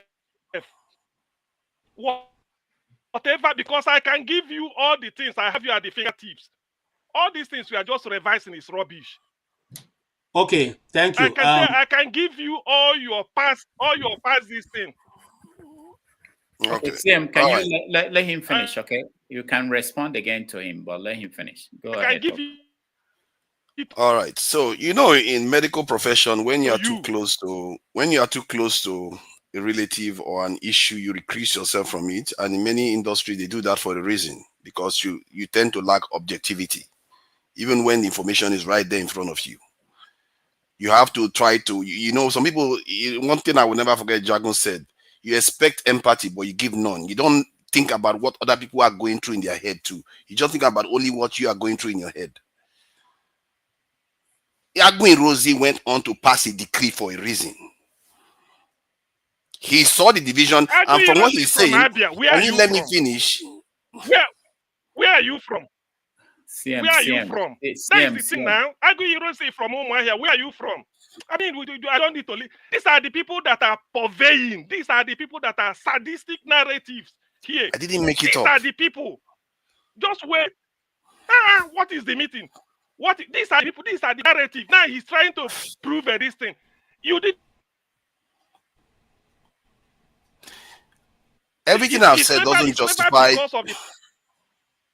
Jesus Christ. Father, people we are clapping. It's a lie. He won't stop. When they toppled Buhari, listen. When they toppled Shagari, in 1983, does that make it a Fulani coup? Does that make it a Fulani coup? Look at the type. Do you think we are talking to idiots? Shagari was toppled by Buhari, a Fulani man. People were dancing all over Lagos. I saw it and everywhere. Does that make it a Fulani coup? Okay, what nonsense is this guy talking about? You think we're talking to fools? CM. Let him finish. You can. I don't know if see, assuming you have shame on you, you shouldn't be coming here. You should. CM. All right, forefathers, go ahead.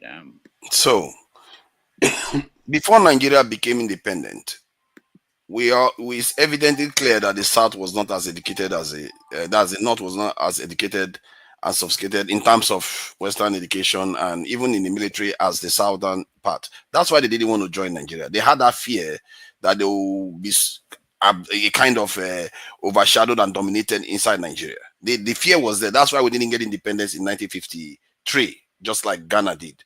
They delayed it till, as a matter of fact, this is one of the reasons why the British kind of gave them a lot of favor, because they needed them to join the country. They wanted to force them to join the country. So they had to concede a lot of things. Even the first election, they rigged it on their behalf, just to keep them within the group.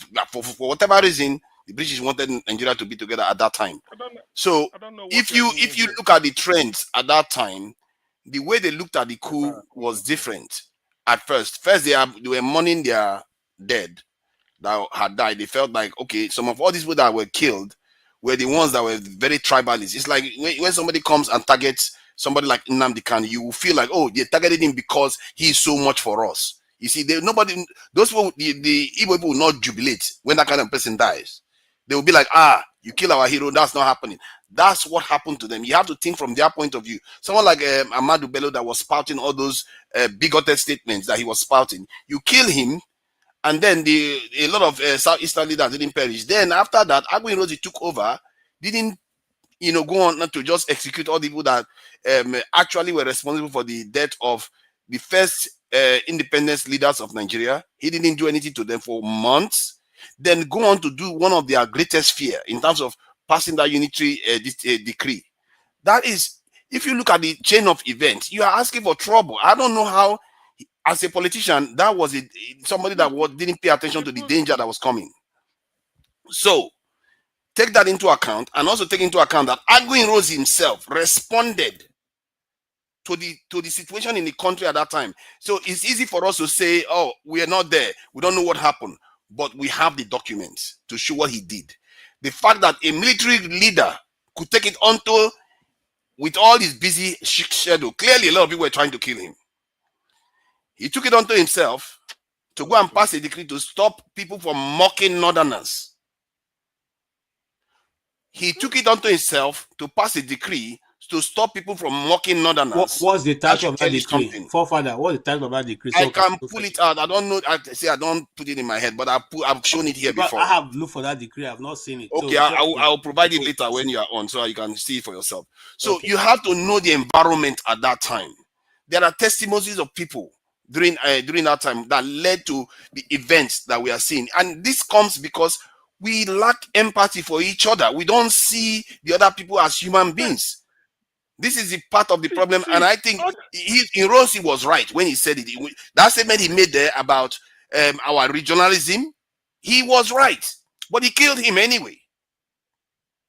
That was a problem. He tried to tackle it, but he killed him because that was the greatest fear of the Northerners. The Northerners were also tribalists. Ahmadu Bello was a tribalist. All of them were. But the man that wants to bring everybody together, they kill him anyway. For whatever reason, maybe they see him as tribalist too, because he didn't kill all the people that planned the coup. Is it how Nigerians behave? Let's face it, we are still doing it right now. Thank you. Thank you, forefathers. CM, I will give you a chance, but not now, to respond. Let me hear from Oti, and then I think that will be it. I will hand it over to KJ. Oti. Hello, good evening, everyone. Rudolph, if you're waiting for, if it's me, you're waiting for you, you might as well start. You may have the big solution. No. I'm looking for the big solution. So what is the? I mean, yes, of course, we're having a discussion about so many things, so but what is really the No, we you know what we normally do when we talk to a guest, we want to get feedback and then extend it to other. Well, I didn't unfortunately I didn't join or listen to the interview. No, but to me, well, it's been interesting listening to CM and maybe people that have counter opinion. But anyway, the for me really this with what is going on, I believe in coming to kind of like a simple and clean solutions, to problems we have, and the launch of the book with people have spoken about that, and now looking at all this, it only reinforces the view, and it's not the view that only myself have. A lot of people actually have this view. James here has consistently advocated it, and I agree with him. We've come to the point, really, where we have to, sit around and decide how we move forward. This unity is not something you can enforce or legislate. We understand that Nigeria will exist in a system, the country, Nigeria, the state. There's a kind of a system. Some people have said that Nigeria is actually working the way it is designed to work. Okay, so the people that designed the system, there are no surprises. So, but the question for us is this: who is it serving? Who is it benefiting? The system we are part of. Certainly not for Nigerians, ordinary Nigerians. Politicians, yes. Oligarchs, they're happy. You can see them. They come together to launch, celebrate IBB and the launch of his book, and the rented huge source of money. So, so these are kind of Nigerians. We can all agree that they're not for Nigerians. They are for themselves. But Nigerians, we have to. It's really up to them to decide howsoever this comes about. But it can't continue. We can, I don't believe in this kind of self deception. And we believe we have a country, we're building a nation or democracy. It's all nonsense. We have to tell ourselves the truth. Dismantle this system and then begin afresh. So our people, we have to kind of think, how do we design something that suits us, that serves our purposes, in our interests. It's not this system that was created for us by people. They're not among, that by strangers, put it that way, and they're still controlling what's going on today. I think the evidence is there for everyone to see.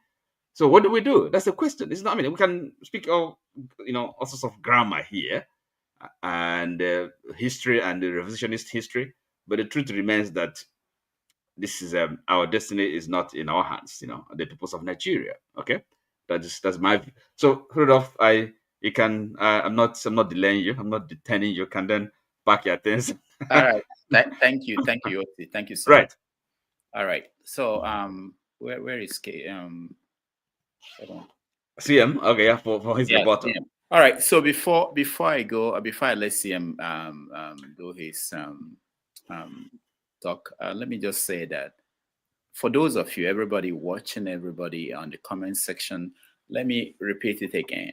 As far as I'm concerned, as far as I'm still part of this platform, the idea of this platform is for us to exchange ideas. I don't want a platform where I have only one viewpoint. I could as well sit at home and do whatever, but I want where there are opposing views, different views. There should be more than 10 different views on any issue. That's how you make sure you cover all grounds, and ideas will come out of it. When you are challenged by somebody who is opposing your position, maybe you think about different solution. And that's why our government in Africa, most of the time, they don't work, because we don't have people who are challenging people who are in power. That someone is challenging your position doesn't mean that you can. It's an opportunity for you to raise your conversation or your thinking level and convince this person. I see it as a challenge. Anybody. So this idea of people thinking that we're here to hear one viewpoint, that's not why I'm here. I won't be here. I'll just pack and go. If I'm going to hear if you want just one viewpoint, we should be able to do that. And this, let me say this again, and maybe this is the last time I will be saying things like this. I don't like doing this. The fact that you stop anybody from airing his or her view on a platform like this doesn't mean that that view dies. It's still out there. They will be talking about it. So you have the opportunity to bring up your better idea. So for someone like, I see some of the comments, I don't even want to dignify that with comments, but for people who, if you can't live with that, then this is not for you. It's not for me to have just one viewpoint. All right, guys, thank you so much. I'll hand it over to KJ. KJ, you take over. I want to thank those that supported us. I will listen to you, CM, on my way out, but AY for real, Oria Kotope, thank you so much. Kulata, thank you so much. And yeah, KJ, go ahead. CM, go ahead. Rudolph, I don't know for what. I want to paste a link. I don't know why it's not allowing me. But KJ, please. Yeah, send it to KJ. Federal Radio Corporation of Nigeria. Google it. Just say Federal Radio Corporation. KJ, do it, please. Federal Radio Corporation of Nigeria, FRCN. You will see the history. FRCN, it was formerly called Nigeria Broadcasting Corporation. It was established in 1957. Now, Kulata is telling you it's 1966 decree. You see how wicked the people are. You see the evil. That's why, Rudolph, you are saying you want an alternative viewpoint. It's not this type of thing now. No, wait. No, it's also. I know we have issue with fact checking people, but this is also where everybody comes in, which is that if someone says something, and we've done it today, but it's not efficient yet. If somebody says something like what Jim said here, I couldn't believe. I thought that okay, it made sense, but I need to confirm because I know there are things that are not accurate. And I went back and I saw that Aguda House has been there since 1982 and was in use. So what I mean is that we have to trust ourselves and be able to confront what people are saying. If we have superior argument, we'll present it. And hopefully people will say that, okay, this one is superior to my own. This is right. So that's all I'm saying. I don't think we have the ability to say, shut somebody down because we don't agree or because we think the facts he's putting out is not correct. You correct him. That's why we're here.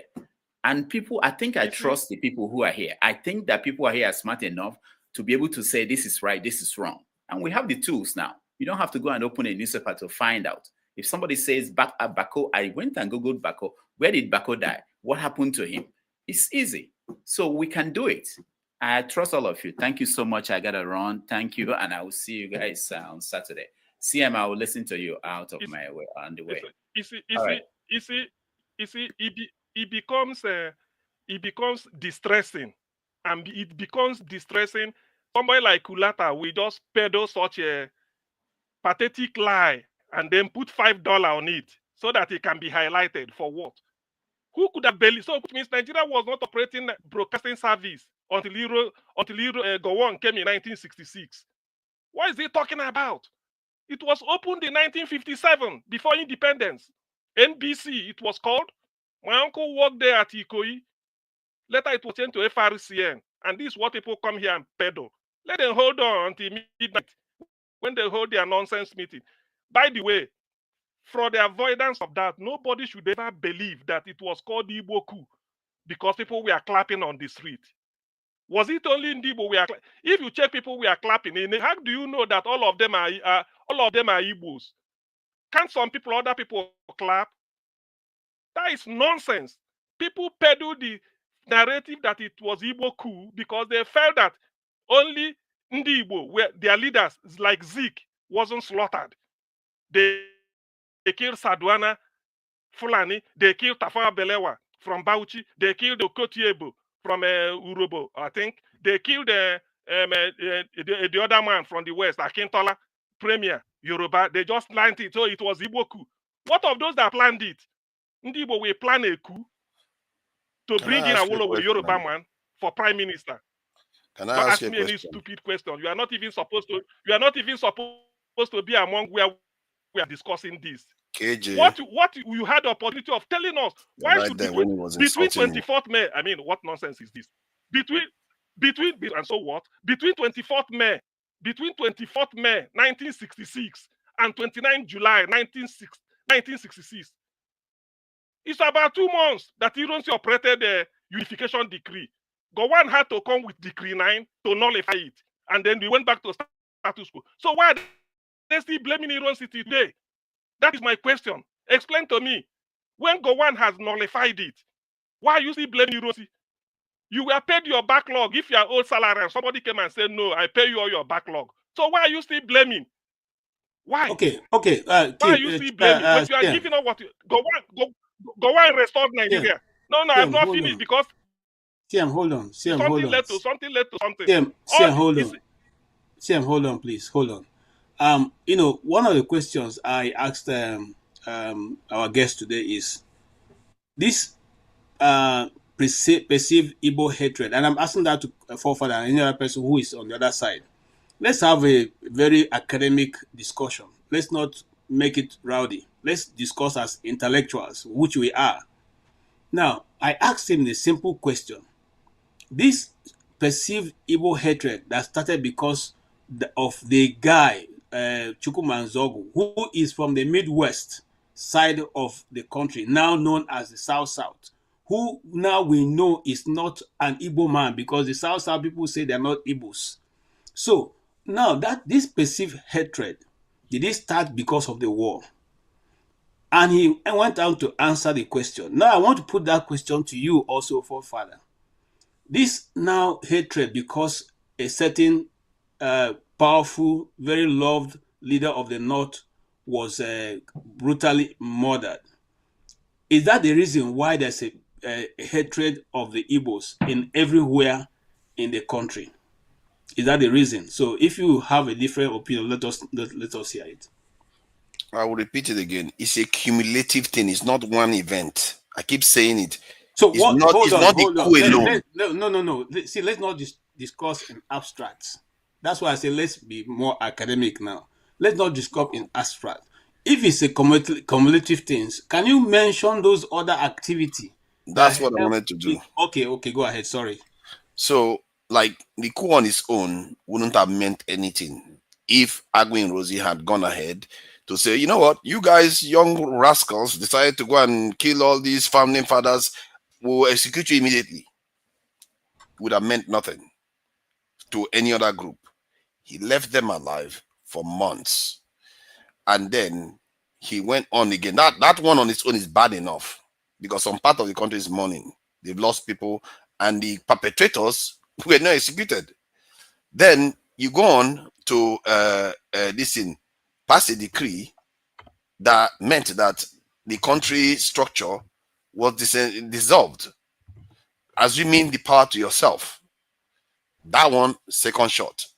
Then the third one that also compounded things is that some sections of the country didn't feel the mourning that the other side was feeling, that their leaders had been killed.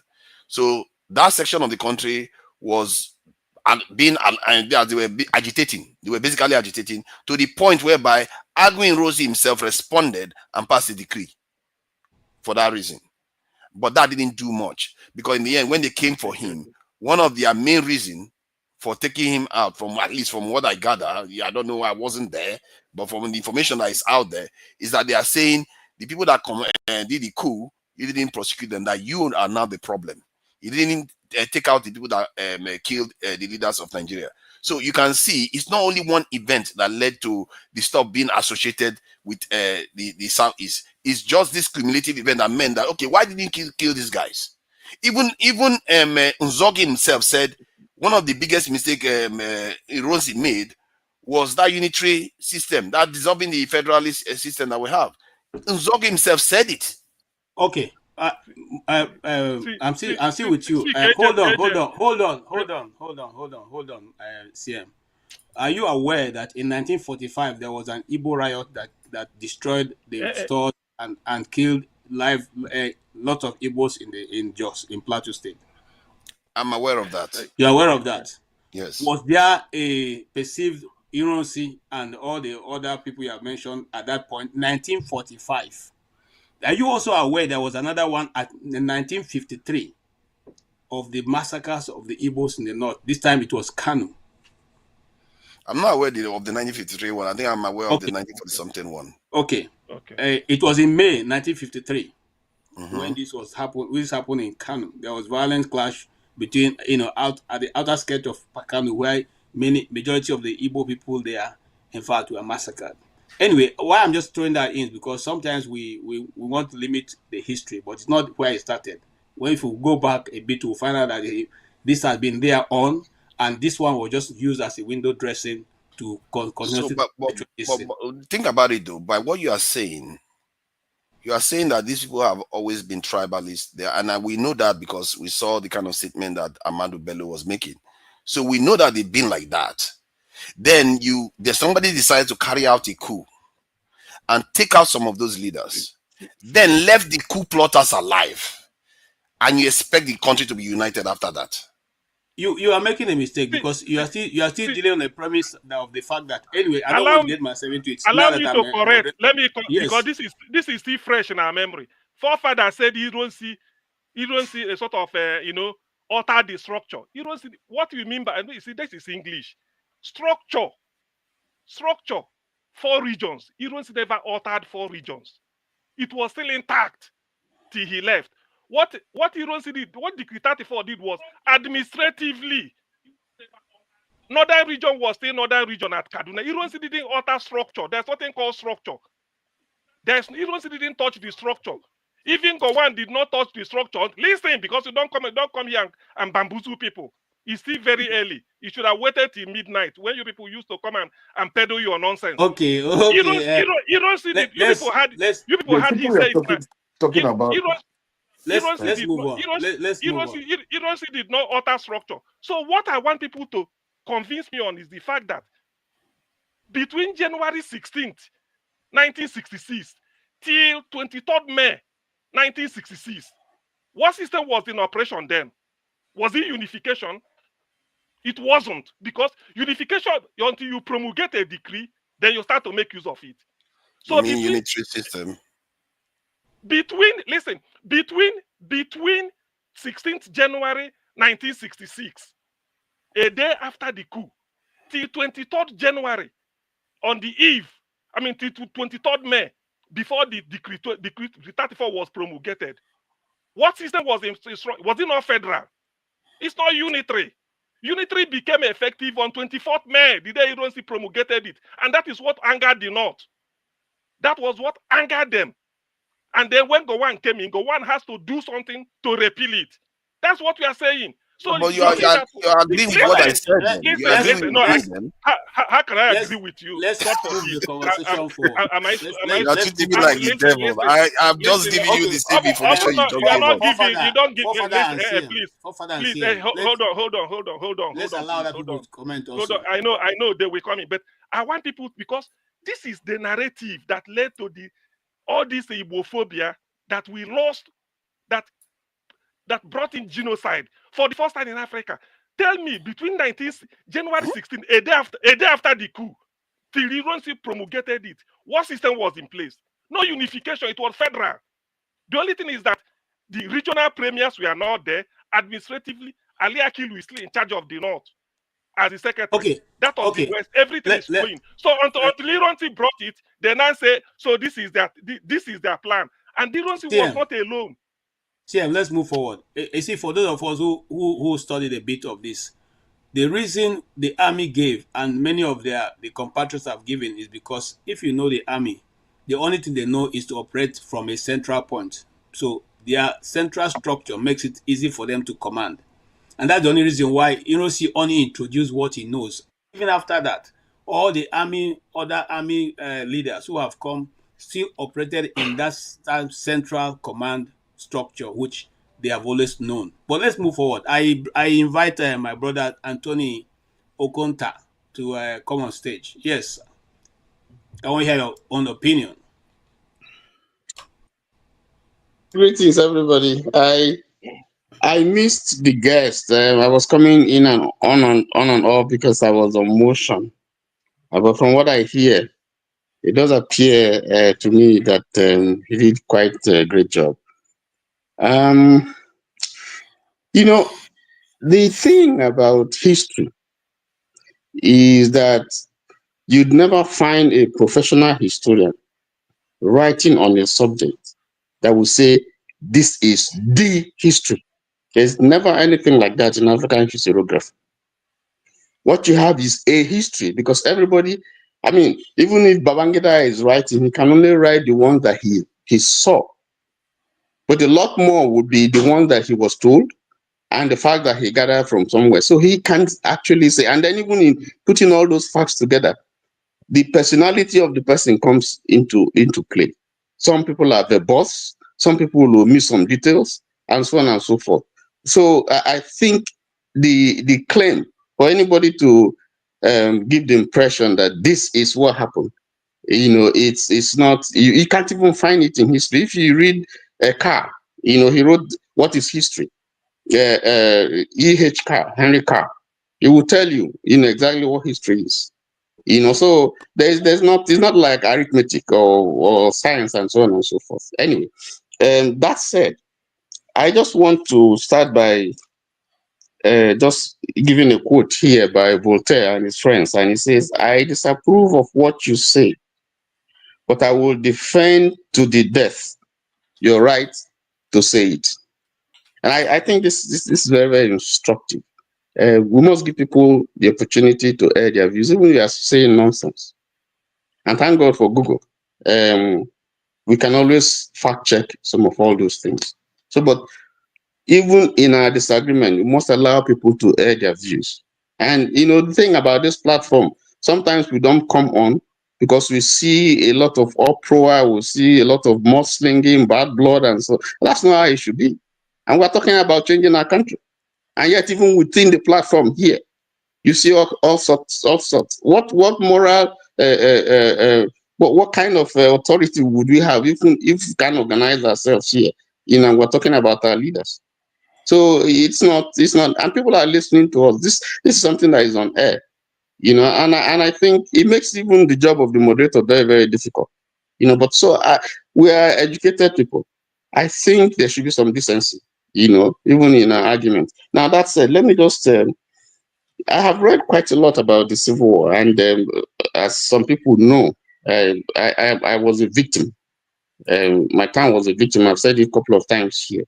And so anything about this Civil War and the coup and all that,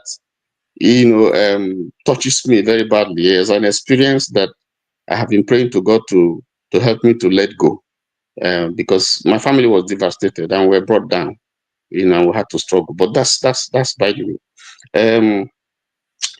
You see, the thing about the IBB's book, coincidentally, is my in-law.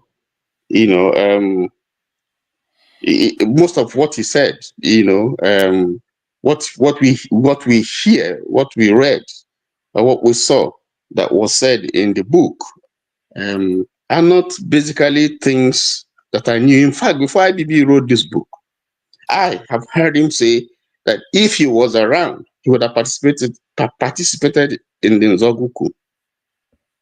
He had said that a long time ago before he wrote the book.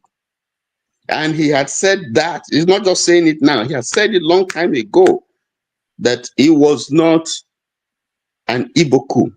But that's by the way, that's a fact that we have always known. But you see, the things that happened after the first coup and the problems that were associated, the failures, Nzogu was very, very bitter that those who were entrusted to carry out certain assignments, for whatever reason, failed to carry out their assignment. There were those who were angry with some politicians and they went for them. There were those who were angry with some military officers and they went and killed them. I read a book that said that there is no bullet wound on the late Prime Minister Tafawa Balewa. Yeah, I agree. There's a book that said he was not shot. He was never shot. Yeah, he was never shot. Yeah. You know, so when people say that he was killed, you know, we need to interrogate that. Because it was not, and I have not read any book where they say he was a mark to be killed. So, but what you hear is that he was killed. He was not killed. Tunde Bakare said they forced him to drink alcohol. Tunde Bakare said that. I don't make things up. Tunde Bakare said it. Was telling. Said they forced him to drink as a Muslim, forced him to drink alcohol. It's all lies. Just all these things, just to paint in the Igbo. Say he said it in his congregation. People had it now.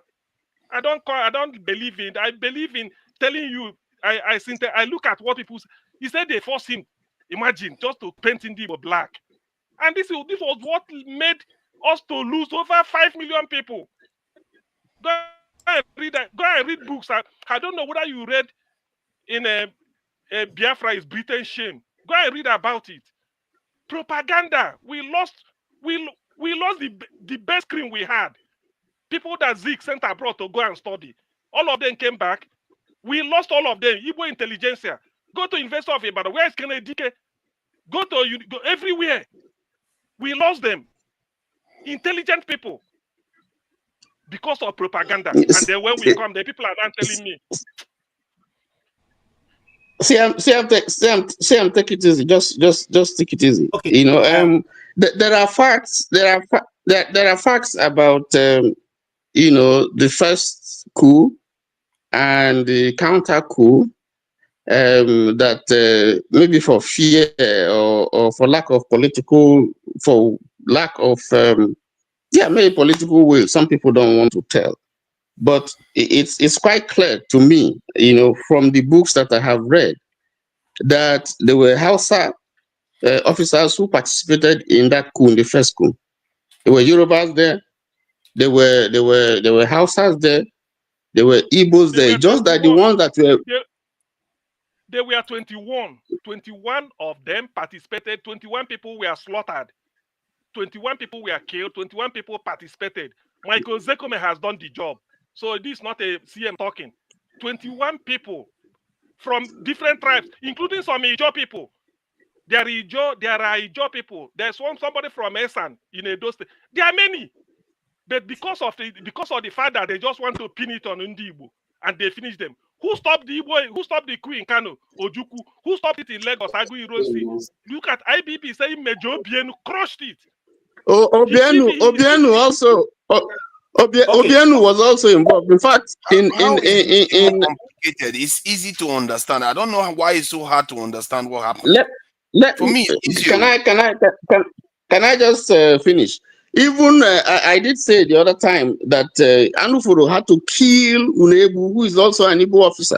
You know, I think he was a quartermaster general of Nigerian Army. He had to kill him because he refused to release the key to the armory. They shot him. Yes. And he's an Igbo man, and they say it's Igbo. So the facts are there. It's not just Babangida telling us. We know the facts. And I did say, if it's an Igbo coup, why would Nzogu be given a state burial, you know, full honors, you know, in Kaduna, if he was that civilian, you know? So but there is something that I need to highlight here, you know, the failure of the coup, the first coup, you know, the partial success that he had in the West, and then the failure of the coup in the Midwest and in the East, were some of the things that started creating doubt, you know, later, not immediately, because from what I read, after the coup, you know, there was celebration all over. There was celebration all over. that over the coup. But eventually the outcome of the coup and the reading that people put into it, based on the outcome, first of all, people started looking, Sadebe was not killed. Yes, Okotebo was killed, who is from the Midwest. Mosadebe was not killed, premier of Midwest. Opara was not killed. Well, there's a reason for that, which people don't accept, because Archbishop Macarius from Cyprus was visiting, and they actually went, but for some reason, and the coup plotters were left alive. That's the one that they said was their biggest problem. Hold on. They were arrested. They were not let. They were not let loose. They were arrested. What do you All do of them to were people that arrested. kill head of states? Apart from Ifaduna that ran to Ghana. Hello. What do you do to people that kill head of states? You arrest them. Listen. You court-martial them. Listen. If you want to hear You court-martial them and get them executed. That's what happens. But 6 months, nothing happened to these people. Hold on. Aguiyi-Ironsi had a very, very short time with you. You see, there was a crisis in the country. And part of what he decided to do was to go around the country and to begin to talk to people, to appease, to bring some stability. Serious? That was what was more. Hold on. That was what, the man is not here. The man is not here to give an account of why he took certain decisions that he took. Anthony, hold on. I want to give some more flesh to what you're explaining. And I'm going to give account from Aguiyi-Ironsi's first son, who was present with him when he was taken away and never came back. Okay? He was the defense minister under Obasanjo's regime. And this is his account. His father, after the coup, they met with the leaders and they asked the leaders, what do we do at this point? They said, no, go about strengthening the West, strengthening the North, and then. So they were the one who suggested to Aguiyi-Ironsi to begin to go from one region to the other to meet with the leaders. Exactly. To go around. Now, that is one. It was on that same tour. Yes. That he was in. They came to meet him in Ibadan. And let me tell you how good that man is. When they were taking him away from his son, this is what his son said. I'm not there. He said his father told him that no matter what happens today, he should never hold it against them. No matter what happens. And they led him away and he never came back. So, gentlemen, when you say these things, I sometimes wonder whether or not the same people. What you are saying, you are making it look like what you said is conclusive. It's not even the reason why the whole problem occurred.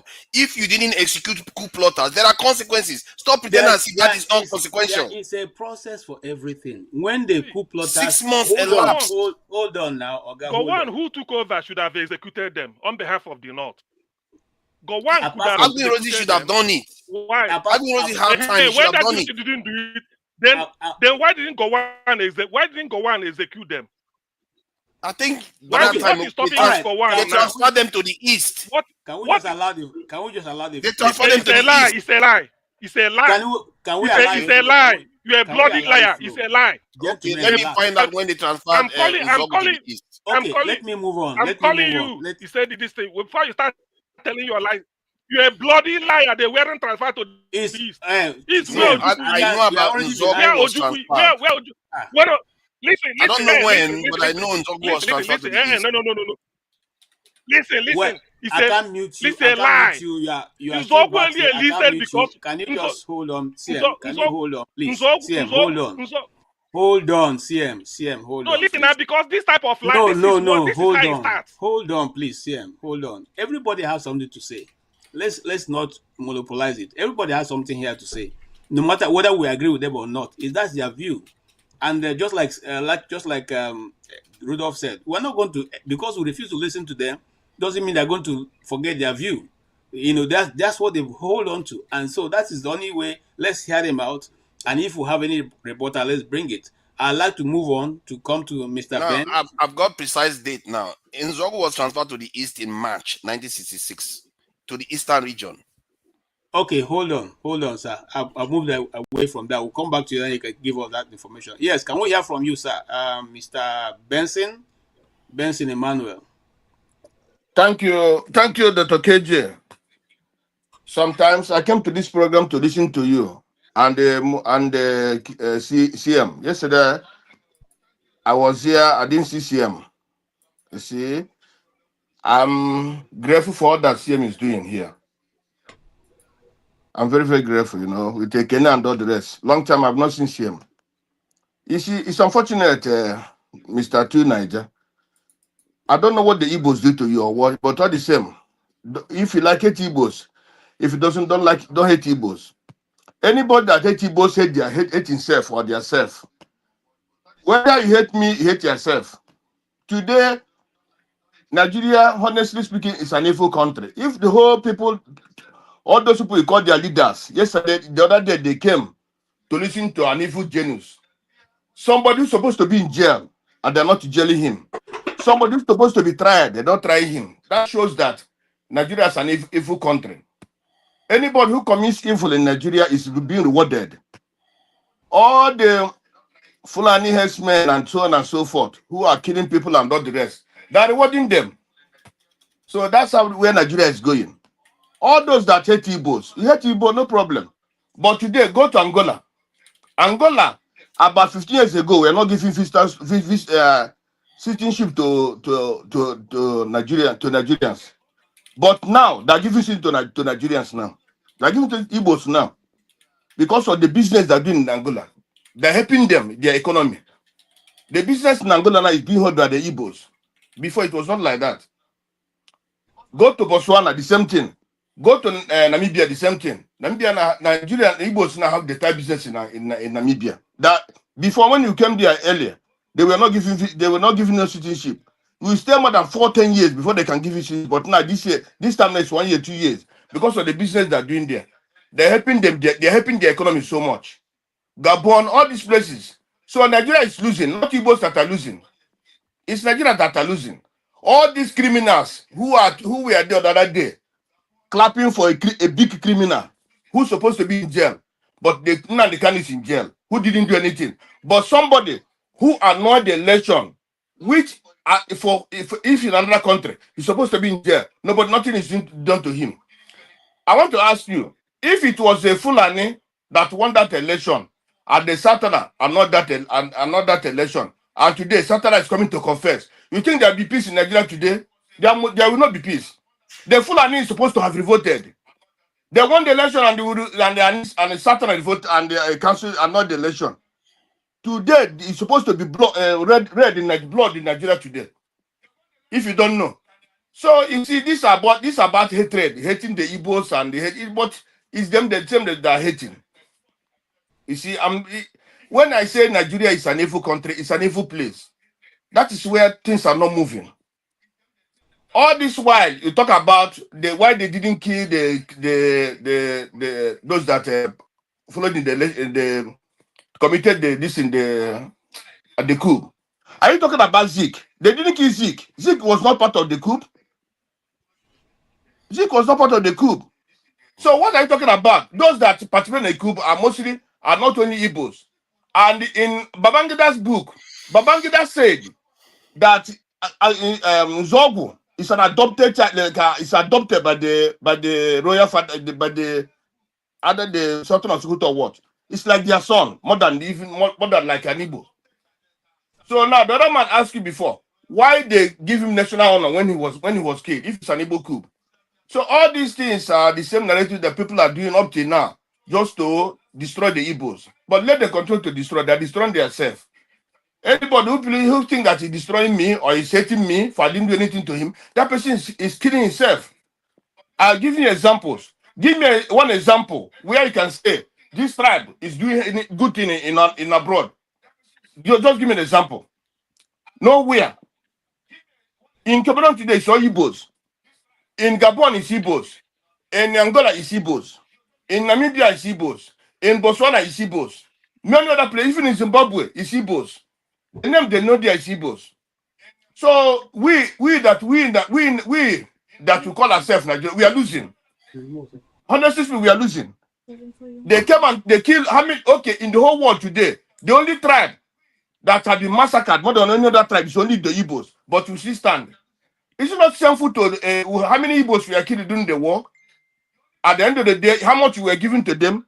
But even at that 20 pounds they were giving to them, today Igbo is one of the richest people in Nigeria. So don't you think that the Nigerians are doing themselves? I don't like to also. You see what CM is saying is truth. You have why I don't come here most of the time is because of AY and you, and the but you see, I look at you people as people who are just growing. It's like when I was growing, I look at when I hear Ibrahim Gambari, hey, I'm shouting, hey, these are Nigerian people doing good. I don't know that these are criminals. When I hear some of these names, I be hear these are politicians. I thought that they are doing good for Nigeria. I don't know that. That's the way you are now. So it's your time. If you like, condemn. If you every time I told you one time, I saw you in Flip Television. You left what you are doing just to call in the morning television, just to call in the morning that day that Nnamdi Kanu must stay in jail and die. I'd ask you, what did Nnamdi Kanu do? I continue to ask you that what did Nnamdi Kanu do to you? But many Fulanis kill millions, but they are giving bail. Tomorrow, Emmanuel Benson, he will deny it tomorrow. Tomorrow I was there. I was listening to he will deny it. Mr. KJ, I've said it to you many times. Why do we? So all these things doesn't help. Mr. KJ, man, just give the kick right now. Why do we struggle to be objective? Hold on. If you have all these things can help you. Hold on. You see, objective with forefather. TM, hold on. This is a book. Hold on. Please highlight me. I'm not giving you. Hold on. Highlight me. KJ, no. When I get your turn, you speak. Please, I don't have control over the microphone. If you can help me stop talking when I say stop. Oh, you don't have control over the mic. Okay, no, I don't have. That's fine. I don't have. You see, when I come here sometimes to talk about. Can you round up? Okay, I'm rounding up. When I come here sometimes, there was a time we used to talk in the night, midnight. We'll be talking, me, him, AY and the Roko and some of them, and Jagun, the one called Jagun. You know, when you're talking, you see what they'll be saying? When I said Fulani herdsmen are killing people everywhere, they will talk of what of IPOB. I asked them, where is IPOB killing people in Nigeria? Where and where? And they never ask themselves, this Fulani herdsmen, who is arming Fulani herdsmen? How can herdsmen be having guns, having AK-47, but you yourself, who is saying don't have? These people you are talking about, they are killing people from Benue State, killing people of Plateau State, and these are visitors. And every day they tell us that they are being into the society, but they say they are visitors. How can visitors come to kill people in Nigeria and then they're integrated into the society? Can I ask you a question? These visitors who come to kill, why are they not arrested? Why are they not killed? So, my brother, I don't come here to answer your questions, okay? I've already said what I want to say. Thank you, Mr. Kenny, for giving the opportunity. Thank you so much. Yes, thank you. Let's go to Mr. Loco. KJ, sorry. I just wanted to say something. Why is it that they don't want to subject their views to just simple questions? Because it helps people to understand where they are coming from. Who knows? Maybe we'll all learn something from it. Mr. Fofoda, I don't want to talk with you. I've already said what I said. Don't go. Ask your question. You said in Nnamdi Kanu should. What is view? What view? Listen, CM, shut up now. You're here. Control over the mic. I don't know why it's not muted. This is the man that said the essence of Aburi report was to say south to southeast. Can you imagine the nonsense? He said the Aburi report was to say south. I don't know why my system is not muting. You ask him, I don't know. who are your parents? So mute CM. For somebody who is criminally minded, can you mute your mic? His mic is immune to being muted. You can't mute his mic. I tried. I saw what? Take him out.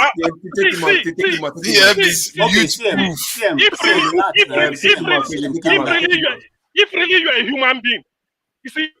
Okay, do you guys want me to end the program? Do you want me to end the program? No. Take him out now. You take him out now. I can't mute it. Take him out.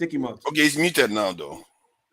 All right. Thank you so much. Please, every other person on the panel, don't just jump up. We're having a discussion here. If you get your turn, whatever you need to talk about, you now say it when it comes to you. I support diaspora voting, please. You have heard the discussion, the ongoing. I don't know if you listen to our guest. You have the right to from what you have heard so far, you can give us your own opinion. Hello, everybody. How you all doing? Happy Sunday to everybody. First, Mr. KJ, please, you try hard because sometimes you want to make me believe that you have some support for somebody like a CM when he's disrupting the whatever. You understand? I know you sometimes. If you want to be hard, you'll be hard. Yes, if you want to be soft, you'll be soft. You'll be soft. So shut come CM. You better shut up. You just shut up. Shut up. Look at this bastard. Is that this bastard you are bringing here? Look at him as a madman, very madman. Shut your fucking ass up. Who are you to shut up? Look at this.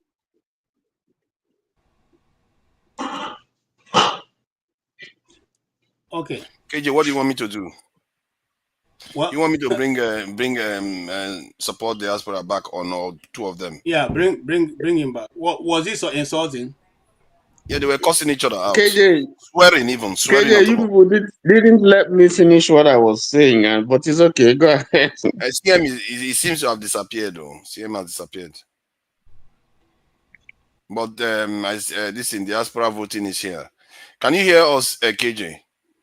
I can hear you. You can hear. Okay, go ahead. KJ can hear them. Okay. Now listen. I want to say this again. I don't like what is going on, and I can just decide to end right away if we cannot have a conversation as mature people. None of our views is going to change whatever the Nigerian government or the Nigerian public is they are thinking. So why can't we be civil with one another? I beg you guys, let us be civil. The specific hatred for the Igbos is not going to change because we are angry with forefather or we are angry with whoever is speaking of KJ. Neither are the people who already decided to be hateful towards me will change their mind because I'm speaking intelligently. So please, let's be civil. Go ahead, Mr. Loco. But Mr. KJ, sorry. Mr. KJ. I'm listening to you. Please tell that Loco or Paco what is him the head. He has no right to tell someone to shut up. That's disrespect to anybody. You can't tell someone to shut up. Mr. Emmanuel, hold on. Mr. Emmanuel, let me respond. Right. You know what? You can't tell someone to shut up. You do this every time. You have to respect yourself. Don't tell someone to shut up. No. Emmanuel, listen now. Listen. First, the way you addressed me just now, you like, I don't know what his name is, this and that. For me, that's disrespect. You understand? You can see the way I called the name, Mr. Emmanuel. I saw your name there. It doesn't matter, but you don't even have right to tell somebody to shut up. Emmanuel, see, not there for the start. It starts from there. You get my point? Why I asked him to shut up is, look, before I even came in, I saw the back and forth he has been having with most everybody, disrupting, not allowing the system to flow. You understand? Even when Mr. Akonta was talking, the same thing, the same thing. Even KJ, it wasn't even like KJ to moderate. And I was even crossed at KJ because KJ is somehow having soft spots for him not to take him out. You get my point? Paco, let me tell you. See, no right thinking Igbo man today will be in Nigeria and be happy. What they're doing to the Igbos, no right thinking Igbo man will be in Nigeria and be happy. So you put stop all these things. You people, I see many of your people here coming to talk before. But since this criminal tribute took over and started using the money of the South and South, developing Lagos and so on and so on. None of it don't come and talk again. Nobody can be and be happy. People ignore these things. Nobody. Benson. But you're not making a good case of you. I mean, is that how to make a case for don't yourself? Worry, my brother. Please. I mean, it's okay. Hold on. No. Listen, just calm down, okay? What is going on? Oh my God! You see, I think to a large extent, you see, sometimes, Mr. Kelly, listen, if people are making case for themselves, sometimes, so like what Father said, this rhetoric is not just I commit one crime one day, then boom, the whole hatred or whatever started. Rhetorics, people spewing nonsense, people out of maybe not thinking with the right sense, they want to maybe say something out. You say it in a wrong way, in as much as you want to claim rights, and you put your first foot out there is wrong. Maybe it's slightly somebody else because you want to prove your right. By so doing, you are now irritating that person, and the person come back at you in another way. You say yes, it's because he hates you. That's why he's shouting at you. Not knowing that it's the way you put it to him first that even causes an issue. I'm trying to tell Emmanuel also, like, look, the way you even call my name, whatever his name is, Mr. Poco, you can carry that, this and that. You don't insult me already, but you are trying to prove a point. Then when I react to you, you say yes because I hate you as an Igbo man. That's why I'm reacting. You get my point? So these are all. Look, whatever you think is a passive Igbo or a certain Igbo hatred or whatever, I'll tell you the truth. This is accumulating something that have snowballed to what it is. The heat that the Southeastern got during the Biafran War, it's by 20%, it's 200 million% worse than what you think the Southeast is receiving right now. But the hatred that is right now, that is boiling in the mind right now, is far more than that the hatred those people have that time. So these are all different narratives. So I would try and tell everybody here, like you said, you'll be talking all these things back and forth over and over again. The issue that brought up this case is this Babangida book that I'm talking about. Whatever it is, for me, my own opinion, the guy should still be in jail, even if he's dead body. He should be in jail, because whatever he must have done, even the umbrella, whatever, or even the whatever with the coup he's participated in, it's supposed to be in jail because it was one of the one who planted the seed to where we are today. You understand? Even if the whatever it has been before then. My own take is this here is simple. Look, whatever has been happening till now, nobody hates anybody. You understand? These are all rhetorics. When I listened to that the book launch or whatever, that I saw everybody who were supposed to be enemy of each other, but they were friends. I discovered to myself, look, it's poor people like us that even insulting each other. If you have money and I have money and everybody has money here, I think our mentality will change. We'll be talking something different. Everybody want to need each other, you understand, for progress, because you cannot do it alone. You understand? You said, Mr. KJ, your wife is what? Ishakiri. And I believe maybe if you have married an Igbo woman, probably your marriage will have crashed. If you have married, I'm not saying, probably if you have married, but it is what it is right now. And you married an Ishakiri woman and your life is better. So trying to say, look, point enemy at somebody, this is your enemy, everybody hates the Igbo around the world. Yeah. If everybody truly hates the Igbo, do you think the Igbo will still be existing today? So those are the rhetorics that I don't like to hear. Everybody hates nobody. People who are benefited, they benefited. People who don't want to benefit, they benefit. And I still tell you today, there are many people from the Southeast who see benefit in this so-called Igbo hatred. Many. Have you dealt with them? No. So why should we come here and point somebody as your enemy? Meanwhile, you have internal enemy that everybody's seeing you haven't dealt with. That means you don't know what you're saying, you don't know what you're doing. So I believe for us, all of us, at least we are still young. If it's so painful that as young as we are, we still think in this direction, it's madness. Whereas if you are older than this, you are thinking of togetherness, you are thinking of traveling from one region to another region to make friends with whoever you want to make friends with, not even dwelling in your own environment alone. You want to travel to deal with somebody else, but yet you are coming here, you are shouting, this one hateable, this one not hateable. Since you be saying it, how have your life changed? Since you will be saying it here, how has our life changed? You are still here. It has not duplicate, double your mansion in the Southeast or anywhere in Nigeria. You are still where you are, suffering, pain, killing yourself to pay your tax in the abroad that you are living in.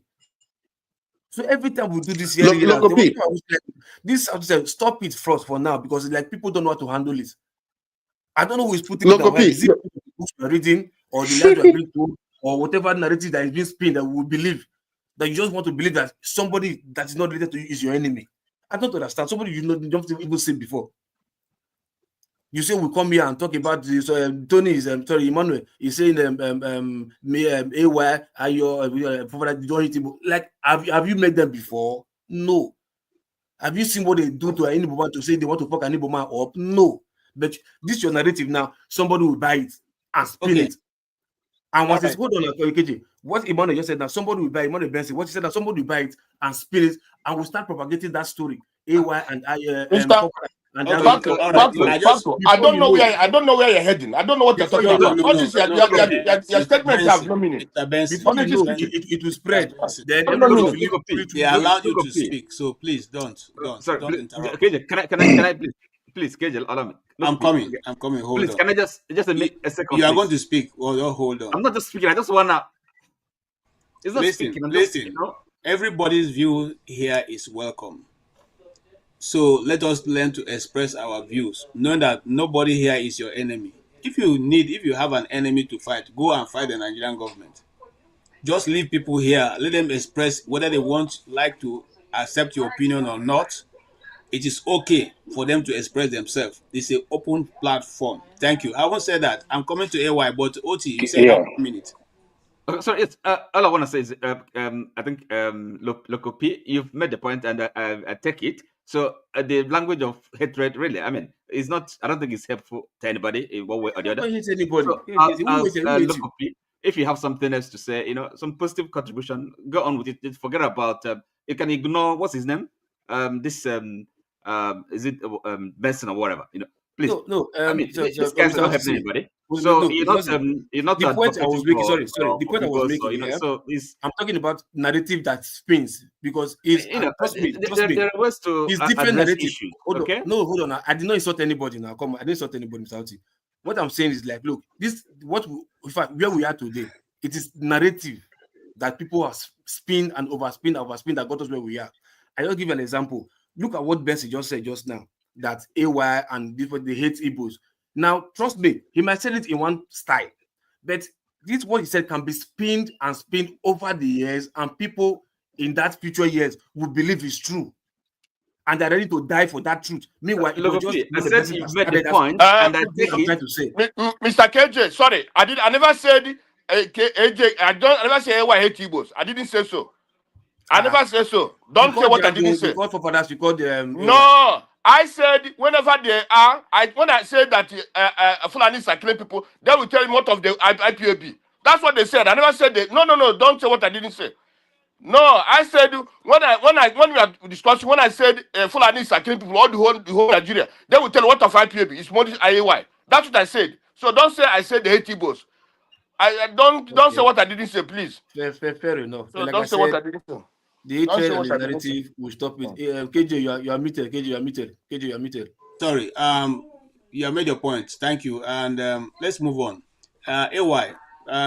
The cards seem to be packed against the Igbos right now, and prosecution is done only to the Igbos. Recently, the chief of army staff said they are releasing about 300 and something Boko Haram repentant terrorists into the Nigerian society who will be getting Nigerian money, and they probably be in the military, and they'll be posted down to whichever part of Nigeria they want them to serve. The question now be, with what have been going on now, and these repentant Boko Haramists, the people they maimed and they dislodged from their communities are still in IDP camps, while they be having money from government and having work, and they will probably also be feeding from government. Do you think that is a equal justice to all Nigerians? Hey, good evening, KJ. Thank you for recognizing me. Good evening, everyone. Actually, part of the reason I was here is because of my brother Bensi Emmanuel. I think he changed his name actually. You the issue of hate, first of all, I need to address that. I have addressed this issue a lot of times. I think it's a way of blackmailing the person you are communicating with. That's not the way to communicate. It's a way of putting fear into people's mind not to speak. It's not done that way. You got to be hopeful. If you are ready to open up a discussion, you got to be completely hopeful. Like somebody like me, I'm not the kind of person you can blackmail because I know my mind. I know who I am. I know where I stand. I will always ask questions. It's very important for me to know. I'm not going to pretend to you. I don't know how to hate anybody. I will never hate anybody. I used to defend myself with this kind of trash talk, but I don't do that anymore. I don't owe you any explanation. If we are different on topic, we are different, right? Even if my mother, we don't agree on everything, so it doesn't matter. However, the point you make, right? Yesterday, I also listened to some kind of conversation about the Buhari IBB book. The person that really spoke about that book that really where I think I stand was Mr. John Abba yesterday. He really hit the nail on the head, because I feel this kind of stuff are just distractions. It's just like the issue, the stuff people are discussing here. Blaming ourselves, Igbo, Hausa, Yoruba, Kini. IBB that did all the dirty jobs that set Nigeria back to Stone Age, he was launching a book. Everybody was there. All the elite in Nigeria, they were there. They are not Igbo, they are not only Hausa, they are not only Yoruba.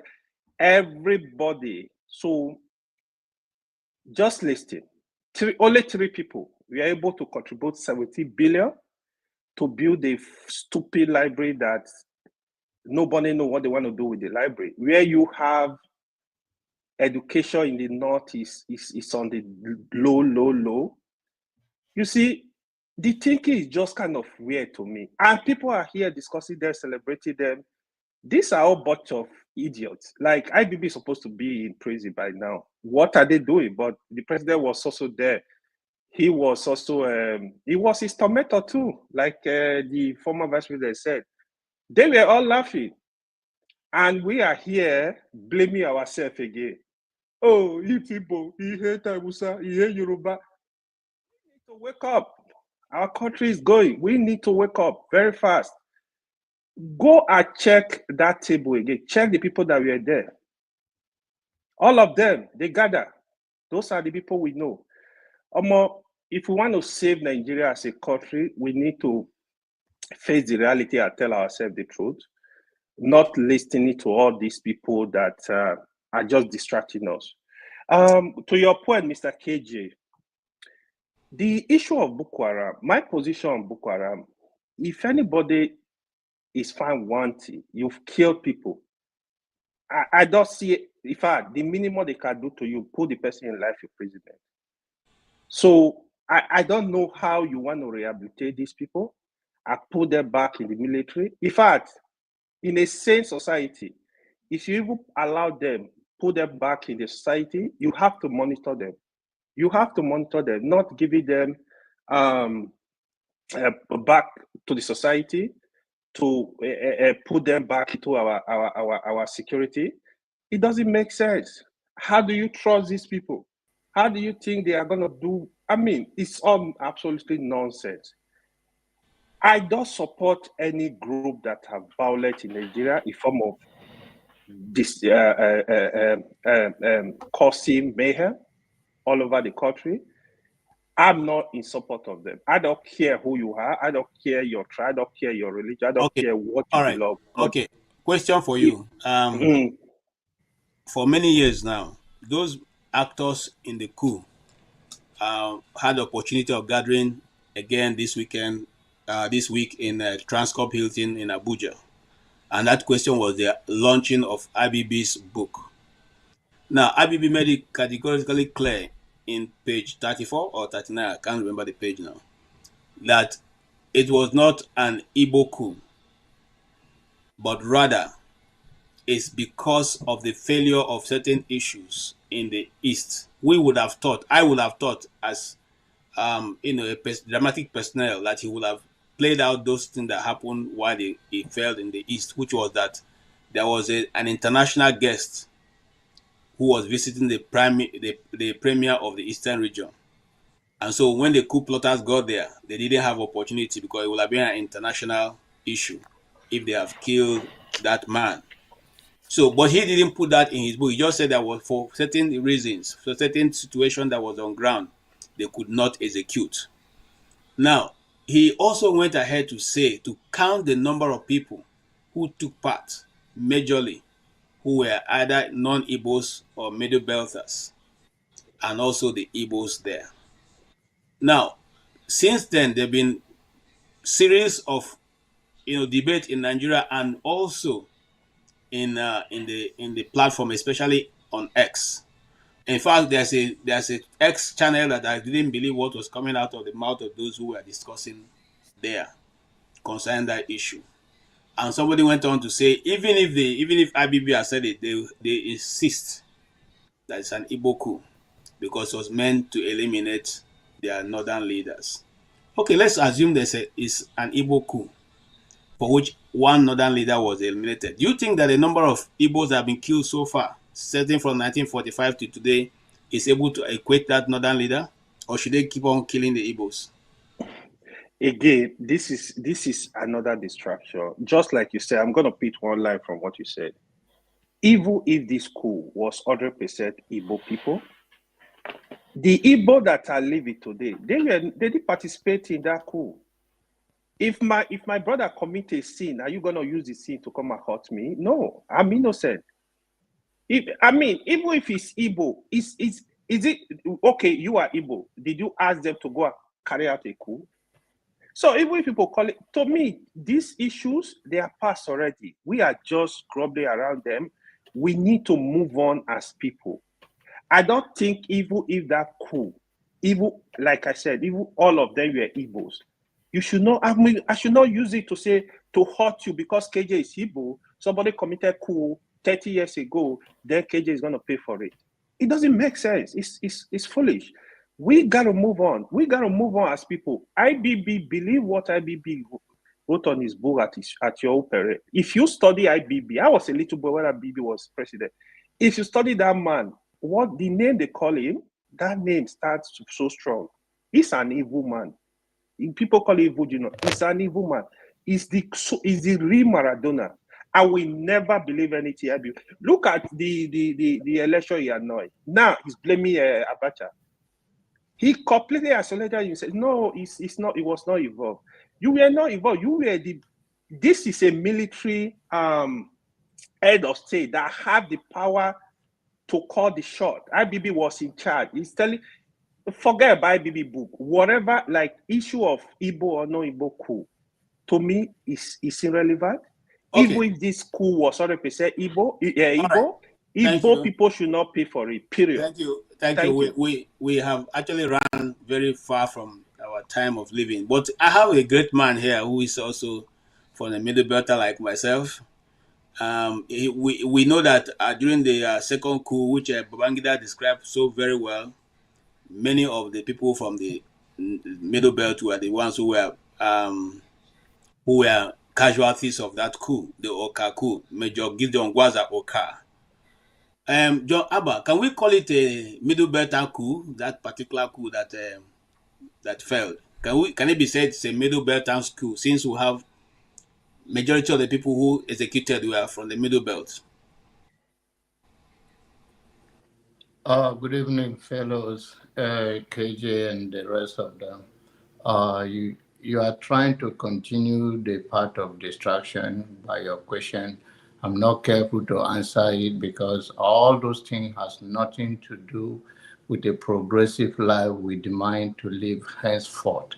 And this buy into the narrative that we're rambling and all of these name calling, hatred and all that. I'm not ready to go there.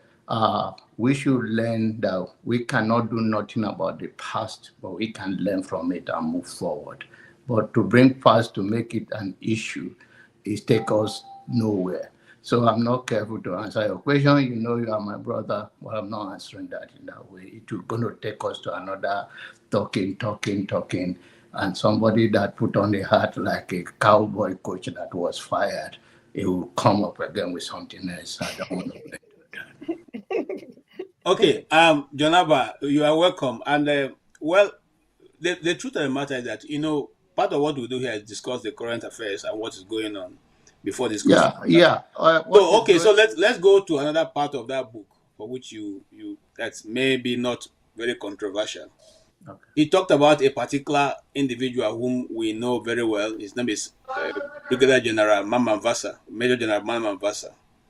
And at the start of his book, he said that Mamman-Vasa was jealous of him and consequently organized to hold a coup against him. Don't know what I have to say about it yesterday. It's only a country of ours and people like us that think that way. Babangida have done his own evil to the country. He committed crime, he admitted it. He was celebrated and billions was raised. And Dele fought for me that exposed the corruption that brought Nigeria to her knees today. went to jail, but he raised billions. This is the country we have, and I am not careful enough. I don't, Babangida, if you ask him to be telling you story till tomorrow, I don't think that man have a way of telling truth all his life. And he has served his time, and history will judge him for who he is, and whatever he put in that book. I'm not particularly about him again, but how do we move forward knowing all of this, and how do we live for our children, and how we work together as a people to build the society that we deserve. Also, he said that it was Mama Vas. Sorry. He said it was Sani Abacha that advised him, that forced him through Tunde Irabo, who is the PA to Augustus Aikomu, that announced the nullification of the election, that nullified the election. He's not man enough in his age to take a full responsibility. Now, I want to find out, did you watch the broadcast of the nullification of that election? Yes. Was it Augustus Aikomu that announced it? It was announced by, Abacha did. No, but it wasn't. It was. I thought that broadcast was made by Babangida himself. No, it's not. But the point is that at this time, whether it's him or at this point of his life, he should not shift any blame. He was the commander-in-chief, and he has the power to do whatever he wants to do. When things like that happen under you, just like we are here right now, all the noise going on that you cannot control it, you don't have control over it, it is you that will be whole responsible. That is how life is designed. If you are not in charge, then you are not in charge. And it will be cowardice of you to be blaming somebody that is dead, or to say somebody that is dead that cannot defend him or herself. So I don't know, only in Nigeria that people like that have a say in our society and get away with it. All right, thank you so much. Thank you. Yes, come to Kene. I don't know how Mr. Kulata got into this thing, but all the same, they are welcome. We welcome all of you as long as it's not insulting. Welcome back, CM. I'm sure that by now you will have cooled off. And also, Kene, we're coming to you. And of course, you have followed the discussion so far. Everybody's view is important, and nobody's going to change Nigeria by what you say. So let us just calm down and discuss like civil people, All right, so Kene, you had all the discussion so far, including our guest, who was able to lay out what has become, of Nigeria from the beginning to this time. What do you say, sir? Yes, sir. Good evening, KJ. And my senior brother, Jonathan, I greet you, sir. I hope you've eaten some pounded yam. Because your people, they only make sense when they eat pounded yam. But this is it. We have a saying in my place that onye ufuobi na kankoso, meaning a hater will get as fast as, will get old as fast as that of a bat, bat, BAT. You can't differentiate a young bat and the old bat. They look the same, very old, tattered. So haters always look like bats. And if you watch out, I don't want to call anybody's name, you see that they have something in common. They grow older than their age. That is what you find out. See, you can't force anybody to love you, right? Even with IBB's confession that the coup wasn't an Igbo coup. T.Y. Danjuma's confession that the coup wasn't an Igbo coup, and a lot of other confessions. The people that actually were active participants of the activity were telling you that the coup wasn't an Igbo coup. You have evidence everywhere, but they'll still find a way to come around and push their narrative, the hate agenda. See, I don't want to, okay, let me put it this way.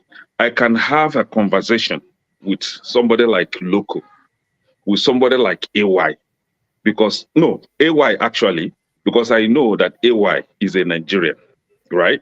But you see, somebody like forefathers and I not be Nigeria. no, yeah, somebody like forefathers and local, whom their identity is not known. See, me having Nigerian conversation with non-Nigerians is very difficult because they are not Nigerians. And I will blame you, all of us here, for even allowing, especially forefathers, to be discussing about our country that he is not part of. You understand? So, and I think forefather is a foreign spy in Nigeria. So we should try to know his identity before we can maybe give him room to discuss about Nigeria. But that is it. See, our guest today, just like somebody earlier said, is a walking historian. He was there before all of us. You know, I don't think these Gen Z forefathers and AY were not. I don't think they were born when these things were going on. But we have our guest who was there, and he was telling us a clear account of what transpired. Still, they will not believe it, you know. And I don't want to say that, you know, sometimes if I look at people and the way they think, the way they hate on their fellow human being, I will just feel pity. You know, I will just feel empathic on these people because it's not their fault. You know, it's what they were taught to believe. And I don't want to say, oh, it was the fault of their parents, because their parents don't know better either, right? It's either they don't know or they are just pure wicked set of people. And they try to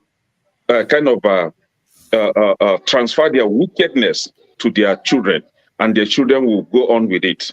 But I think if I should advise this set of people, my advice, you know, for them will be, please, let that wickedness end with you. Do not transfer it to your children, because it will be very harmful on their life. So please, let the wickedness of hate, right, end with you. Do not transfer it to your people. On several occasions here, when things come up against any ethnic group, somebody like me, somebody like CM, somebody like Pansat, somebody like, where's this guy? Oh, I don't think he should, I've forgotten his name. Will always come and condemn that, regardless of whose ethnic group it was, meted on. But we have one particular set of people with common identity. They always hate on Igbos. That is fine. It is not their fault. Last time, the military invaded some communities in Delta State. We all condemned that. We've seen where the military invaded the Hausa community in South Kaduna. We all condemned that. That guy is from is a Nigerian mother, Ghanaian dad. I've forgotten his name. Is a ardent follower of this. Osoja. Yeah, Osoja. Yes. Yeah. So we all condemn that. And when it comes to Yoruba, like the one that IBB now confessed, for example, that Abiola actually won the election and he nullified the election. We're talking about Abiola. Abiola should have been the president because he won the election. But when it happens to Igbo people, we don't receive similar treatment from our so-called brothers. The same people that will come and say, "Oh, let's be one Nigeria. Let's forget about the past." No, we're forgetting about the past. Like Peter Obi, everybody supported Peter Obi. Hold on, we're forgetting about the past. We are talking about the present now. The present is that you are still not giving me the same love. You are not giving me the same love that I've given to you, that I always give to you, right? But like I said, I wouldn't blame AY. He's just a baby that are parading around. And I wouldn't blame Loco too well. You know, he's informed Nigerian. But you see this man or this guy, forefathers, he's not a Nigerian. Like, so we should learn to live. Me, I can live with any type of person. If you're good, I'm good to you. If you're bad, I'm badder. If you're a devil, I am the Satan himself. So I can live with anybody peacefully, no problem. All right.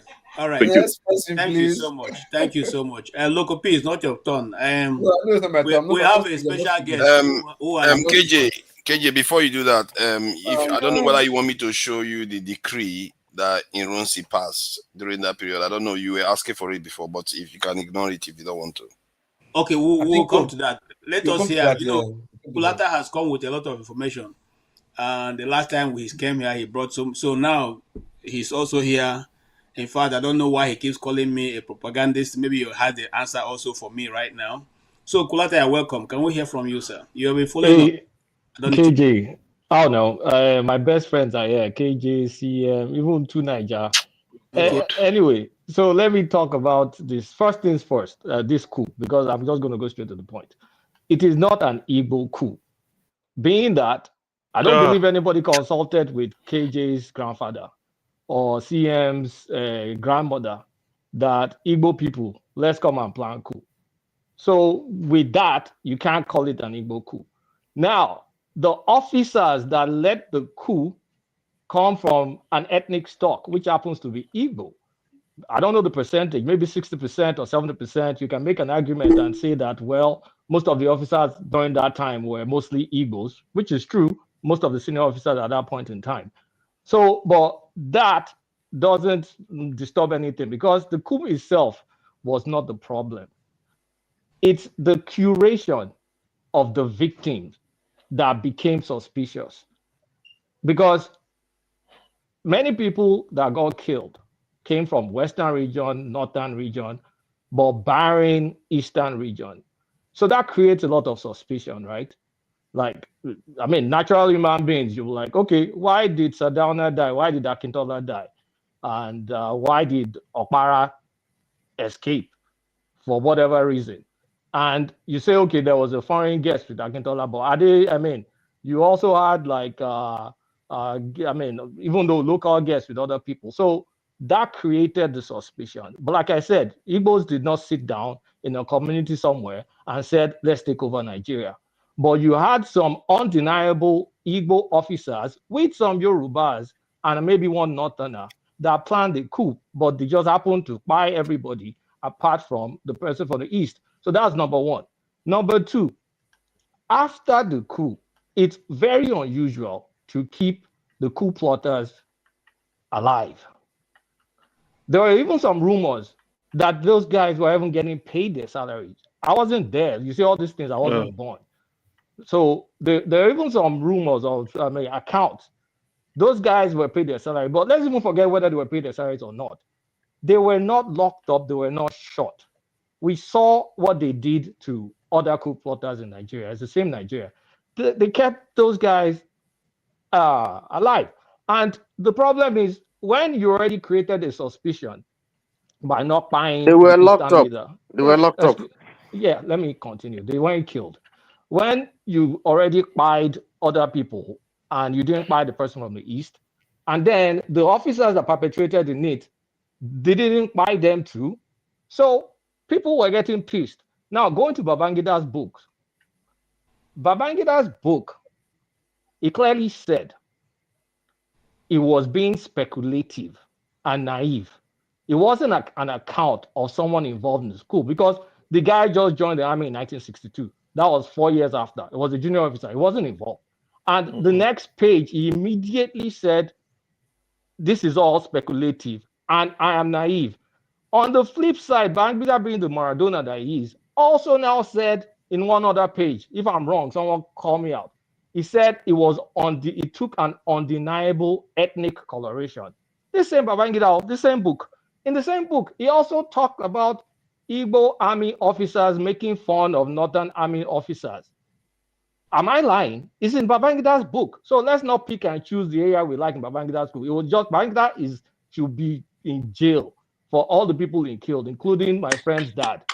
So let's not stop all these things. It's the same book that I wrote all those things, but we want to cherry pick one part from someone not involved in this. So what I'm going to say is none of us were involved in the coup. Like I said, there was no group of Igbo association that said, let Igbo come and take over Nigeria. It was just some misguided army officers, largely Igbos, that disrupt the country, because since that time, Nigeria has not been the same. And regarding what CM was saying, decree number 8 is the 1967 decree that superseded decree 34, not decree 9. It's decree number 8. You can check it. And I mean, I will appreciate if you can just say you made a mistake. Because so when was NBC? No, when Sam, was hold NBC on. founded? Sam, hold on now. Just hold on. Hold on. I mean, it's okay if you say it was a slip of tongue, because 8 and 9 are side by side. But I want to reinforce that as long as all your parents, people that are Igbo, I have Igbo family too, they weren't involved in this. I'm not going to call it this. But you can understand where there was a lot of suspicion. Kulata, I'm coming to you. Now, so like I asked earlier on, since the Mamman Vasa, or Lieutenant Colonel Dinka Oka. Gideon Oka. Yeah, Gideon Oka was mostly of middle belters. Why didn't we call it a middle belter coup? Why didn't you give it ethnic correction? Since most of them some people did. It's the same. Some people did, by the way. It's the same way whereby you call Fulani herdsmen. Why don't you call it just herdsmen? I mean, why don't you just call it herdsmen? Why do you have to call it Fulani herdsmen? All of us do this thing, and it's about time we stop it. Because that is it is the same. It is the same logic. People that go into the farms, is it all Fulanis that buy people? Is it all Fulanis that are Bororo? What about Fulanis? How do you think they'll feel? How long did it take from the time of that coup and the time of the execution? How long did it take? Do you remember? The time of the coup, what execution? Execution of who? The execution of the coup. The planning of the coup and the execution. Yeah, not the execution. No. When they caught them and when they executed them. Hold on, I want to give you. I want to clarify now. Okay, hold on. The coup plot and the time it failed, and from the time it failed and to the time they were taken to the firing squad, how long? Do you remember how long it took? That was in the 90s. I was in university then. I can't remember. If you can remind me, I can't remember. But I know I can't remember. But there's none of those things that took less than 6 months. Go and check, because the first of all, I really don't remember. I have to check. We investigate, and then they will take them through court martial if it's done properly, and then through that court martial, you all have your own lawyers. Some of them have military lawyers and all that, and then through that process, when it's finished, it's taken to the Armed Forces Ruling Council that approve whether either accept the judgment or otherwise. So let me ask you a question. I'm simply saying that if you say, like some forefathers kept saying that Aguiyi-Ironsi didn't take any proactive step towards it left them alive instead of immediately executing them, you have to first and foremost give them a fair hearing, and that's what all of them that I know have that through the Dimka's coup, they are all taken through fair hearing. The second coup were all taken through fair hearing. That is the one that didn't succeed. The ones that can I ask you a question? KJ, please, can I ask one question? Yes. Let me those who kill the head of state.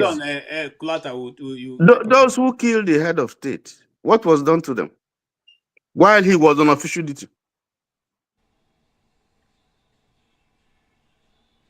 They were giving up. Let me answer that question, please. No. Let me answer it. Let me answer it, please. Let me answer it. Those that killed Ironsi because Ironsi was a cockroach, those that killed him, get all you well. Look at T.Y. Danjuma today. Major Adamu and what is it? Adamu Agbai. Forgotten.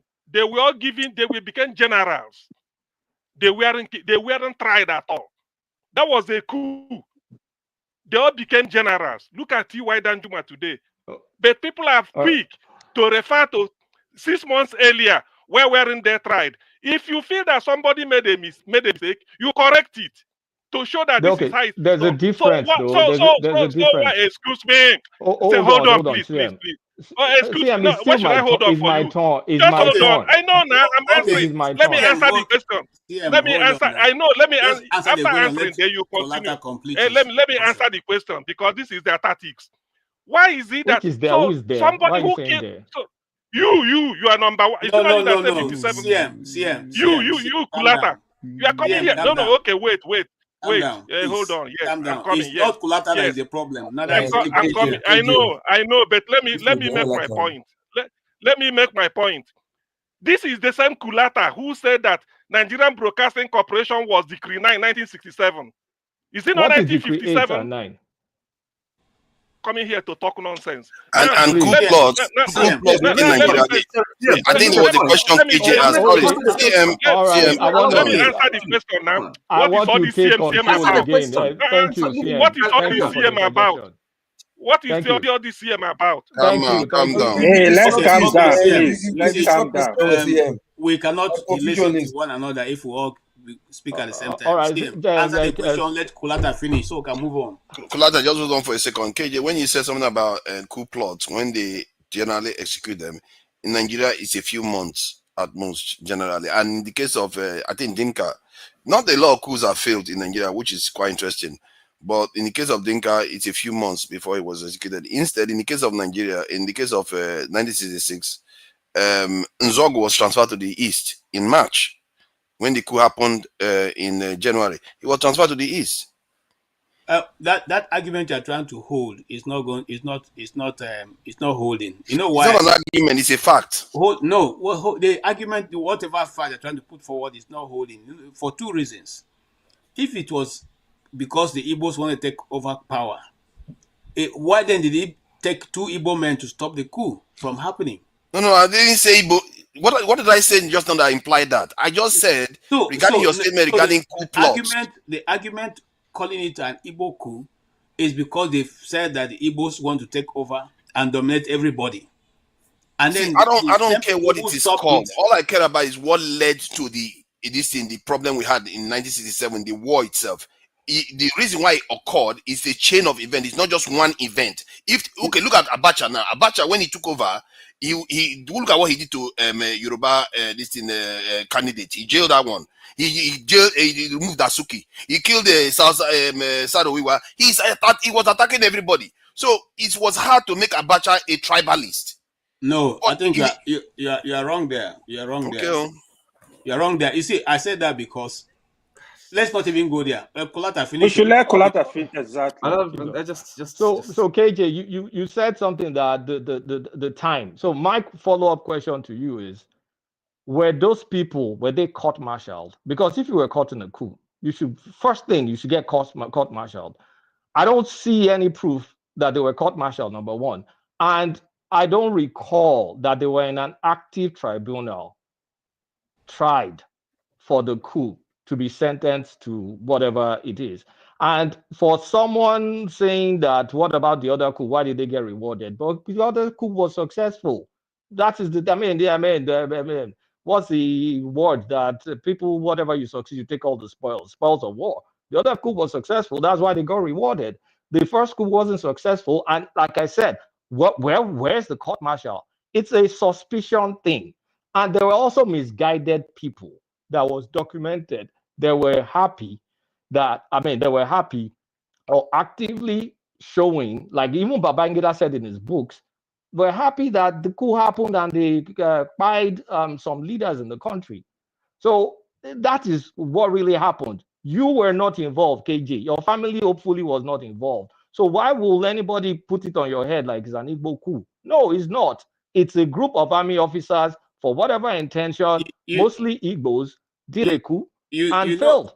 You know why some of us sometimes discuss this to an extent. And I'm lucky. I say I'm lucky because I was able to meet certain people who took part in the war and who gave me a lot of literature to read. I give an example and a blessed memory of Kalu Okpi, who is a writer, a well-known writer. If you used to read Pesetas, you know Kalu Okpi. I know Kalu Okpi, yeah. Okay, and then he gave me the one of the major book I have on the war. It was given to me by Kalu Okpi, which is The Dogs of War, which was Frederick Forsyth. Frederick Forsyth. We have that book in my house. It is as big as it. I'm sure you know how big it is. Yeah. So he gave and like he said, an unbiased analysis of what happened from both sides. But that's not where my question is. Where my question is this: was that the first time the Igbos were killed in Nigeria? No. No. There were those pogroms people in 1945 in the 40s. Yeah, those are 45, 45, and 53. Those people who were killed at that time, was their life worth anything? Well, was anybody court-martialed? Was anybody put in prison? No, because the was death anybody that taken time to the court to be prosecuted? The death that time was mostly a civilian affair, right? In the 40s. So in the civilian, hold on. It was a civilian affair. Now, whether the British were under control, even in the northern region then. So I don't know if they prosecuted people. I want to believe any law enforcement person, British or not, should have done something about it. But did it happen in 1945? Yeah, it happened. Now, in the same 1950s and 40s, I'm trying to bring out why you have this suspicion. Zeke said he wanted, I don't know, I'm just paraphrasing here. So if anybody has a correct phrase, correct me.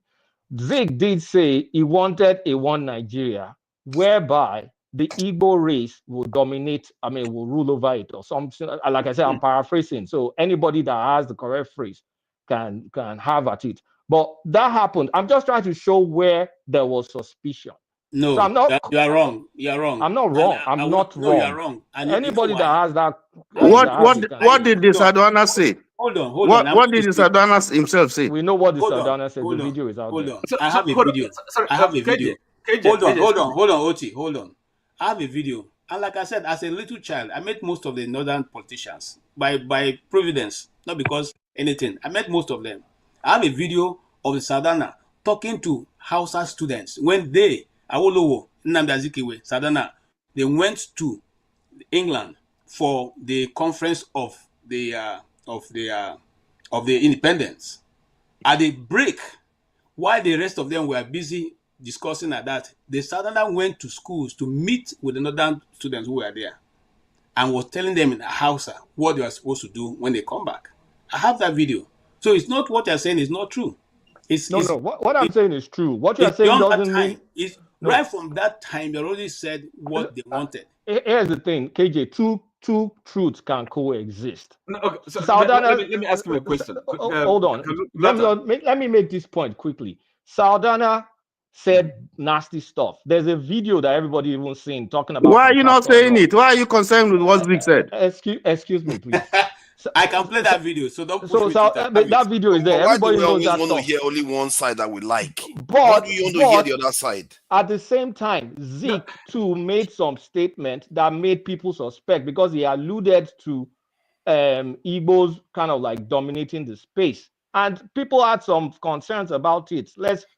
Both can be right. From what I gather, that statement it wasn't true.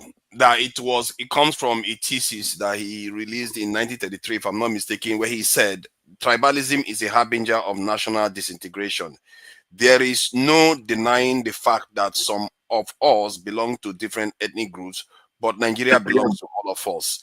That guy is a nationalist. No, that's not what I'm trying to. See, that's even where I want to go to. I don't know because from what I gather, they are saying no. He didn't make any statement. No, that's not the reference I'm making. It's a different. I'm speaking now. Can I ask him a question, please? No, I'm coming, sir. I will ask a question. I want to tell something, Kulata.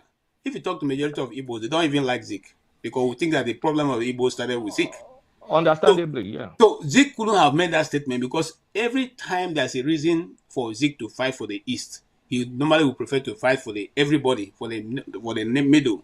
When Awolowo approached him to form a government, he said, "No, let us not leave the Northerners out. Let's rather bring the Northerners out." That's the reason why he would rather align with NCNC and MPN than to align with Awolowo. So for the Igbos, those who study the history and what has played out, most of us end up not even liking the man, So that's my own Yeah, opinion. why would you like a nationalist? Tribalists always hate nationalists. That's Not the because he's a nationalist, but because he preferred. I really don't like. I don't like Zika either because. Well, I think Zeke, Oti has a question for you. So let me. Okay, Oti, sorry, go ahead. Sorry. Now, with all this, you're referring to if like questionable, references, quotations, and statements. But what exactly, is the conclusion you're trying to draw from all this? Okay, the inference I'm trying to draw. Hold on. I'm trying to replay the events of 1966 that made people suspicious. I first started with the nature of the coup. Whether you had more Igbo officers or whatever, the facts remains that when they executed the coup, we know the victims that got spared. We also know that there was no court martial. There was no court martial and there was nobody got killed. Whether it was justified is a different question. Hold on. You asked me a question. Let me answer. Yeah. And I'm trying to replay that. This is why people felt the way they felt. Okay. And KJ also brought the fact that pogroms already added in the 40s. So that means we weren't really united as of that time. So any little trigger, especially killing the Sardowner, will make them flip. And that's exactly what they did. They flipped. Okay, so the question for you now is: are you saying that given all this, all the suspicions or the grounds or lack of grounds for all the suspicions, are you saying that what happened, the war that was waged against the Igbos was somehow justifiable? The people, I've not even Okay. Let me read. I think Kulata has a point. I just found information. Let me just share that information. This is very quite. Let me answer the question you answered. Okay, Hold on, Oti. I have not said a word about the war tonight. Not a word. But so what is it? Don't put words in my mouth. No. But you see, I didn't say anything about the civil war. Okay, I think this is the quote you meant. Excuse me. But we don't make statements. No, don't excuse you. Let Tunaja continue. What is the reason? I didn't say anything about the war, so don't push the war on me. I don't have anything. Just hold on. Let me just read the statement he was implying that Zeke made before. I don't know whether this is true, but if it is, you can see why you tend to have some problem. It says, it will appear that the God of Africa has specially created the Igbo people to lead the children of Africa from the bondage of the ages. Now, there is another quote in 1940. This one was the first one I just read was from 1949. In 1940, it said the Igbo people travel far and wide and adapt to their environment, making them natural leaders in various spheres. I don't know whether that one is anything. What's wrong with that? There's another one again. Tribalism is the main obstacle to that was the one way. Okay, hold on. Tribalism is the main obstacle to the country's progress. Nigeria belongs to all of us, and no ethnic group should dominate another. So he did balance it out. And that one is 1953. All these things, kind of looking for references, sources, to justify something. That's what the inference. What exactly is the inference? I don't know why you are making an inference that anybody. Okay, let's KJ, let me say something, please. We have discussed this enough. Let's move on. No, but see, I want to know what point are we trying to make? No, we have exhausted all the points. Let's move on. We're analyzing. Nobody's justifying any war, so don't put it on anybody. Let's move on. But somehow it seems to be the project or it's okay now. Gentlemen, let's move on. Azoti has his turn. Sorry? Oti, has his turn. Yes. Oh, okay. Unless you want to speak again. You have had your just kind of KJ, 30 seconds, please. Anyway, don't go and bring another thing now. No. What I wanted to say, right? Honestly, I would have really loved Kolata to give us that reference. Because in my understanding of Nigeria, right, the forefathers, I think Zeke was the only nationalist I know in that country. To be honest, I'm saying it without no apology. But if I would have really loved if Kolata can reference that book, because you heard KJ now. I know a lot of Igbo actually hate Zeke, and that was a single reason. What KJ said, because somebody like KJ will not like Zeke. No way, it's not. A lot of people that hate. Somebody like KCM will not like Zeke. It's not gonna happen. I'm not like somebody. It does not equate to hating them. They may not like his politics, but it doesn't mean they hate him. Listen. And I said this with somebody who. I usually say it. He's the only nationalist I know in that country. And then yeah, but if he made this statement, that is yeah, a then very, you very can question a inflammatory lot of statement. things. Yeah, it's a Exactly. very, very I agree. inflammatory statement. What statement? Yeah, that first one What is like the Kolata one I said. consider Is quite it worse than inflammatory. what The other okay, two is not very no, but is it consequential. worse The than what first his one is contemporary very said? His Let me tell contemporary. you something, forefather. So all these things are just kind of I don't know. You know, It's just, for Zik, Why are you dismissing it? for Zik, no, but I'm is it worse coming. than what others said? Yes, for Zik, Yeah, ask for, yourself. So come for on, Zik. we really have to be honest and fair-minded. What are we talking about? You see, if I pull out that video, those videos I told you about, I have those videos. I'm a journalist. I have so many of those videos. So, Please play so those I can videos. pull Please play them those out videos. We're learning. so you can Play hear the them videos. from the people who Isn't will that say Amadu Bello nationalists. And Amadu Bello says certain things you don't want to hear with your ear. Don't bring it out. We Don't all bring know it that out. video. I So think let's everybody not has leave seen it. that video. Let us leave it and move on. Now,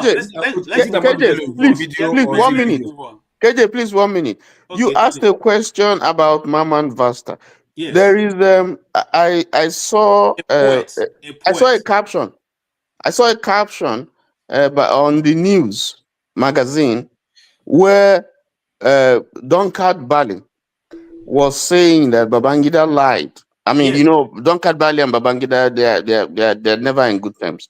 Donkat Bali said that Babangida has had hatred for Maman Vasta, and that he was kind of exonerating Maman Vasta. It's on the front page of the news. Maybe you can Google it. It's there. Yes, So, I agree with you that I also know when that rumor was carried that Mama Vasa, Donka Bali, who invariably I don't like very well for one reason.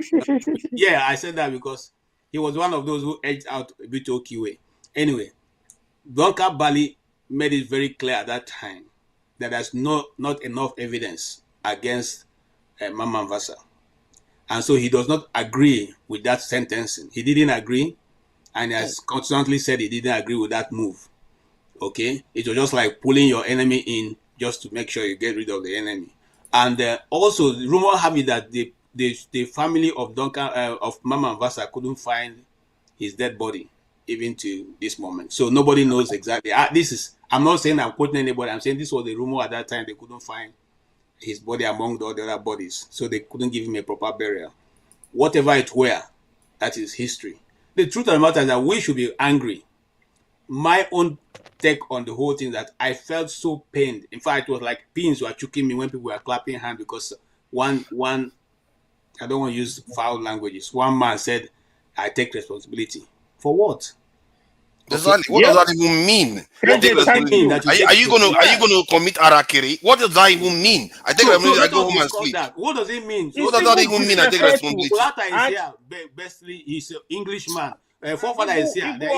Please tell us, what does it mean? I really don't like that term. What do you mean take responsibility? You waited until you are old age. You are about to leave the world, and you say take responsibility. What does that mean? Sorry, Forefather. KJ, ask yourself, if Abacha was alive or dead, will he say Abacha? That man should go. Listen, this is so annoying. It's disrespecting all I'm going to say they should go and tell us what it means by all I'm going to say is poor Abacha, and that's speaking volumes. Poor Abacha. Everybody is dumping on Abacha because all the refugees on Abacha said, but not like Abacha was not a bad guy. But Babangida, I think Babangida pied more people than Abacha. I don't want to say a personal story of mine. I said it on another platform. I'm not going to repeat it here, especially without my face showing. I personally was affected. My friend, his dad was spied. His dad, I went to a military school. His dad was spied. I went to school with some of the kids of these people, even though it was a government military school. My friend's dad was spied for not even being involved in a coup. They spied him. I wonder how he feels now. I'm actually going to contact him. How it feels now for Babangida to come out and say this nonsense. I felt, I mean, it's stomach churning, especially if you were with us in the 90s, that our schools got disrupted because of this idiot of a fucking guy. Sorry for my French. So it's now, honestly. Kolata, you can feel what I felt when I was talking about my biology teacher, Mrs. Ben Ekele. Ben Ekele was a group captain. Ben Ekele. who was one of the best MiG pilots ever, who the Russians were ready to pay for to take him over, and they refused. Do you know a generation of army officers that this guy murdered Of the in a best, plane crash? Some of the best Don't mind him. officers. He's coming here. People are clapping, listening. And they are clapping for him. Very annoying. I swear, very annoying. He actually let's disrespect the other. It's just like the other time when he came out, he wanted to contest for president. That man should just ask God for forgiveness and just shut him out. So let's very annoying. Well, Loco, I'm coming to you. What does it mean to say I take responsibility? Deflection. Oh, deflection. Yeah. So why were they all clapping this, hands? yeah, Why all were these they razzmatazz, yes, all these razzmatazz that you think has been going on, blame me so that I will take you to the grave and you will live in peace thereafter. That's for me, that's just deflation. I ask this question again, as I'm trying to round up this topic. Mr. Ike, is that enough reason for us to forgive him for all his crimes? Remembering that it was IBB's era that this settlement settled him. It was his era that he came from. So is it enough that he takes responsibility for all that happened in Nigeria to the time he led for 8 years? I think the healing process of IBB should have started a long time before the launch of his book. The healing process, is starting with Abiola's family. It would have been a very long process before now, right? And there are so many things like the issue of Dele up to today. It is one of the mysteries that Nigeria can never know what happened. And this is one of the hardest secrets I've ever seen in my lifetime as a Nigerian. And he denied it. He said he doesn't. And up to today, nobody can give account of what happened to Dele, right? So for me, KJ, honestly speaking, I think that for everything this man and his group did in Nigeria during their time, what is the difference between what Buhari and what this present government is doing now? What is the difference? The people that have died for 8 years of Buhari's administration and the people that have died in this present government right now, people that are dying innocently, people that are disappearing in Nigeria right now as we are speaking, people that are losing their life every day. It's the same blood that we are sharing, right? So people are saying, like everybody said, arrest him, put him in. Who is going to arrest him? The whole people that are there, who is going to arrest who? Who is going to arrest Babangida in Nigeria right now? Who? That's 1 million. We have to be honest, my brother. No matter how painful what this man and his group did, but the question is this: who is going to arrest him? Which Nigerian man that his hand is clean that is going to arrest Babangida? Because he connected everybody. He soiled in the hands of everybody. He'll bring you, make you what you want to use, commit you commit one thing, he push you aside so that you will continue to support him. So when we talk about arresting this man, who is going to arrest him? Look at the crop of people who surrounded the table, right? Who is the person? What I said on Saturday is this. My own personal opinion. Abiola should be recognized as the former president of Nigeria, and every entitlement that all the past president of Nigeria is enjoying, he should begin to enjoy it with his family. No, it doesn't work that way. I'm coming. This is my opinion. I'm not telling you that that's what they're going to do. I think it's only fair. I think there's logic in that. Allow me to finish. Why don't you allow me to finish? Okay. I've been quiet all this while. Everybody, yes, we please, have been arguing unnecessarily. Go ahead, Ike. Go ahead, please. I said it's my own personal opinion. Because now that, even though we know, but now the man in question, the brain behind everything, even he went as far as bringing the result and numbers and how Abiola won the election. So if it is true, then whatever entitlement that, because now he's a late former president. Because Babangida, he was never elected, but he's called a president. Abdusalim Abubakar was never elected, but he's called president. And he's building a national library, which is not an elected president, but he's building a national library. Where have he ever done? Where is he done? So we have to be, sometimes you have to be honest. You have to just face fact, right? So my point, my personal point here is everything that this man did, there are people that did that thing with him. Most of them are still alive. Some have died. Where do we get the fact? Now he pushed it to Abacha. Abacha is gone. Where is Abacha to defend whatever this man is saying? And there are so many few people who are still living that he used, perpetuated all this crime and all this criminality and all this heinous crime. They cannot speak because he soiled the hands of almost everybody. Maybe if Mustafa would have still have something to say now, he's still alive now. Mustafa. Yeah, Mustafa was a boy, man. I think that point that Ike made is a powerful point. If he was made a former president, that would be a very good way of. Okay. Can you guys allow Ike to end, please? He has been very quiet. Let me ask you a question. Let's see. Now, if you hold on, Oti, let Ike finish. Ike, finish your point. But I have a question for him. I have a question for him, please. Okay, ask him the question so I can finish. Now the question is this.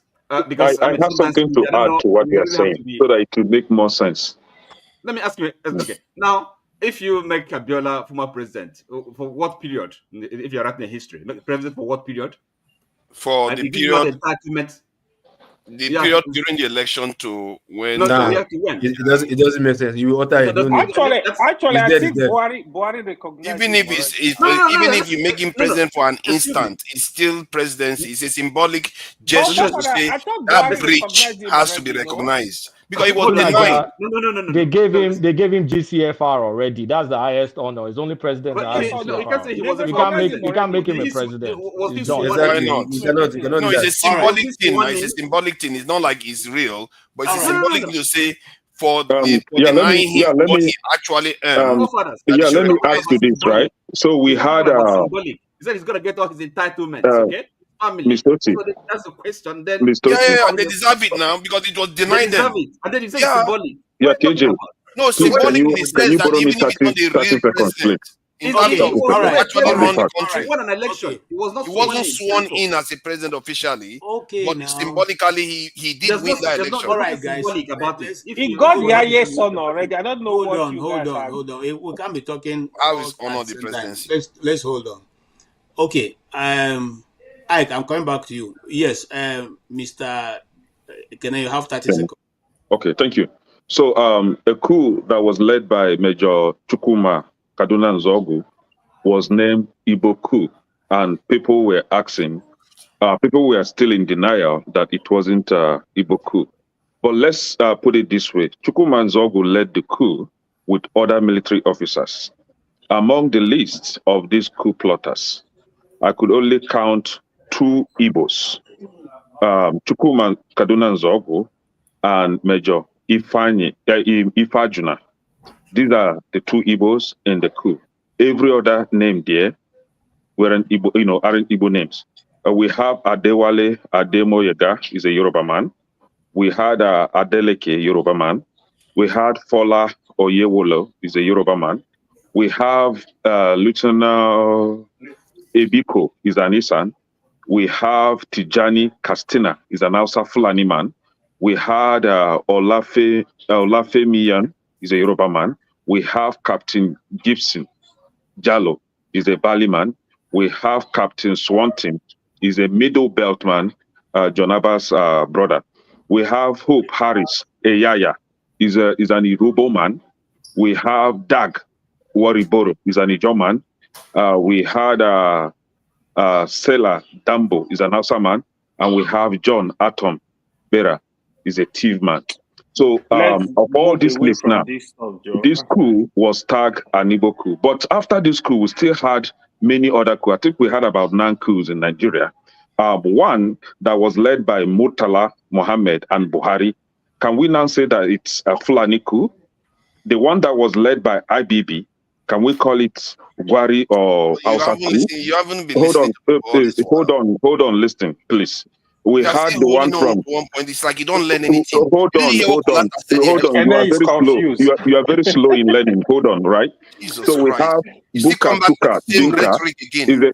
no, hold on, please. Can you please, hold let's move the yourself? discussion. Control your Kenneth is emotion. taking us back. Control your Stop emotion. taking We us have. backward. He's already Please, can you explained mute it to you. forefathers, It please? doesn't have anything to do Can with you the mute this actual man? coup itself. This man that CJ don't have has said the respect same for thing. people. Kenneth, So stop we had confusing us. But Budka he just Tuka repeats Dinka. the same thing like he doesn't Can we learn. call it a plateau state coup? We No, had nobody says Gideon that Oka. coup is Hold actually on. a coup. This your nonsense must stop today. Guys. We had Gideon Oka. Can we call it a thief coup? And we had one that was led by Abacha. Can we call it a Kanuri coup? Why I decided to make this is to let us know that in as much as we are pushing that narrative that it's an Igbo coup, there were other coups led by people from other ethnic groups. So if you call it Igbo coup, can we now call it those other people's ethnic group coup? Please, let's So move please, on from this. if you are very slow, if you are very slow in learning, if you are very slow in assimilating information, please, I think this will help you. Okay, Thank you. thank you so much for that You had contribution. And we will conclude. Okay, can I share that this is so that you can see it, KJ? So that Yes, for please once you can share see it. that. Okay. Let me just share that because I think I'm surprised that everybody hasn't seen that actually. Because KJ, sorry, I want to sign off because I'm in the office. I want to go. I wish everybody the best of the new week and God bless you wherever you are. One love. Thank you so much. Thank you. Thank you so much, Mr. Ike. God bless you too. You know, when he says one love, he's not joking. He's a lover man. It's all right. It's all right. It is what it is. All right. So that's the coup. That's the this is the Gazette there. This is the actual document. I think some people did the work to scan it. So that's 19 Decree 44 was about. If you read it, it says something about sounds recorded and everything. It's about discrimination and this stuff. Look at when he passed it. 1st of June. Just not very long before he passed. Okay. That's where was his preoccupation because there was division in the country. He had to pass a law for discrimination against other people. Okay. I thought it was going to say the Igbos had organized a music that was singing. Because you see, why I said No, he did address a note. He said something about northern groups. That he shouldn't make this thing against them. Like he was trying to say don't. But he didn't address why would he put it in a decree like that. Would be because okay. it's You know why I said that forefather is because yesterday I stumbled over. I'm not a member of that thing. I was looking through my my X and this group popped up, which was a Yoruba group, and the guy has played Lawson Kanu. That's the name of the. Is it Rex Lawson? Yes, Rex Lawson's music. And was saying because somebody called something one Hausa name there means that they were talking about the Southerner, they were laughing. But when you listen to what the man was saying, the man was talking about goat and cow that are crying or something like that. It was an Igbo proverb. Well, I listened to it. Igbo on the chat have attested that they were doing it and they are not sorry. I've heard them say that.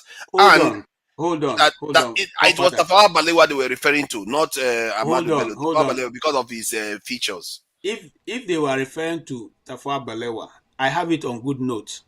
The Tafawa Balewa assistant who was there when he was killed or when he died said there was not one single bullet. Nobody killed him. Nobody shot him. Yeah, but he was taken away because he of wasn't taken away. You mean he was in office and he just died? It wasn't in his office. That's my point. The thing is this, my brother. Could I be hard, KJ? You guys been going on and on about this. Let me be hard and I'll be out of here, right? Okay, you can be heard. So you can be I want to say Let's that hear you. You are not speaking for me. I'm an Igbo man, right? Okay. And those times, people were people of their time. A lot of these people deserve what they got, right? We don't have to apologize to forefathers. A lot of our people were killed in the north. We went to war. We have Ahmadu Bello on tape talking nonsense, and everybody knows that. So now you don't get upset about that. What you're looking for is to see if there's anywhere where an Igbo man did something, as if we're sitting on an edge. We're not sitting on an edge. Our people were killed, and a lot of people are going to pay for that. Some of these people deserve what they got, and more, even more than that. I'm not. Don't apologize for me. We brought independence. You never call it because Nnamdi we brought it. You call it an Igbo independence for Nigeria. During that time, a lot of your people didn't go to school. So a lot of Igbos feature in whatever it is you do. If you bring independence, it'll be a lot of Igbos. If you commit a coup, it'll be a lot of Igbos. Now, somebody said, AY, I think I corrected him on this many months ago.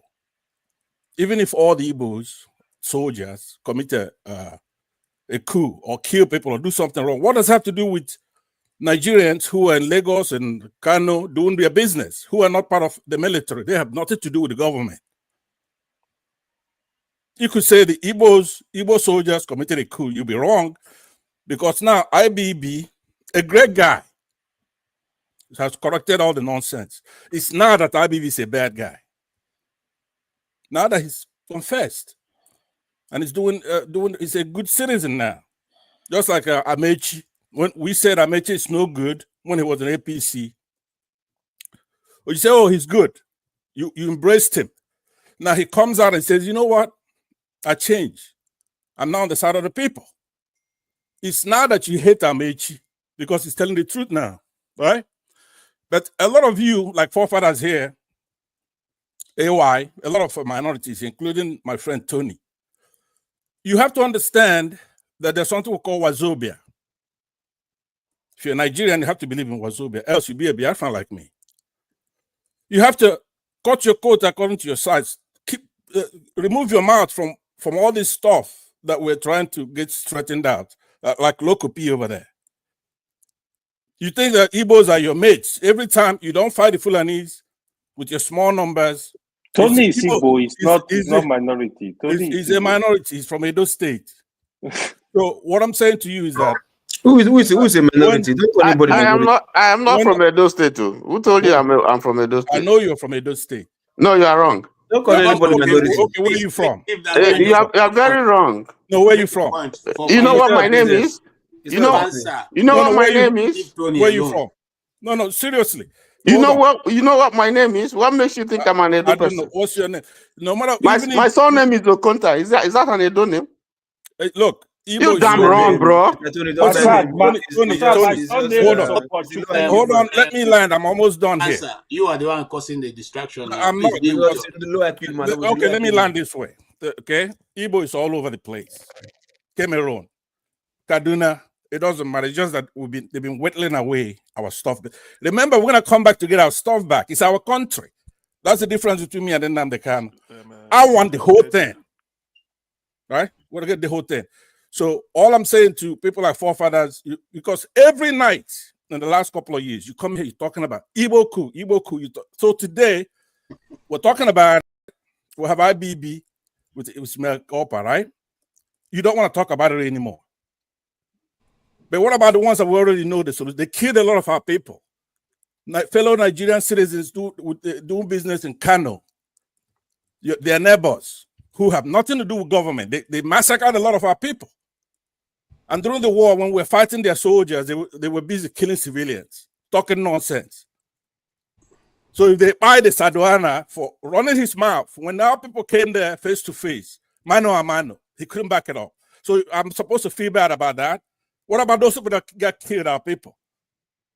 We came over to AY's place over there. And one day we took it over, removed the monarchy there. But we didn't shoot everybody we see there because they are still our brothers.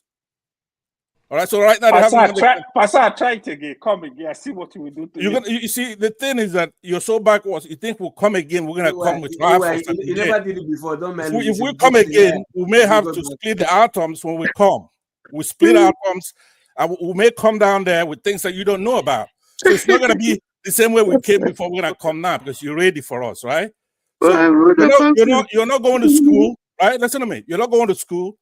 You want to make people like forefathers your hero coming here talking nonsense. Well, Panza, you're making it sound like that decree was passed for people like you.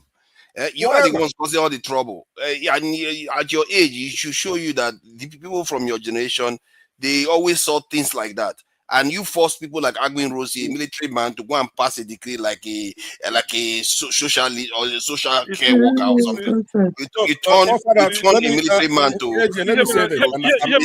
lawyer. I don't want anybody here apologizing on our behalf. I believe that a lot of our people were killed, right? And somebody's going to pay for that. It's not over. God forbid. So I want you to know it. Every time you want Igbos to be producing nice guys like Peter Obi, you want nice KJ, guys, can I now gentlemen have like. my turn? Hold on, If it's me, now everybody will shout, take him out, take him in, take him out, take him in, disband him, slaughter him, take him out. I kept quiet since, and people were doing all manner of I'm coming to you. I'm coming to you. What I'm saying to you is that every time you want Igbos to produce gentlemen like Peter Obi, KJ here, and Rudolph, who are basically Eflefus, right?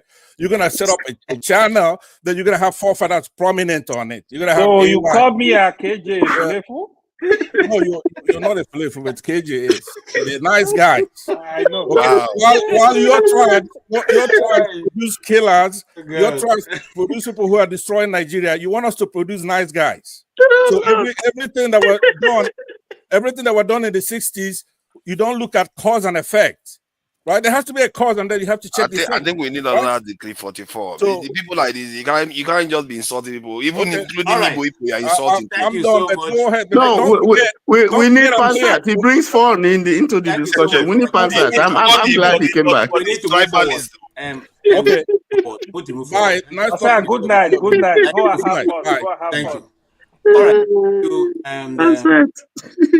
All right. Yes. We have more people joining us on this discussion, and CM, let me come to you before I come to Mr. Omore. Welcome, and Odi, welcome also. We will come to you, even though we want to move away from this topic, but we'll give you an opportunity to make your contribution before moving away. So, CM, please, you have 3 minutes, not more than 10 minutes. Thank you, KJ. There are a lot of things to correct, but anyway, the thing is that one thing this IBB's book, I've told it to a couple of people.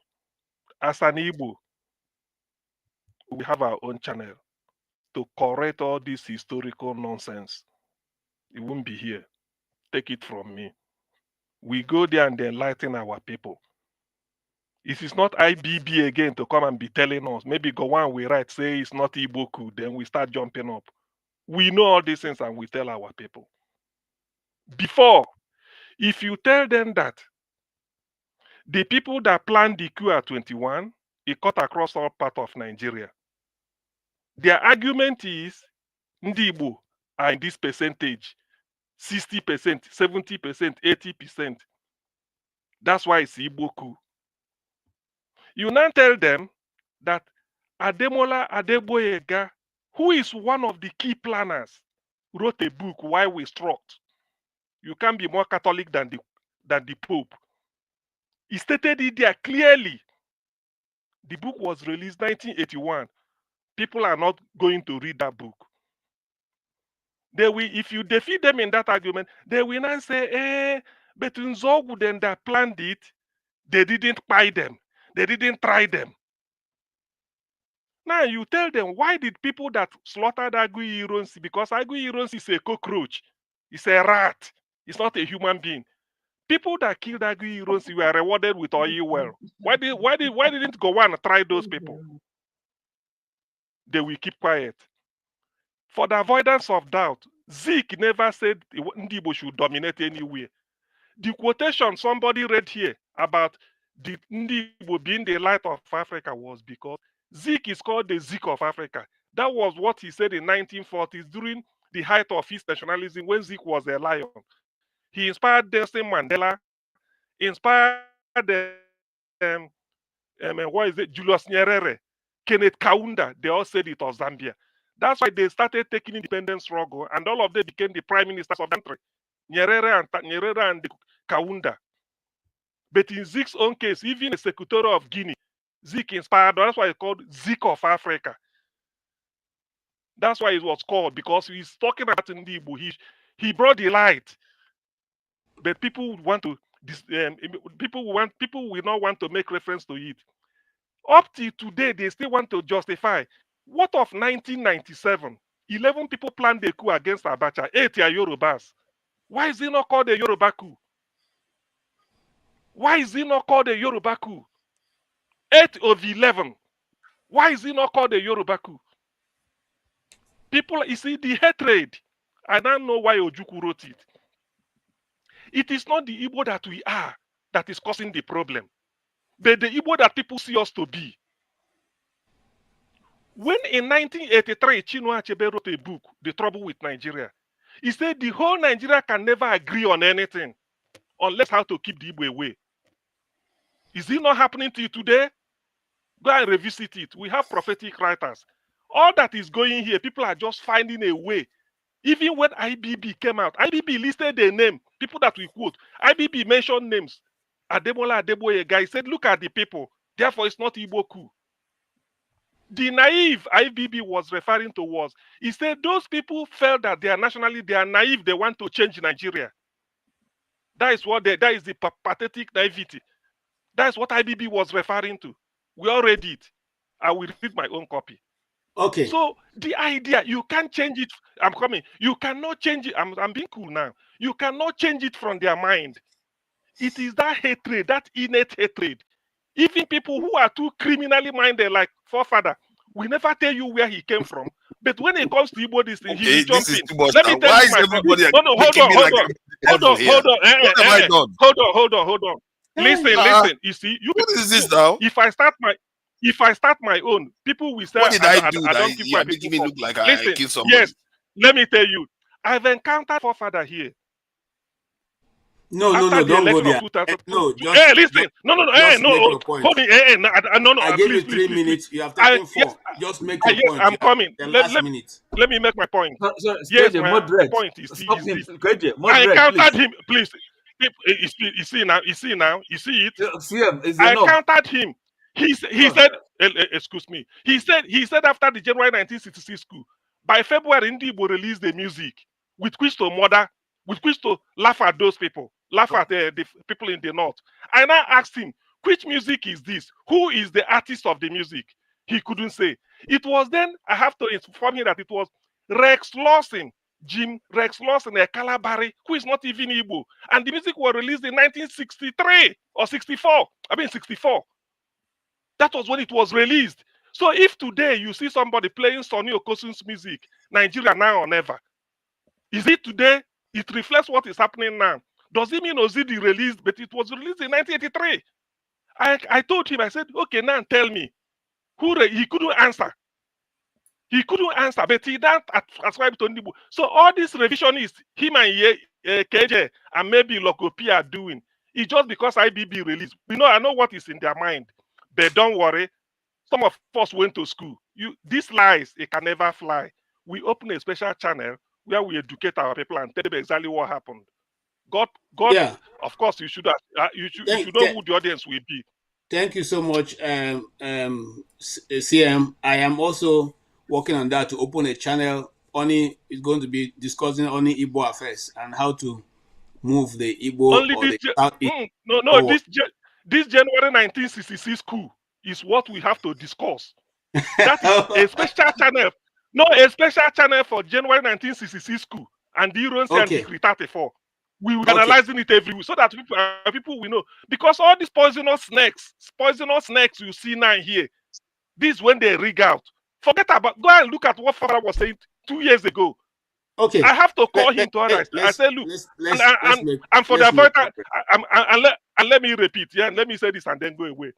It is not that what I cannot say and stand by it. It is not me. I told forefather, I said, forefather, given the choice between you and suicide, I will take suicide. Okay. Given the choice between you and death. So let's move on. Thank you. And we're not going to have that choice because forefather is in far away and you're also far away. We are here to rub minds. None of us, no matter what you say, even the powers that be, when they gathered in Transcorp Hilton, they chopped their salad, they drink their wine, they congratulated each other. All of them have stocked in their pockets millions of dollars that belong to Nigeria. They're not daggering each other. In fact, the man who reviewed the book, somebody said he was disappointed his professorship for even going to try and review that book, but he was happy doing it.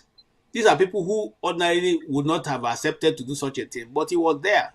And the man who ran away with because of what he was doing and the overthrow of his government was also now president, and you are all happy together. They are rejoicing among themselves. They've stolen more than enough from us.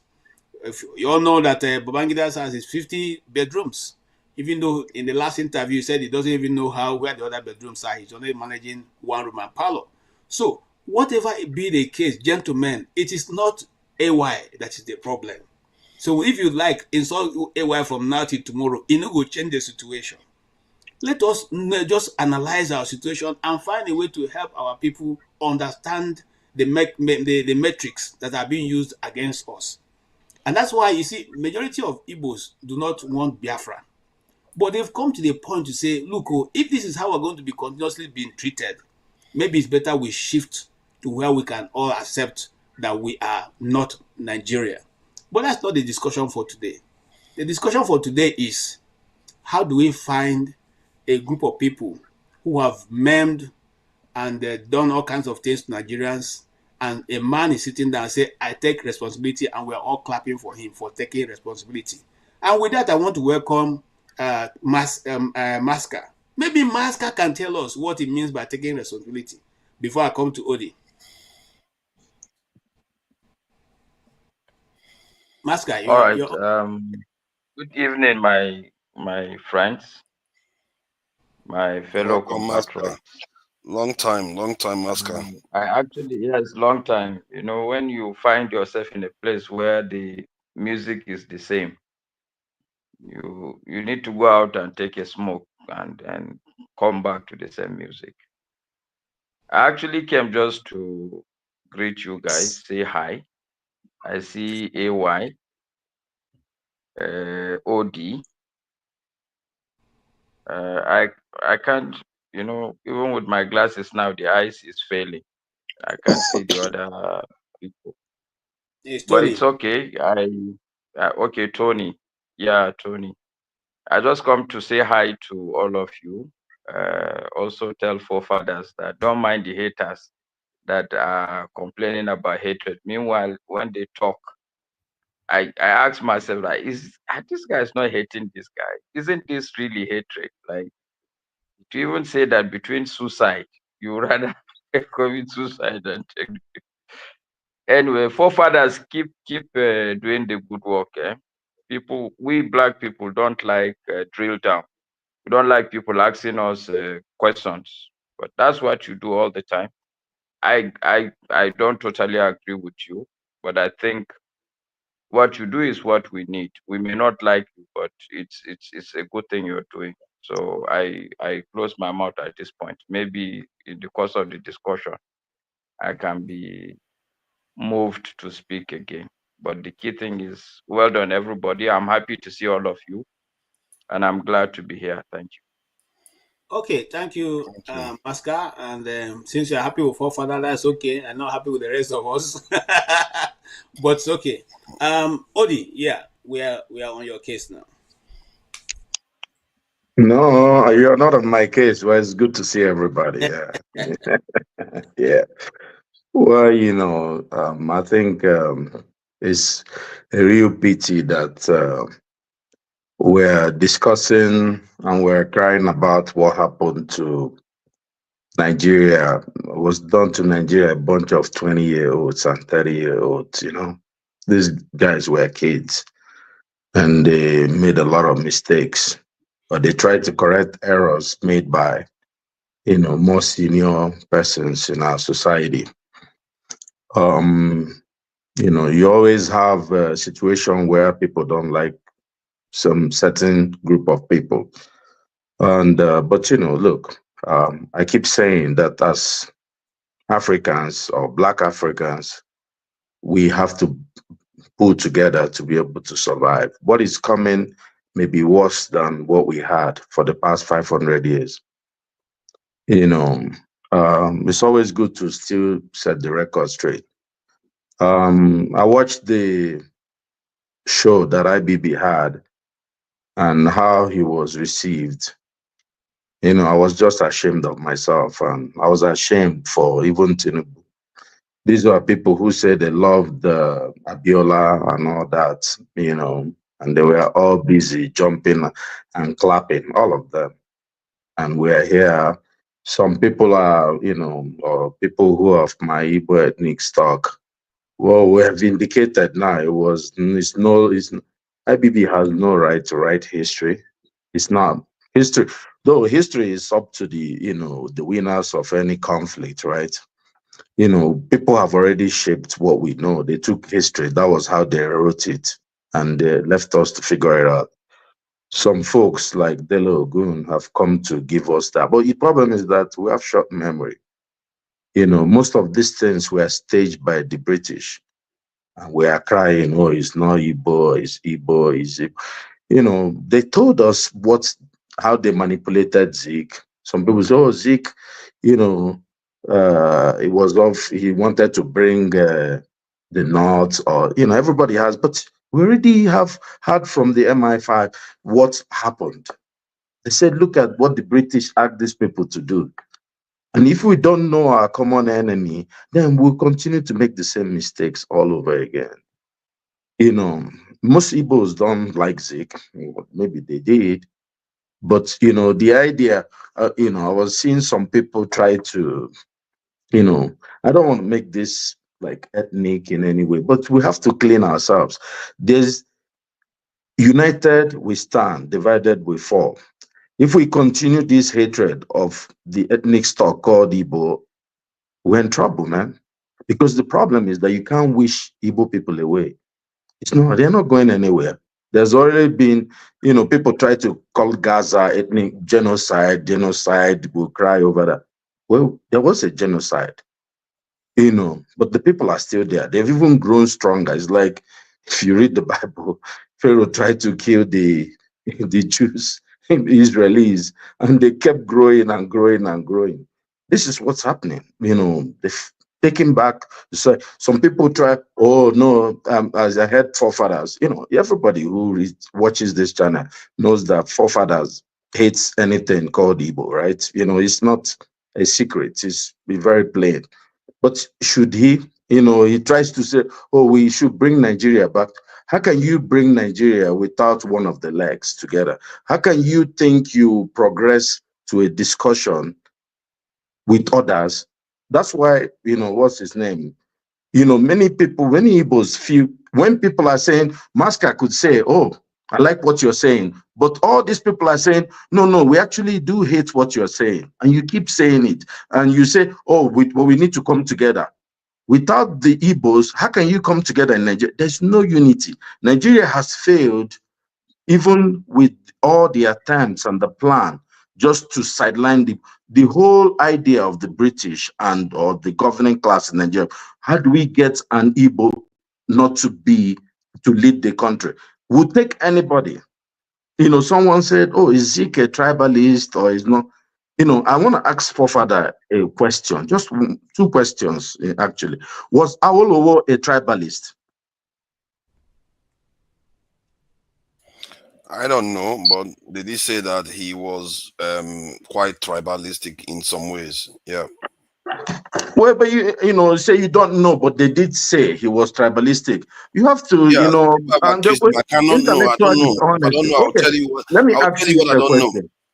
Okay, what about Ahmadu Bello? Was he tribalist? Yes, he was. I did hear him make tribalistic comments. Okay, was Zeke tribalist? From what let's say, amongst the three, who was least tribalistic?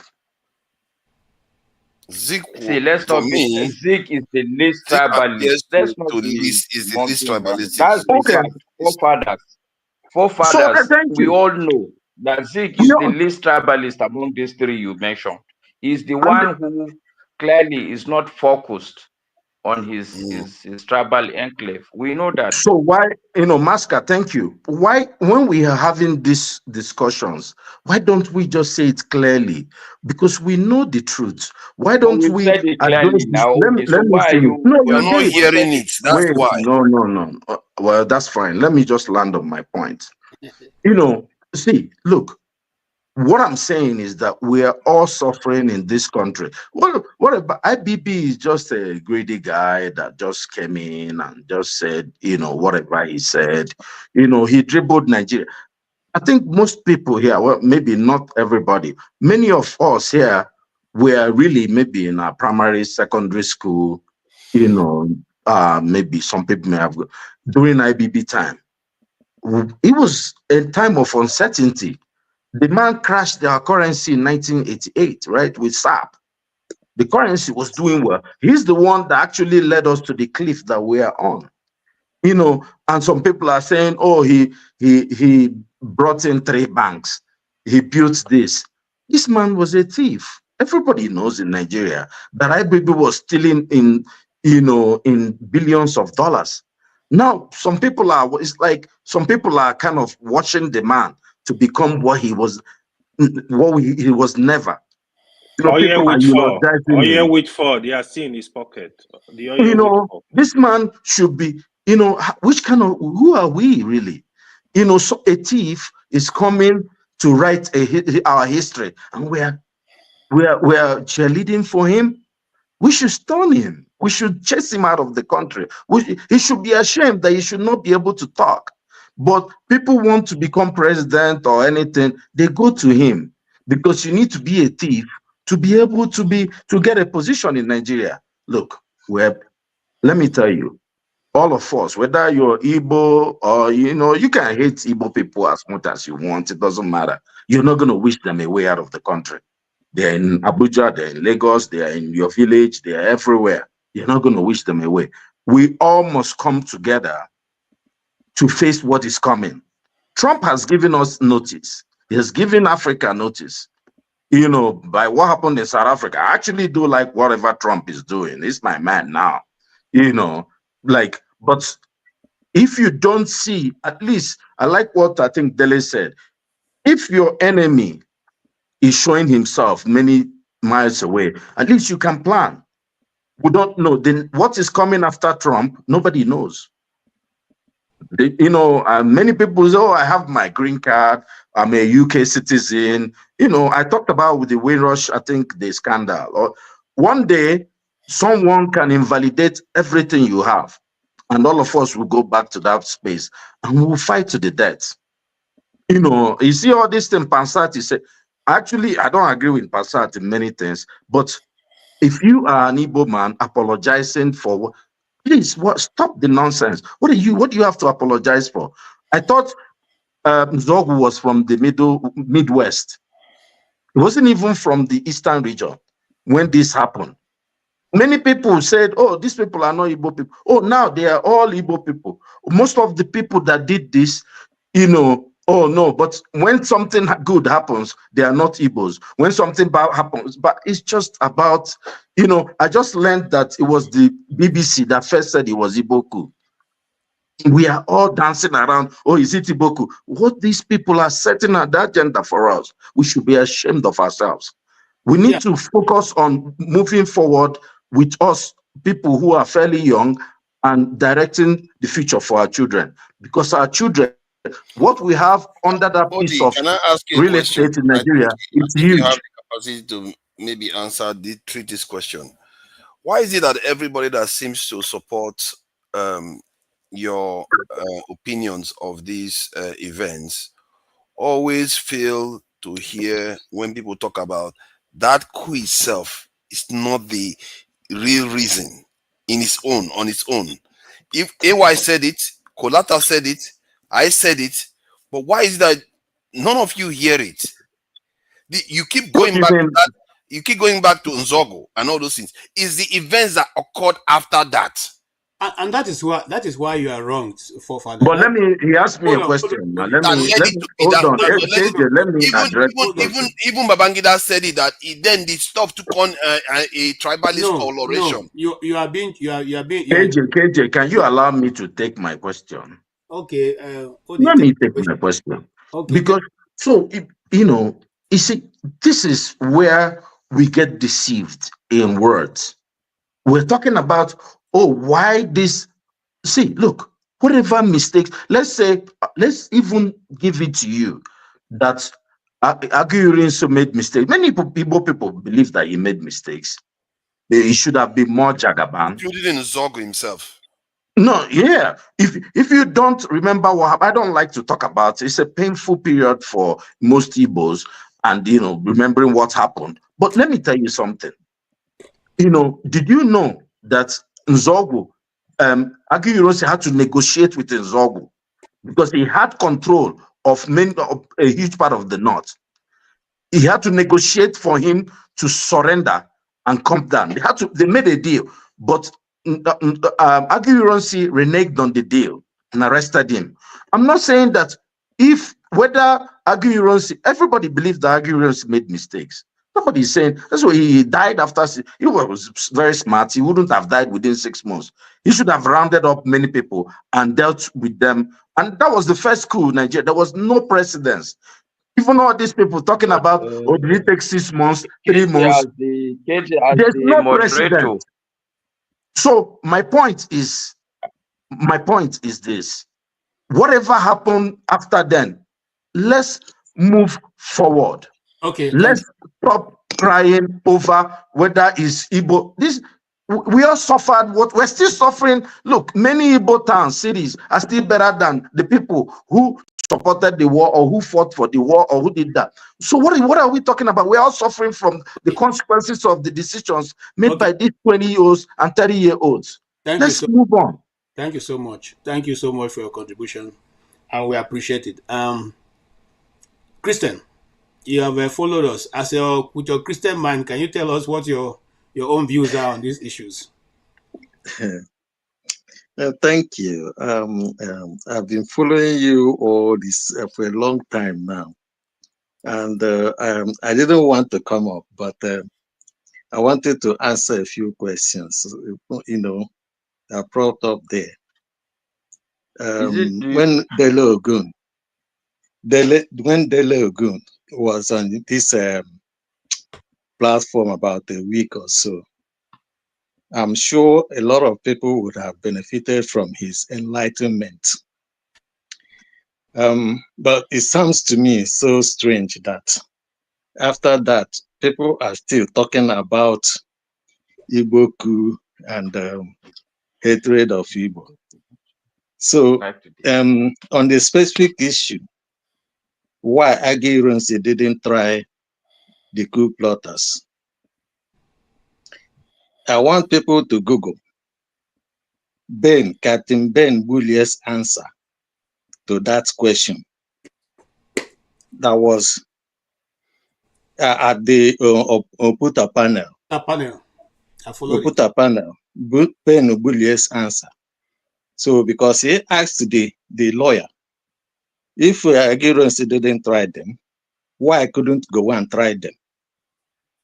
So that's not. But the point I'm trying to make here is that the Igbo coup and whatever happened, the Civil War, isn't actually the problem of Nigeria. Because if you Google, I'm sure some of you quoted this in Nnamdi Azikiwe's address to Igbo nation in 1949. That is 11 years before independence, 17 years before the coup, 18 years before the Civil War. He talked about 4 things there. 1, the hatred of Igbos by other ethnic nationalities there. 2, he talked about marginalization of the Igbos by the then British government in terms of appointments, federal appointment and establishment of federal institutions. 3, he also talked about the Yoruba, Calabar, and the British media propaganda against the Igbos. 4, he also talked about self-determination for the Igbos. So why am I saying these things?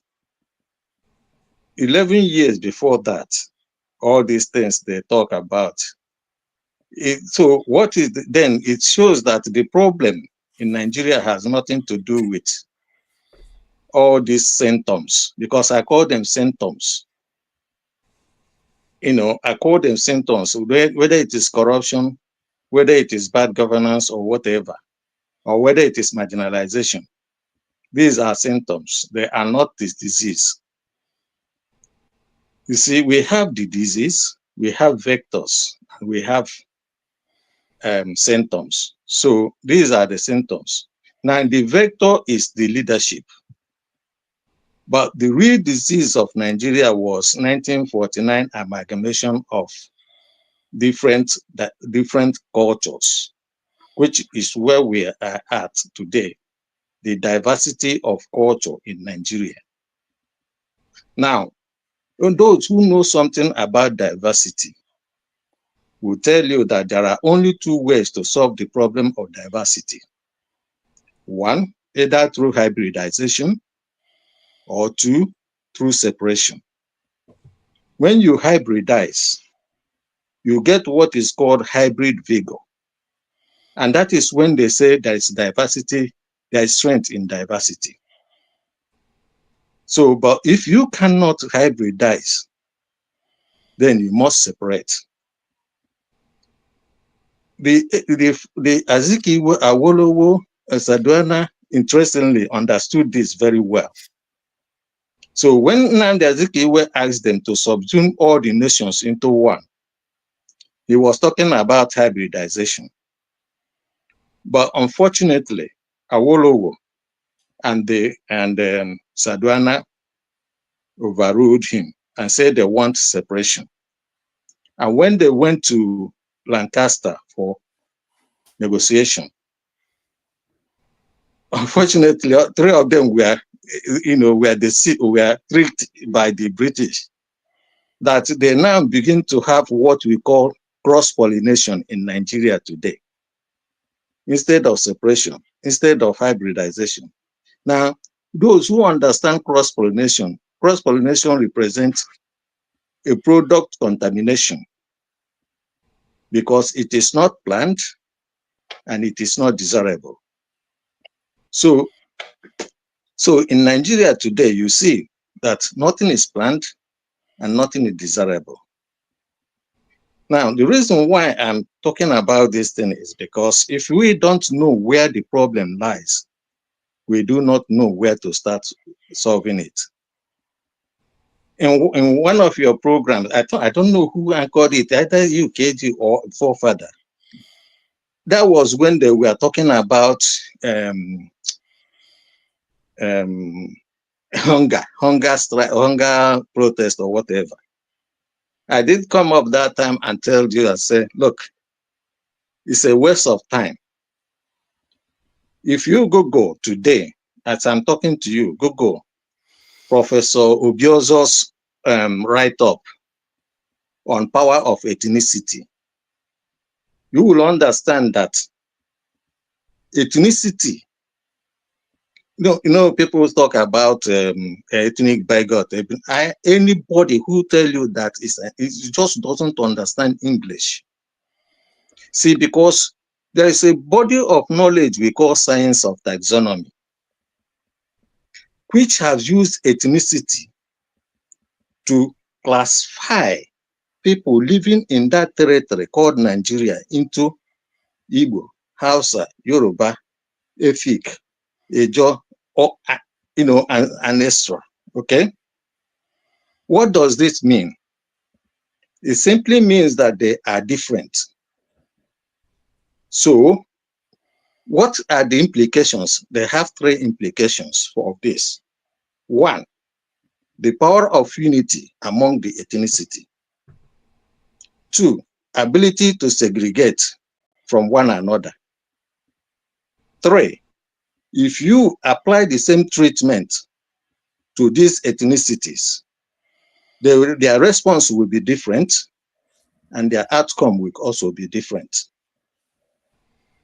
So where am I landing this? You see, those of you who want Nigeria may not understand that in order to get to Nigeria, you must first of all separate them. And that is why when Nnamdi Kanu says, let's have referendum so that people can decide what the ethnicity they belong to. Then from there, you can now start negotiation. If you look at other countries, people will say, why is it only Nigeria that has this problem? No. But every country that has this problem has resolved it before they start growing. Whether it is Malaysia and Singapore, they resolved it and then they started going. 1 minute, round up, son. Okay, so the reason why this is a long this thing, but I don't think I have time. You have questions. Thank you for the lecture. Because he's given. You see, this is kind of, you know, when Dele came here, when they talk, they are very, very hypnotic. But in reality, what they are telling you, can I say my piece, please? You think you know everything? Yes, because there are people. Hold on. See, there's a reason why when I came into the Nigerian space, what I saw with Nigerians was I saw people that were doused with flame, waiting to be lit by foreigners. Means what? And the reason, can I finish what I'm saying, please? Can I finish what I'm saying, please? You didn't understand anything from what he said? You're talking about I'm not even asking any question. You won't let me talk. Okay, Fofana, just please, Oti, allow Fofana to say what he has. We will get to you. You can say your own opinion.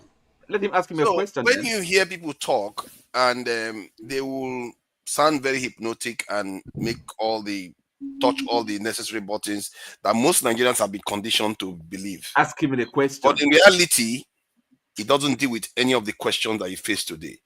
Now, let's start with the idea that people are different. If you go underneath, you find that we are all quite related. And that's why when people try to say, I hate these people, I hate those people, you can't get me to hate anybody if you tried, especially Nigerians in the context of it as a group or race, because it's crazy. I gave that example of the Lagos Labour candidate that was Igbo and Yoruba, but he is going to go on to have children. If he has the children with Hausa person, that person will still be Yoruba, but yet the blood is mostly this thing foreigner, not even Yoruba at all. The point is that we've always been mixing here. So that analogy that I gave, it doesn't even hold water. The secondly, regarding the point about the fact that when we are separated, we are going to be stronger. Clearly, we were separate once. We were colonized and conquered.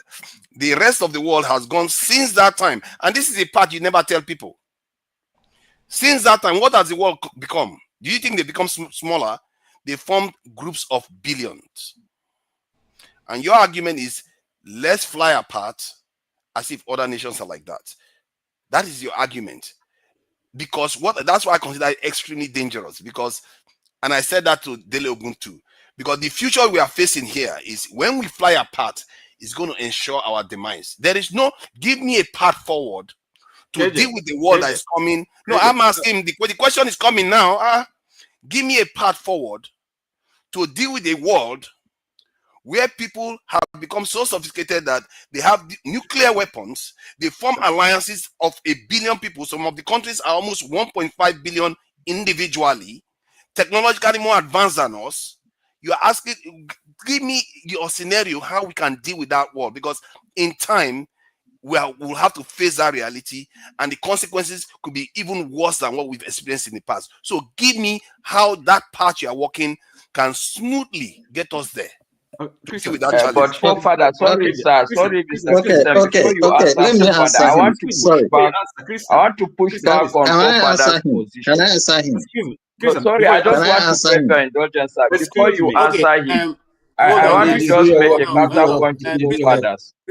Christian, hold on. Let's No, sorry, before you answer, let me, you were giving examples, okay? Let me give more examples. I beg, KJ, before Oti, let me just make my point. Okay, Master, go ahead. See, forefathers, your question is a valid question, but I think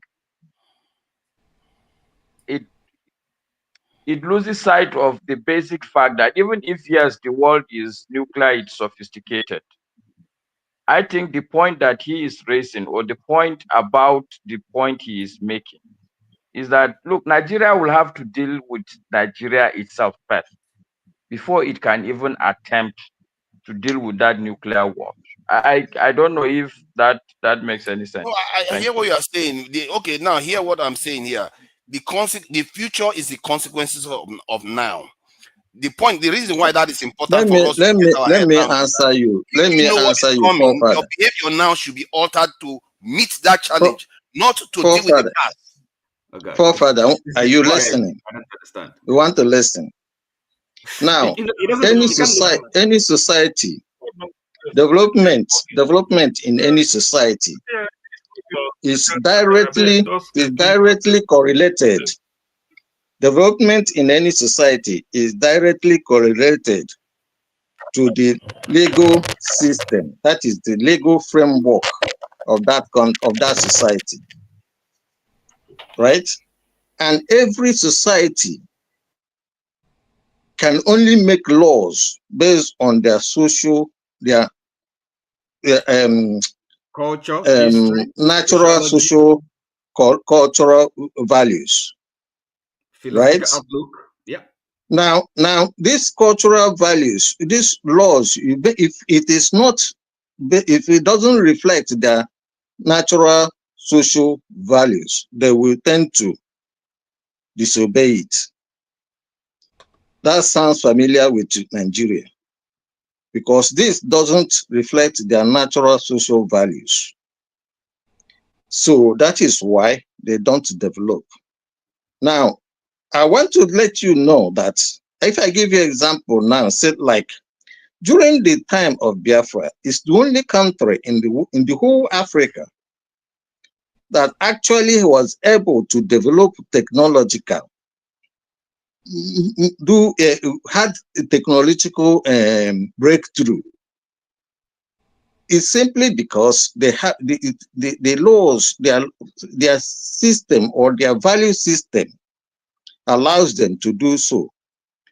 Now, in terms of whether the countries are small or big, doesn't really matter, because the state of Israel is no more than Edo State.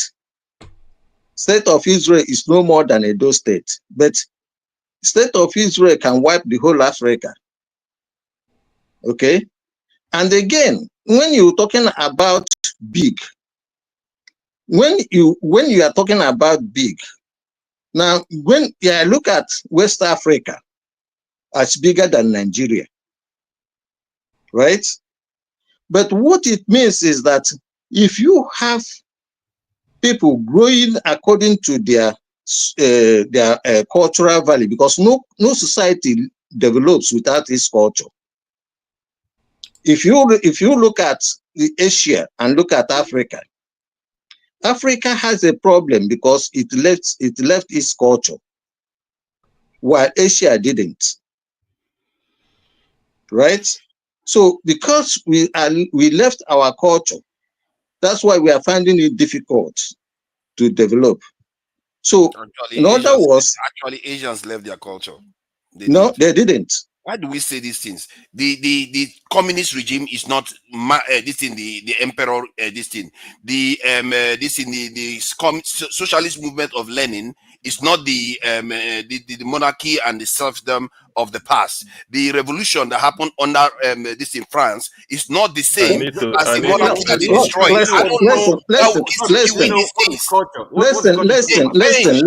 Let me say this to you. They didn't borrow it from America. They didn't borrow it from India. They borrowed it is something that they developed by themselves, right? So it is still their culture. Now it is still their culture. And again, you made mention. Say, listen. Okay. Hold on. He didn't borrow it from anybody. Don't say stuff that you know is inaccurate. It's not right. Don't say stuff that you know is inaccurate. Now, So forefather, listen. When you talk about this cross pollination that is going on in Nigeria, that somebody, one man, Babangida married Okongu, daughter of Okongu. Okay. It's not anything it's not to do. Okongu, not Okongu. Okongu. Oh, well, whatever.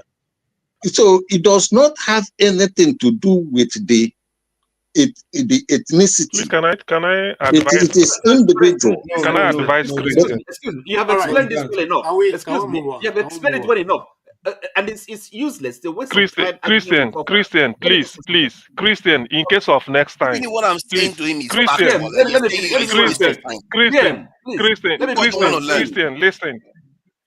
listen to me. Christian, listen to me. In case of next time, if you are in US, if you live in Texas, you will encounter the statue of Mark Twain. He said, never argue with a stupid person, because he will bring you down to his level and beat you with experience. Do you understand? Never taken the Igbos. So you are wasting your time going back and forth. A stupid person, very idiotic and criminally minded, will bring you down to his level and then use experience to defeat you. So don't just do that. Forget. There are people that you can. There are people that you can reform. Just leave them. Unless we know Igbophobic. Who feels that the very essence of quiet.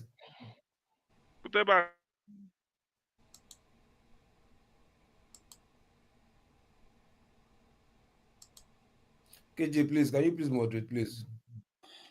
He is trying. KJ, we can't hear you too. I can't hear the audio. I don't know why the volume keep going back. Let me see. I can't hear the audio. I don't know why I don't have control of the volume. I can't control it. Please, Loco P, you should not sorry, be in the midst I want of to go now, but I just want to say something before I go, please. Can you allow that? No, you guys are refusing to listen to me, so I don't want to. I'm going now. The other option left to me is to shut down if you're not going to follow the simple. It's because of CM. Please. You're talking what? Let's just stop talking. Sometimes it's good for us to exchange, It's good for people to exchange. We need to hear one another. Why are you so upset with CM? Okay, right now, I beg, get lost. Why are you so obsessed with CM? All you do, you are too narrow-minded. All you talk about is CM. Even if I'm not here, CM. What's your business? Take CM out. Just take CM out. I beg, get out. It is you that they should take out. You don't look like a human being. You can't mute him. Is this in? You can't mute it. I don't know what kind of CM is ready for you, Richard, today. I don't know what he's using. You can't mute him. Go and take a good hygiene. Go and take a good look at yourself. What is wrong? Can you come on? Is it I don't know what CM is using. You can't mute him. I tried to mute him. I can't mute him. Very effective human being. KJ, do you want to take him out? Do you want me to take him out? Okay, it's quiet now anyway, so I can't mute him. Come midnight, I'll be able to rubbish. You are not supposed to be among people. You belong to the wildlife. Why should he be telling me to shut up? Who the hell is he? Is he your papa? Is he your father's why you come here? Because I make sense. You are only that you are just too lousy. You come here and be talking. Look at the way he looks like. Does he look like a human being?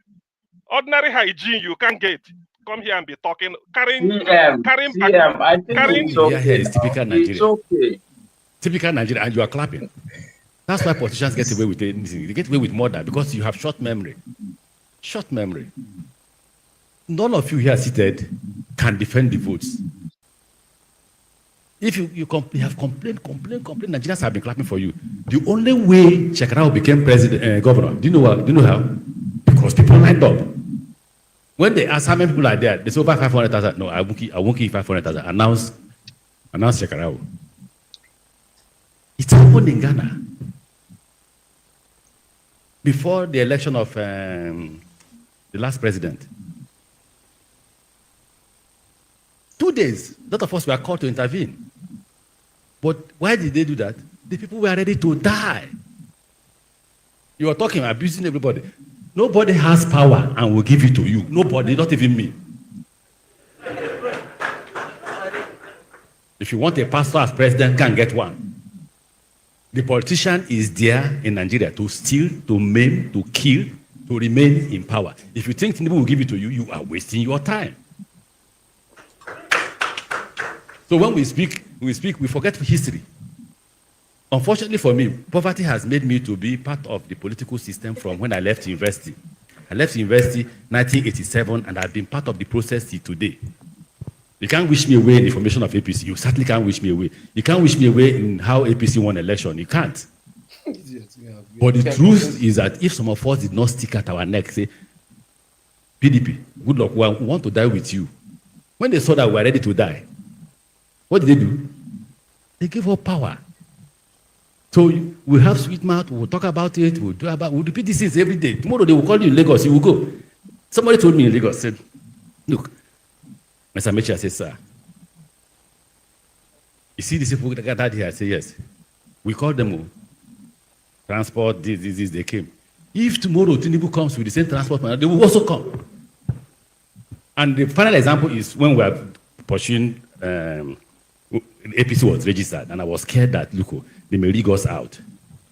So I got the party to agree that we will carry out a demonstration. They agreed that we will carry out a demonstration. We assembled at, where is that parade ground? Eagle Square. We released some money to go and bring women and all that. I walked in. What about me? I must go early to know what is going on before people will come. See the women gathered. Guess what they are wearing? Jonathan for president. God bless you.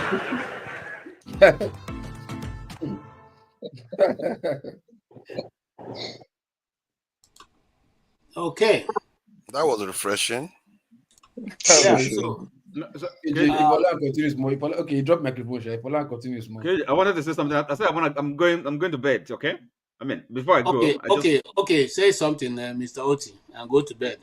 Oh, that's fine. That's what I want to do. Okay. Now listen, Christian, thank you. And the advice I will give to you is this. Okay, I listened to you very articulately. You're making the point. Now, for us here, perhaps the only person who doesn't understand what the word ethnicity, the connotation, what it means. Now, and I'll tell you, don't engage in an argument with him. It's pointless. It was a waste of time. Now, you are giving him examples about this segregation and all that. He doesn't. And I wanted to give you more examples. Okay, if that we sink in, he won't listen to that. It doesn't make any impression. He has his views. Okay, just engage in unnecessary argument, wasting people's time. Now, you talked about which I think you mentioned Malaysia and Singapore. Okay, I'll help with more examples. Okay, we have India. You mentioned China, Russia. No. Listen, don't help me. Be accurate, please. Okay, there is also India and Pakistan. Okay, there is of course the former Yugoslavia, the countries, and then former countries now that were formerly in the USSR. Okay, so these are kind of examples. And then you don't understand what ethnicity means, what culture and all these things, cultural homogeneity, and the benefit it can give to having a nation, a nationality. It doesn't mean anything to you. So really, it's everybody talks about it. Only you who doesn't understand it, and you think you know more than every other person, or the political scientist, or the legal constitutional law experts, and all the sociologists that know these things and talk about these things, and you know more than everybody. Come on, it's a waste of time. You shouldn't be wasting our time. I have to go. Good night, everyone, and have a nice week. Okay. Good night, Mr. Oti. You two have a blessed week. Thank you for your contribution. It was good while hearing you and all that. Yeah, everybody's contribution is valuable. As long as we accord ourselves respect, we can be able to listen to everybody. Nobody has it all. And, just like life is different, we all have taken different paths to get to where we have. And so there's different experiences that we can always benefit from if we listen to one another. Now, I want to digress a bit. Mr. KJ, can I just say something about this? Who is talking? It's Benson. Tony. Okay, Benson, you have 1 minute. You see, forefather, it's not everything you have to argue about. Yeah, it's not everything you have to argue about. That man, Mr. Christian was telling you that the Asians are still retaining their culture, but you say it's lie. Asians are still retaining their culture. If like in Japan, since Japan was created up till now, they are still the same culture they're having. It's still the same culture. Even in Malaysia, the same thing. Even in Singapore, the same thing. That's why they're moving forward. Africans, whatever the Africans are doing, are borrowing from the West, which is bringing us back. It's difficult for you to, you see, in Japan, when somebody is caught corrupt, you know what happens? It's better for him to go and commit suicide than for him to go to jail. They will try him, but in Africa, they don't. It's difficult for you to see somebody who is driving 2 or 3 cars in Japan. Only 1 car. Upon that, the one making the cars. But you don't see them driving 2 or 3 cars or 4 cars. You don't see their women behaving like the way the Africans are behaving now. We left our culture. I've been there. I was in Japan. I was in Malaysia. I was in Thailand. All the same culture up to today. But Africans left their culture. Even in terms of religion, they are still pressing that the religion up to today. Okay. But in Africa, left their own religion. Thank you. See, so there are many things they're different. Africans borrowed what we saw killing us today. That's the thing. Mr. Benson, thank you for your contribution. And then that brings us to, that just dovetails us into what I'm trying for us to touch before we round up for today. The Professor Soludo, have said to do away with native doctors from Anambra State. And the question is, he has left the act of governance as now chasing after native doctors and the Okite. The question I want you guys to weigh in is, should we now say that Anambra State shouldn't practice native doctors should go to hiding? Or what is the reason for his... Well, hold on. Is this real? KJ, hold on. KJ, you need to break it down because people are watching. You need to explain the reason why. Exactly, because the way you are doing, you are attacking. Please, let's I'm the one moderating this thing, and I don't know the way I want to ask the question. Mr. Moderator, please, before you move to another topic, can I just say 1 or 2 things about the last points of discussion? Essentially, talking about Igbo hatred. I'll give you that, this thing. Go ahead, sir. All right, thank you, KJ. See, you have moved from taking my mic to giving me opportunity. Thank you. See how progressive people can be. All right, so I think the argument about the coup, whether it's an Igbo coup or not, I think Nigeria completely is wasting its time and people try to rewrite history. There's one fact that nobody can argue about. After that coup, there was a counter coup. Yes or no? Yes. It was very clear the coup plotters reacted to an Igbo coup. It's evident that the propensity of the people who engineered the July coup were northerners. I was very clear to everybody that they did that coup in reaction to the first coup. Nobody can argue. These are the military people inside. Who are we civilians to start arguing whether it was an Igbo coup or not, when there was clearly a counter coup in reaction to that coup? In that whether it's an Igbo, but I'm just saying that we need to stop arguing about things that are very clear. Whether it was a misconception or not, it was a valid misconception because military people inside military itself did a counter coup. which brought Gowon to power. So that's my take on that. It's not for IBB to come and whitewash things. We know that these are people who are always whitewashing things. It's not for anybody to tell me now. The fact that there was that counter coup, and if you go and read all the things about that counter coup, tells you that the military people, especially the younger northern military people, this is how they saw it. They are inside the military.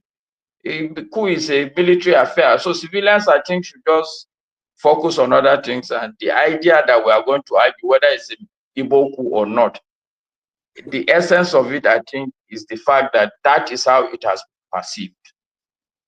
Okay. And they say perception. No, hold on, KJ. This is just the first point. Perception is reality. The second point I want to make, and I think this goes to my brother Odi. I'm a bit older, so I've seen a lot in Nigeria. I tend to agree that yes, there is some sort of sentiment surrounding Igbo leadership. But I think the bulk of that itself is coming from the Igbo community itself. I was in Jos during the 1998 convention. It was so clear in my mind that Chukwuemeka most probably will clinch the PDP ticket. People forget that it was Chukwuemeka and what is his name, Obasanjo, that were the key contestants. There was no single Igbo sentiment. Chukwuemeka had the propensity of votes. The only thing that swinged the thing towards OBJ was simply because of the June 12th saga. So I don't think that generally there's that anti-Igbo sentiment. I think it's just that the Igbo people needs to also, life is a give and take. If you sit in your enclave and believe that, okay, look, people hate me, therefore the best I can do is to move away from these people, obviously the gap will only widen. If you look at even this this Tinubu presidency, it's a clear step where the man is saying, no, I want to go across the divide. If you are taking, say, let's say, I just want to remain within the Yoruba land, I think he probably would not have been the president. So I'm just saying that, yes, there is that sentiment, but I think one should also check if you are failing an exam. Maybe the teacher don't like you, but you need to also check whether you yourself, you're actually reading and attending classes. That's all I'm saying. Thank you. All right, thank you so much. And I like your contribution. I also want to remind you a bit that the Igbos have always played to the center. And right from the very first election, the only reason why NCNC came to the center was because of the collaboration with Nnamdi Azikiwe, who decided to, instead of collaborating with Awolowo, who are all from the south, decided to say, let us go to the north. Also in MPN, during the 1979 election, again, the Zik was described as a beautiful bride because, again, he said to Awolowo, you know, let them not think we're siding them out. So let me, instead of liaising with you, I will liaise with the North. That's what brought people like Paul Nongo to become minister under the Shagari administration, and all that, you know, transpired, and brought Emma Ezioke as the Speaker of the Assembly. So what I'm trying to say in essence is that when people say the Igbos are not reaching out, that is probably not all the truth. But also remember that even when Obasanjo came in to contest, he wasn't going to make it. It was the Igbo people, the Southeast, that gave him the power. They all went out to vote for him. I, for once, I voted for Lufalae at the time of that election. And, you know, so I'm simply saying that they have never looked at tribe as the reason for voting somebody or the other, and we have always reached out to the center. But even at that, we can equally say that not every other group have done the same thing, you know. So that notion of trying to always stand at the center, I don't totally agree with you. KJ, what do you mean that Obasanjo was not going to make it? What do you mean by that? Yoruba not going to vote Obasanjo. No, Obasanjo. No. Kai. Obasanjo was What We are need you that saying? election. Sorry, am I the only In person who 1999? KJ, 1999? That election was KJ, you are right. AY is wrong. I was in the southwest during that election also. I was in Lagos. There were a lot of meetings. The Yorubas were not supporting OBJ. Europe, it Go was and write not, it. hold on. Obasanjo was not Yoruba candidate, but Obasanjo was not a candidate. He was the Southeastern other part candidate, basically. Yoruba never wanted Obasanjo because they don't see Obasanjo as a Yoruba. So if the Southeast have voted for collaborative vote for the person the Yorubas were supporting, will he have become president? That I don't know. But ordinarily, it was only. I think KJ let him now. He's Okay, let's move on. Let me just ask KJ one very quick question. KJ, did you vote for Abiola? I wasn't old enough to vote at that time. Abiola was listening. We just Abiola, you were not. You were, of course, you were old enough. To support KJ's point also, Abiola couldn't have won if Igbos did not vote for him. KJ, can I recommend? KJ, yes. Can I recommend a book? Anybody who is interested can read it, and I think it throws some light on some of the issues that we're discussing. Okay, please. Now the book is was written by one of Nigeria's foremost ambassadors. So he is not a military person, but these are recollections that he had from his experiences in the Congo. He was in the Congo, representing Nigeria. So he was with Aguiyi-Ironsi, Ojukwu, Nzogu, and some of the military officers from the north when he had the Congo crisis. And then he was in the UK, also representing Nigeria. That was shortly before the coup. And then he was the ambassador in Germany, and then ended up What is his name, Tony? Now, the book is... Can you put it on the private session? No, put it out. The book is In the Shadows. In the Shadows, Recollections of a Pioneer Diplomat. In the Shadows, Recollections of a Pioneer Diplomat. And the author is Ambassador Olujimi Jola-Osho. Ambassador Olujimi Jola-Osho. If you Google, you'll find some details about the book. I think there are issues there that we're discussing that are resolved in the book. It's an eyewitness account. All right, thank you. I don't know why your volume is making noise. All right, thank you. I forgot what I wanted to say. Okay, let's move on. So, please mute if you're not. Thank you. So Soludo government, after a while, decided that they wanted to be going after native doctors because native doctors are now building upstairs and they are going to disco parties. Anyway, that's my only thing. But what I'm trying to ask is, and I want clarity from those who are from Anambra State or thereabout. What's the reason for? Is it that native doctors are no longer allowed to be part of the custom and tradition of the land, or that these people have become such evil that is stopping Soludo from developing Anambra State? What is the reason for going after native doctors? Does anybody have an answer for us? If it's only forefather that is from Anambra here. And that is ridiculous. And even if they are building houses, what about the pastors? Pastors are building churches and you from private Anambra? jets and everything. I don't have to be from Anambra to explain to us. How many Anambra people are here? Okay, hold on. We have a guy who has been patient here since. Let's give him a chance to speak. His name is Jerry. Jerry, you are welcome to the platform. Can you give us your take on all this? Yeah, thank you very much. I greet every one of you. And, I've been listening to the program for quite some time now. And but yeah, I happened to make a stop and thought I should just make quite a few observations. And I think just before I come to Soludo's own or Anambra State issue, generally going back to what you guys were talking about before, just a little bit of something on it. It's like I think to me, based on listening to you guys, that there have been Nigeria have been having these ups and downs of killing.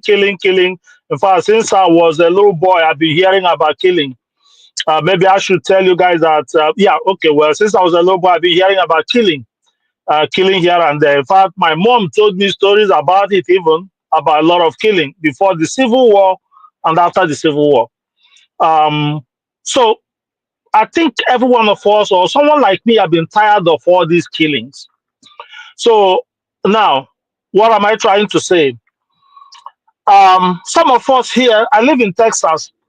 Some of us here, I see a lot of Nigerian married to Kenyan, a lot of Nigerian married to Ghanaian, a lot of Nigerian married to Indians, Americans, blacks, whites, and South Africans, and people from everywhere. So being intermarried in our Nigerian environment, I don't think is our problem, because I have someone that said, we are one people just because we intermarry. No, that being intermarried did not make us one, because we as an individual have refused to accept each other. And I think we're tired of the killing, because listening for you guys, talked about some killing that have happened even in the 1940s, 1950s. Still continuity today. Now, even though we are saying it here, I wish somebody can hear us, but again, sometimes I just feel like, who cares? These are in the hand of government. But if we have an opinion, I could just say, maybe what we have to do to help ourselves is come together and just go our separate ways. Still become brothers, still marry, have nephews, and visit each other like somebody can go to Ghana, Kenya, Ghana, Togo, Benin, and all that of them. Marry from there, our families visit and all that. Than forcing ourselves that these things started since 1940s, 1950s. We've been fighting, killing each other, still continue to today. In Borno, in Benue, in Kaduna, killings every day. Why? Because what do you call it? The governments refuse to secure our territory, our territory. They imported Fulanis from everywhere, or people from everywhere, and they come in Nigeria and cause so much mayhem. Now, of course, again, from what we are understanding, they're taking money from US aid. Instead of using it to help the people that need it, they are using it to sponsor terrorists. So these are all because they want to show, or certain people want to force themselves into the country. So I think if I have my way, I would just say this thing is what we can come back together, instead of trying to say, okay, we must be one, we must be one, we must be one. Bro, we have tried this a long time and it's not working. That's just my opinion on that. Now, back to Soludo issue. My dad, when he was alive, my dad was a native doctor, I'll put it that way. My dad treated malaria, typhoid, all kinds of things, even including, I can't call it way powerful, right? I think powerful probably will be fibroid and so many sicknesses. People come our house, my dad treated them. In fact, there was a time my dad treated a mad woman, one lady that was mad, and we were small then, and other. My dad treat all kinds of sickness. My dad never kill a cow or a chicken. He uses roots and fruits. Mbogu. He go to the bush and uproot those roots, use them and leaves and back of trees. Use them, make the get them however, but give it to people and administer and treat them. Now, those guys that are in Anambra and encouraging young men to do what they have to do to be rich, encouraging them to bring this or bring that or bring chicken this, bring animal this, bring human head and all the rituals, these are not culture. When people talk about our culture, it doesn't mean that our native, our worship, our religion, these are no way of life, it's not a religion. I think is actually ritualist. So I think in any way, if Soludo is actually attacking people that are involving themselves in rituals, instead of curing sicknesses, that's fine. But people, if it's just someone that curing people, okay. But what I know as religion may be like Sele, what do you call them? Sele and all that Assemblies of God and all that of church, or any other church anyway. But those ones could be religion. But okay, in the traditional worship, our grandfathers have it then. They have a little shrine or whatever thing. They go there, kill a little chicken, pour the blood and all that of them, go home, eat the chicken. That's just worship. They do it in certain time, not even around the year. But again, those grandfathers, as much as I know, never encourage anyone to get rich quick. It was just a worship. So that's what I have to say about what Soludo is doing. Is I probably would think I don't have a problem with it. I'm tired of all the killings and encouraging young men in Anambra to get rich quick, go and buy Mercedes, XLE, and all kinds of things. And people are thinking that killing people will give them that. Meanwhile, if you kill somebody, bro, there is no way money produces from any tree or anywhere money will fly into somebody's house if you didn't go work for it. That's my opinion. Thank you so much. Thank you so much. I love that guy comment. Thank you so much. Our forefather was supporting this religion. Now you need to let him talk. Forefather, can you speak? And I'll also make your submission because we're around. I find it troubling that the Nigerian state, this is where I support what Christian was saying, that sometimes we go after our own cultural heritage. Why would you go after native doctors when pastors are doing practically similar stuff? Churches are doing them. They are abusing their power and their victimizing people all the time. We've talked about this several times on this show. So why go after these native doctors? We heard about something like this in the Kwara too. I don't know why we just accept these things. We have to start pushing back because all these foreign religions, let's face it, that's what they are. I don't want to be like I'm trying to be mean. The religion is what it is. People believe it for their reasons, but they too are foreign. How is it that religions and practices that have been with us for thousands of years, our own people are turning on it? Why they preserve the one Forefather, quick question. Are you assuming that what the people are doing? Which African religion supports quick money? Which religion is that? Which African? Exactly, my friend. Exactly. No. I'm not talking about quick money. That's why I said, KJ, you do not have. No, but that's what you're already assuming. Haven't you heard about? KJ has the question properly. Haven't you heard of prosperity preachers? They are just as bad. Where they preach people that you're going to get promotion, you give me your money, give me your best salary or whatever they call it. But why prosperity religion is not good? I won't say it's good. Prosperity preachers is not good. Forefathers, I get your point. But again, they do not encourage people to go for rituals. Bring human head, bring woman breast, bring a man's penis. Bring this, they don't encourage. I don't think any time. Go after those ones. Don't ban the practice outright because they are legitimate people that practice their traditional practices. So go after the ones that are doing bad. If pastors are doing those things, are you going to ban the whole Christianity? Go after the ones that are doing it. KJ, sorry, I want to ask him. Forefather, so in this your traditional practice, is this how you guys use human being for sacrifice? No. Of course not. If we are basically killing everybody, there will nobody left.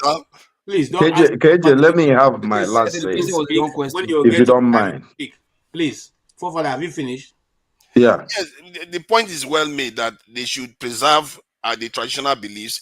The ones that are doing something wrong, go after them. Just like the ones that are doing something wrong in Christianity or Islam or any other major religion, you go after the ones that are doing something wrong. Why ban the practice outright? How about the ones that are doing the right thing? What are they going to do? Okay. Let me just have my last say, if you don't mind, and I'll just. Okay, yeah. You have your last say. Let me just have my last say.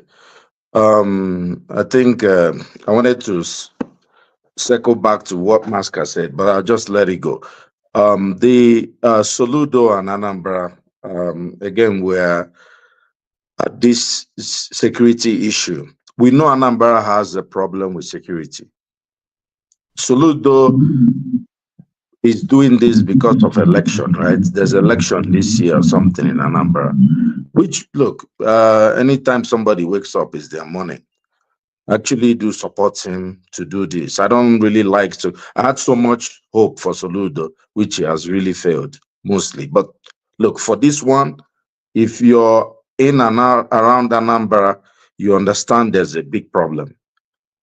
You know, and maybe it's the way KJ presented it, but the law, there's no law saying people cannot practice their traditional whatever religion. What that if I remember very well, the law says if you want to practice whatever, come and register. They said present yourself, come to Oka and say this is me, this is where I practice, and register. Is it, you know, the problem is this is more of using, they are going to catch the people giving whatever these kidnappers and these criminals some type of morale, courage to do what they are doing. Everybody knows, you know, have you seen those videos? It's shameful. People are lining up with big pots and they are putting all sorts of funny things in it, and they are naked, some of them are, and it's not just the traditional worshippers. You know, these days, there's no difference between the Christian and the traditional world. They're actually the same. I'll tell you, they are priests. You know, if you go back to the Igbo, you know, history, you discover there was a young man that talked about his dad and, you know, what they did. You know, there has always been fake Dibias and the real ones, you know, from time immemorial. The problem we have is that these guys are just chasing money. And actually, there's no difference between many of these guys and the pastors, whether they are in any church or not. They're actually the same people. They're just exchanging suits for being naked. You know, my point is, Soludo didn't say you cannot practice whatever. He said, come and register. If you don't register, we'll come and bundle you out so that we'll see people coming to your church or your shrine. And what are they doing? And look, everybody can see that the insecurity in Anambra has actually, the security level has improved, situation has improved. So whatever he's doing is good. You know, because these guys have run down the whole state. Okay. Thank you. Thank you so much for your contribution. Thank you also for being here. Forefather, I'm sure you've made your own distance. So let's move on to Maska. Maska, is it against the Nigerian law for you to be a native doctor? KJ, I can see what we do on this platform. We coin topics in a way that it will suit our narrative. No, I'm not coining anything. I'm not looking for any narrative. That's what no, that. Honestly speaking, this is exactly what you're, because what do you mean by is it against the law? When a state governor has enacted a law, how can you go back to law? This has nothing to do with law. Hold on. Is it not a law? Is he doing anything unlawful? So then you answer. When you answer, I say it is lawful in Anambra State for that to go on. I'm not asking for any opinion. I don't hold any opinion on this. No, but you hold opinion now. Okay? No, I don't have any opinion. I know I'm that not against them. I'm not a native. I don't practice native doctor. I'm not against them. I'm not for them either. Okay, people have the right to make their choice. I'm pointing to you that from your statement, it smacks of opinion, but it's okay. So let's leave that to rest. I've made my point also. My point, my response to that is I don't know exactly what's happening in Anambra State, okay? But I can tell you one thing for sure. It's not too long I came back from Kanu. I spent some time there, and I really am not happy with some of the things I see that relates to something like this. The kind of advert you see on telly, people telling you that they can cure this, they can cure that. And I could see clearly these are fake people. You don't need too much intelligence to understand that this thing that this man is saying cannot be true. I was actually telling my mom that, look, I think people have to do something about this, because this is how bad things start. When you see somebody do something, he gets away with it. Tomorrow, you also go and set up shop. What does it cost to advertise on TV? and people will be trooping and paying you money. You don't care whether they are dying or not. And nobody is putting any structure around this. This is exactly what I was saying, and I'm happy that Soludo is doing it. If you say that like you can't open a hospital without registration, you can't open a school without registration, why should it be different from the local medicine people? Okay, that's good. That. I mean, that's the. Why should this even be a subject of discussion? This is what everybody should be happy about. No, it's a subject of discussion because it was what was actually turning the southeast. That have been going on in the southeast for a while now. So we can actually look at it, and you have brought a point right now that it is part of the law which the man has enacted, and that means that it's against the law if you're a practicing native doctor and you don't go and register. So I don't have that information before, okay, and I'm sure other people listening to us don't have that information also. So we know that the man is not. I don't have any. I'm not passing any information, or I don't know anything that's happening in Anambra State. I'm only assuming, but I'm using my state, Kanu. What I have seen, I'm just simply saying that this is what Kanu should also do. To say that if you are a local medicine person, come and register, and there should be a body to come and be supervising you. Okay. And I'm suspecting this is what we are talking about. That somebody is saying, look, if you are a local medicine man, just like a school, a primary school would need registration. I agree with you. I would also want you to come and you can't open a restaurant without NAFTA coming to look at your restaurant. There should be something for the local medicine people also. Okay. All right. Thank you, Tony. Yeah, I think the issues here for that decision is slightly different from what we are saying.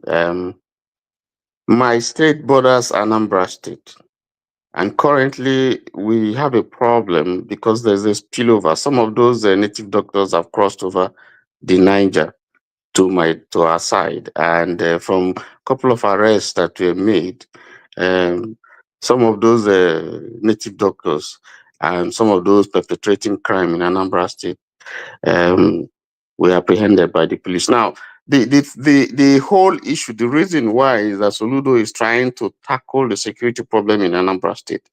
And some of those native doctors have been fingered as offering some, whether charms or protection or whatever to some of those criminals. There are evidences, videos of things that they have done. In my town, the state capital, the traditional ruler has actually, summoned a meeting, and it was decided that no native doctor is allowed to practice without registration, because it was found out from the arrests that were made, in Delta, that a lot of them were, came over relocated to the east as a result of the heat that has been put on them in Anambra State. And they stay there and perpetrate the evil, and then they go back to Anambra State to do all kinds of crime and all kinds of evil. So I think that's the intention. Is well intentioned. It's not just that Soludo is trying to get at native doctors, because they've been there practicing and doing their thing, their stuff. But the point is that a lot of all those bad boys, Yahoo, kidnappers and so on and so forth, have some arrangement with these native doctors where maybe they give them charms or they give them some cover and so on and so forth, and they're making money. And so that's the issue here. Okay, thank you so much. Yes, Lokopi. Anyway, probably I guess by now you not get the message when I say you didn't ask the question properly. No, there's no proper question. I'm just listening. When a question comes to you, it's your opinion. I'm not giving you time. Explain and take it and deal with it. I don't have any parameter which I'm setting for you and how you should answer. And anything, and there's no right answer. No agree. No agree. There's no listen now. No be exam now. No be there for WAEC, bros. No, because you don't really cast. If I say you cast aspersion to Ludo already say they do wrong to do it. As I say, you ask the wrong question. But nevertheless, like I said, most people here they've already probably almost buttressed what I was trying to say anyway. Like, look, I don't know why humans are afraid of laws. You understand? If something is becoming a menace in a place, hence laws are made to stop or prohibit it from becoming maybe additional menace. You understand? So, like somebody rightly said, yeah, if they catch any armed robber, you understand, kidnapper, ritualist, bandit, terrorist, whatever, they have champs. You understand? And the police is their duty to ask who are the ones give what is this? What is this? What is this for? Then the robbers will confess, the criminal will confess, this is for this on my waist is for this on my arm is for this. Who is giving it to you? Then they finger point the person. And if these finger pointers are becoming too rampant for the security to contain, they pass a law to like government. This is what's one of our problem. I think we should this. Then the government come and look into it and say yes, this should be. It's necessary. So we shouldn't be like, you understand, because if these criminals have not maybe happened to one of us, we will not understand what Soludo is trying to do. You understand? So it's not a bad thing. He did not said that they should ban. He went to attack those who are even showcasing their own, getting wet, because I see no reason why the herbalists, you understand, say it's spiritually whatever, is building mansions, buying Lamborghini, this and that. With how much? That means you must be enjoying benefits from kidnappers and enjoying benefit from ritualists. So if you're enjoying benefit from those criminals, you by association, you're also guilty as charged. So hence they want to apprehend all of them so that they can tell, okay, now if you want to practice your this and your that, these are your parameters you have to. And if you can't explain yourself properly, you'll be in jail. If you can explain yourself and this and that, then you go free. It's not asking you to like come and that you should not practice. It's not banned. He's just trying to curtail this menace from happening, and that's what he's just trying to do. And this is not the end of it. They are still doing investigation, you understand? So the law is not really for ban them. It's just like after this is what you should do, this is what you should do, and that's it. Nothing else. All right. Thank you so much. AY. Yeah, wow. Well, I don't know. Like, KJ, you just treating us as if you don't know what is going on in Anambra. I don't know. You know. You don't agree. You don't agree. I don't agree. Never. I don't agree. I know you know. Now, okay, let me assume you don't know, because me and my friend from Anambra will be discussing this stuff, right? There are issues on ground while Soludo is acting in his capacity as the chief security officer of the state. There is one native doctor over there that is, I think he's like 26 years old. If even when you check his compound, the cars that are there to me, like there is no car less than 30 million naira in that place. He has a bunch of cars, big house, he has a lot of hotels. The issues are, they are tracing these people. They be arresting a lot of kidnappers in Anambra recently. Of course, their cases were investigated. They discover some native doctors are doing charm for them. This charm, they know what they are specifically made for kidnapping, to escape, be arrested. There are issues of Yahoo, which is kind of rampant all over Nigeria, especially in the south. Where this native doctor are doing all sort of charm. You know the popular one, is the OKOT they call it? Yeah, that one was one they really pointed to, where it seems the security, the vigilante people, they also understand this because they are local. That's why we said localize the security of Nigeria. They are local. They know how you set this thing up, what is going on. They know what is going on. So that's why they arrested them. I think like what Masker said, if you want to practice practice as a native doctor, if the governor said, yeah, come to work, come and register, let's know who is practicing it as a native doctor. Let's know your scope. Let's know what you are doing. Like the guy that came off very first, right? That was explaining how his father used to cure people with leaf. I know this kind of cases where native doctor used to be like, give people, just go to the bush, get some leaf to cure people. But now it's money grab. They've turned it to something else. They tell you they are involved in rituals, they are involved in all kind of funny stuff. These cases are known. So I think Soludo is doing the right thing. I support him 100%. Let him get it done. Let him get rid of criminal in the state.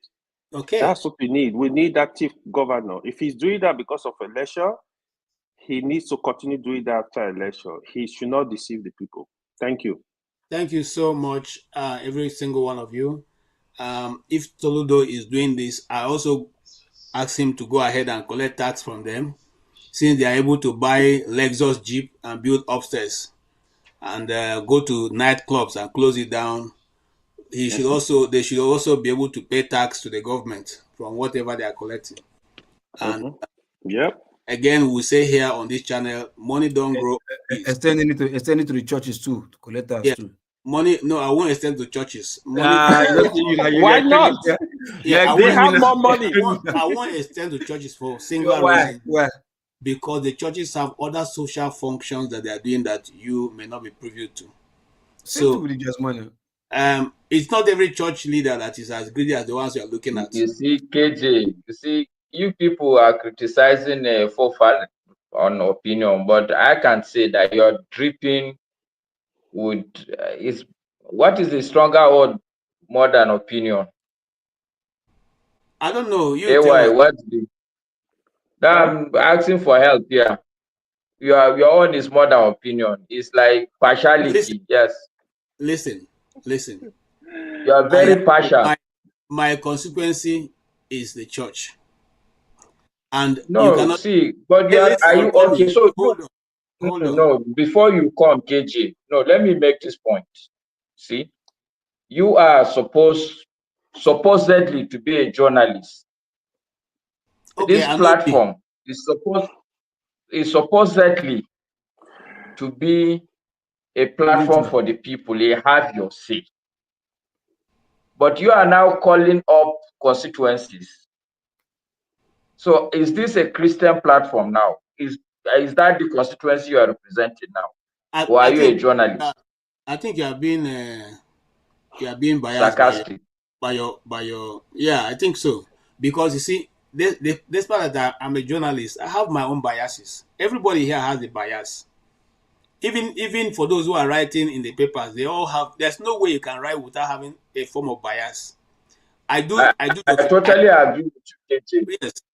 So in this case now, go ahead. I have chosen on this part to put my bias right ahead of me, and that is simply that there are many false people who are claiming to be what they are not out there. The church is not an exemption. So when I say that with all sense of responsibility, because I know there are people who are doing good work that you may not be privy to. Just like I said, I'm not saying that people out there, some of them are not fake. I'm not saying some of them are not deceiving people. I didn't try to defend them anyway. I simply said I'm not going to put them on this payment of tax. Okay? Right. For the simple fact I just said again. Okay. Some of them have bias. No, some of them have NGOs and all that are doing a lot of work that you may not be privy to. What about the DBS?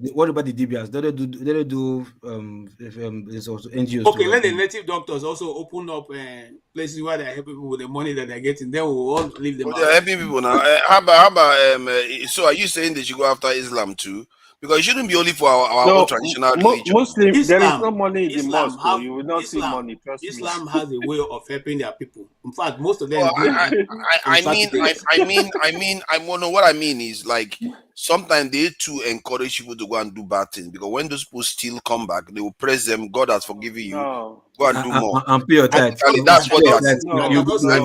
No, because AY, what you did there, you see, you said when somebody he goes robbery and they find something on the, they find out where the native doctor, but because they found artifacts on them.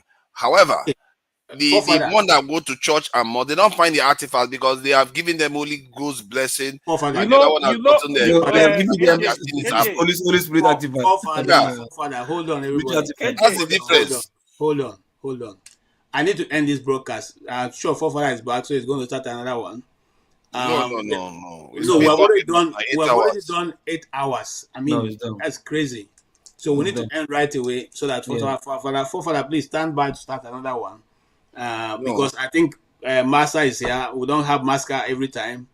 and local peace. Yeah. No, no, I didn't come to talk. I just come to fraternize with you people. The truth is, you guys are great guys individually. It's only when you get into the tribal, when you carry the tribal gap, that all of you lose your identity. That's just the issue I have. Masker, listen. But individually, you are all great guys. Masker, listen. I have, as a man, as I am today, I've never lived more than 6 months, maybe in Igbo land. Maybe if I've lived too long in Igbo land, maybe 1 year. I've always lived in the north. So my bias will always be to the north. But I try as much as possible. Your bias is to the north, you sure? No, I think I have a question to ask. I'm not trying. What I said. Sorry. Are churches and this in mosques required to register whenever they start? Start what? Yes. Whenever they start business, or business, whenever they start their church and business, because they have so many of them in different properties. So I don't think those ones are registered. No, the way you are going forefathers, it's like you are asking. Okay, well, the truth also is your marriage. What I don't like is you know what I'm seeing in Nigeria. We are killing all our traditional stuff, and while preserving the ones that come from outside. That's my. I'm just trying to splice KJ, you need to know this is a topic for father is passionate about. He loves these juju people. He loves it. It's not about. I love our own tradition too, because our own tradition is. See, I think some people were just here arguing that we should preserve our own way of life, but yet when it comes to doing it, we want to uphold the foreign ones. For me, I think English is our. You are supposed to be one of them because you have signed up to foreign religion. You're not putting yourself as one of them. Look at that. You're happy. No one is supporting 100% because you wanted to destroy the country. Forefathers. When you're going back to the UK, it's broom you carry, not aeroplane. Is it broom you fly? But they never said broom, they carry us fly anywhere. My point is that that's culture now. That's all of them should be required to back and be flying broom. To fly broom, not aeroplane. Because aeroplane is I don't like the way they are targeting our traditional practices. They are targeting them one by one. See, look, we should stop demonizing this thing because when you think you say culture, tradition, we just look at it as one local and one demonic sort of you understand? And I think that's the number one problem. It's your culture. Your culture is your way of life. Your tradition is your way of life. You understand? Okay. And when it's your way of life, there's nothing wrong in doing your way of life as far as you don't commit crime. We need to end. All right. Good night, guys. So much. Thank you so much. Thank you. You're gonna start new one. To see you here today. No. It's been a long one now. No. Start something because people are ready to talk and they have KJ, I need to appreciate you. Actually, today you were very much. Yeah, I think he did. He tried today. I need to appreciate KJ today. You know when you do good, especially given the topic was quite. Yeah, he was able to manage the topic today. And he barely has control of anything. No. Yeah. You know why? A lot of people like CM and Pansat infect them. He drew himself come out. CM was ready to throw blow today. CM na idiot. That guy's an idiot. But people don't know that guy's an idiot. Yeah, so don't call him idiot behind his back for that matter. Don't let him come back. Okay. Today has been very this thing. We are going to keep dissecting this Babangida's book, if not for anything, for us to understand the intricacies that are involved in Nigerian politics. I find it a bit strange and very annoying that all those people who have kept our country back can sit in one room and be clapping hands for themselves. In other words, we have warned them, we have our monies in our pockets, and there's nothing any of them can do. And the statements made by people like the president and and some other people there was very annoying because their lives have been lost, that can never regain. Their families have been destroyed, that can never be able to recover. And there are young people who have, one way or the other been maimed. I know people who lost a limb and also from that Abiola conflict who will never be able to regain. And yet we are in a room and a person gets up and says, I take responsibility, and they are clapping hands. I've never seen such a thing. It's just like what we used to see when we were growing up those days. You see elderly people waving at the plane that is taken off by the airport. And you're wondering, what is that for? So as Nigerians, we must learn how to come together, or learn how to, sit down and devise way forward that can help us. If you ask me as an individual, I would say let's go back to the constitution, the meeting that we had before the coming together of Nigeria as a nation, where people can operate in their various regions and have a common center. That is the only way we can keep it. Because see, the issue of tribalism or tribe will always be exercised or used against us by these political players. And you can't educate everybody. You can't educate everybody. The Nigerian situation is sad, because at this point, if you ask me, when I was in secondary school, we all had great hope for this nation. We did, and if you ask me, I never thought I would ever in my life leave Nigeria. I never planned for it. When we were growing up, I had many of my friends who left after secondary school and all that. We refused to go. We said Nigeria is getting forward, is moving forward. And like I said, growing up in the south, in the middle belt, I had the opportunity of meeting almost every major player in the middle belt. Probably the only person I didn't meet was Solomon La. But if not, I met the great governor of Benue State, Ape Aku. I met the great senator, J.S. Taka, of blessed memory. I met Paul Nongu, and every one person as a child, in secondary school and primary school, and so we're able to have opportunity of seeing how politics are played in close and far distance. We didn't think, and I'm sure those people, if you wake them up today and they come and look at Nigeria, they'll say, is this the country we fought and died for? They will never believe that Nigeria is where it is today. And so if we keep playing this ostrich, thinking that things are going to get better, one Oyibo man will come and solve our problem. One NGO will give us money to build our nation. Those people who sat in that hall are the people who have our money for development, and they're the ones who have our progress in their pockets. And their children are lacking nothing while we are clapping for them. And they say, I take responsibility. In other towns, when you take responsibility, you go to jail. You go to jail. Okay? But now we're taking responsibility. People's parents, people's families. Somebody wrote an article for what's the name? The later what's his name now? The poet, the general who was killed during the coup. That the widow of the man died with Mama Vasa. His wife died of heartbreak.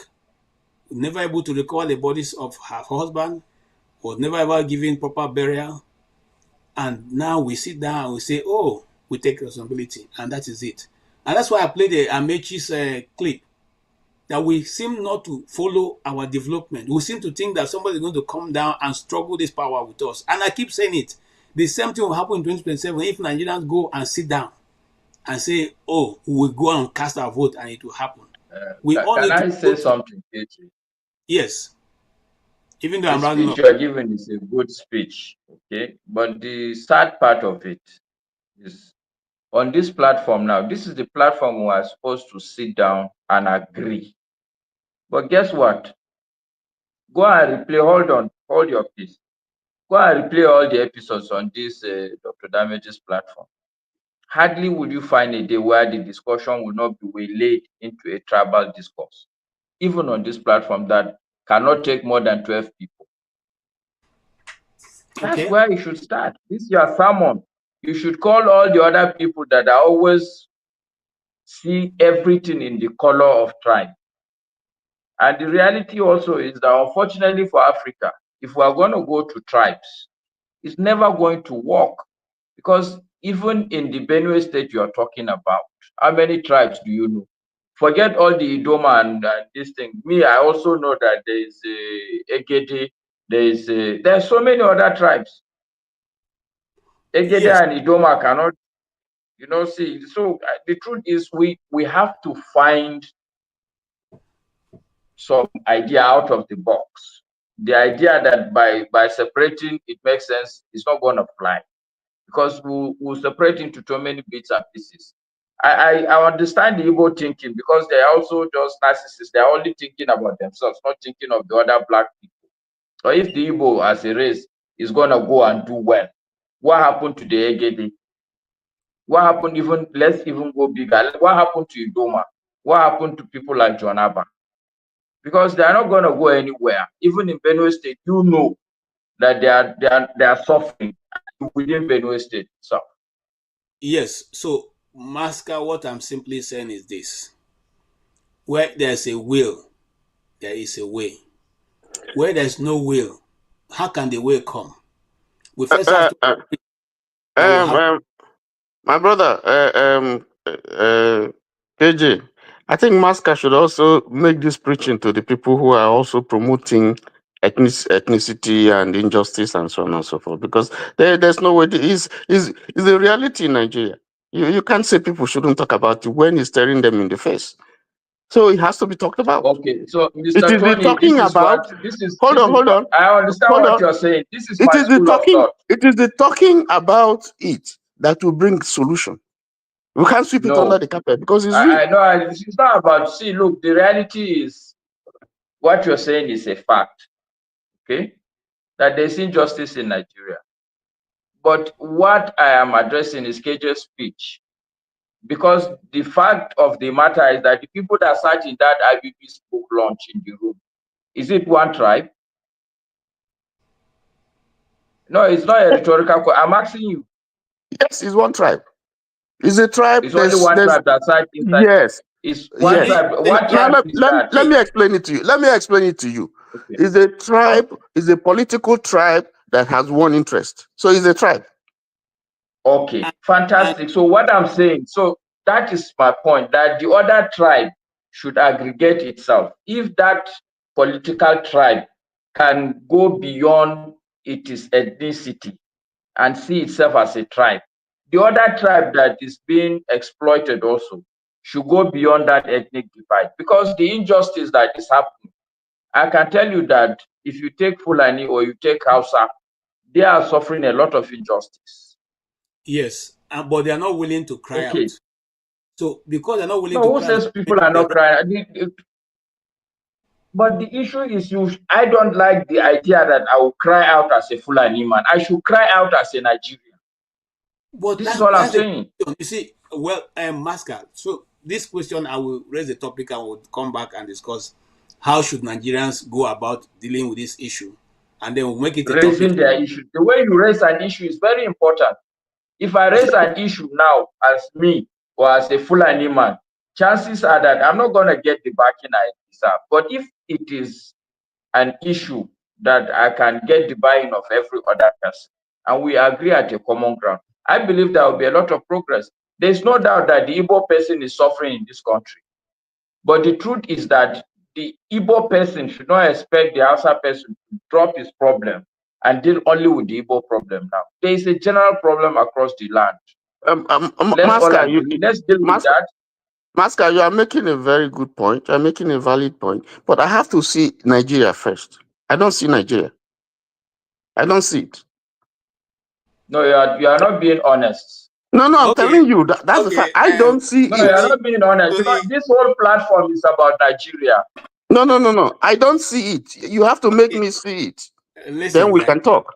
Okay. Listen, all right. So, KJ, just in 1 minute, let me try and make Tony see Nigeria. You have only 1 minute because I need 1 minute, yes. You see, Tony, Nigeria is the reason why me and you and KJ are talking now.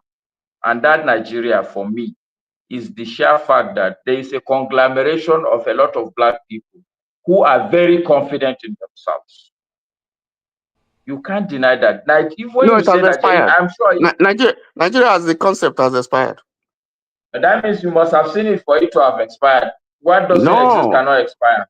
No, it has expired. Because it was a document. Okay, guys. As this discussion will continue, like I wanted to round up, and I keep saying this, we need to. It's time that we decide whether we want to be a nation or want to be continuously doing this. But if we are going to be doing this, I'll let you know that in the next 100 years, we'll have maybe this time to be KJ sitting in a hall with a group of my friends, Masker, and they are saying, I take responsibility, which will mean nothing to anybody at that time anyway.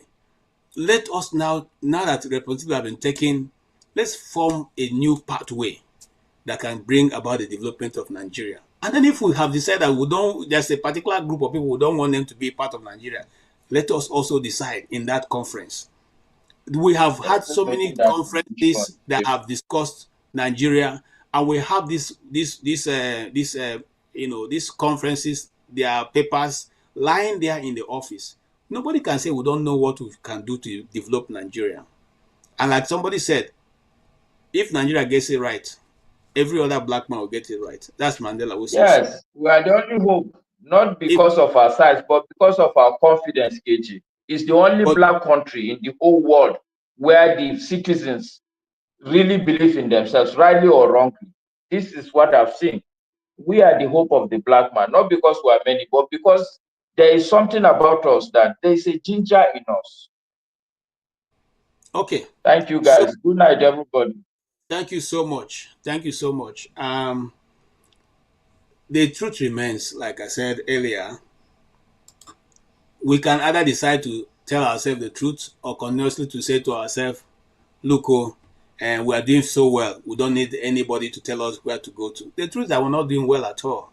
For our size, for our intellectual capability, and for our resources, we are not doing well at all.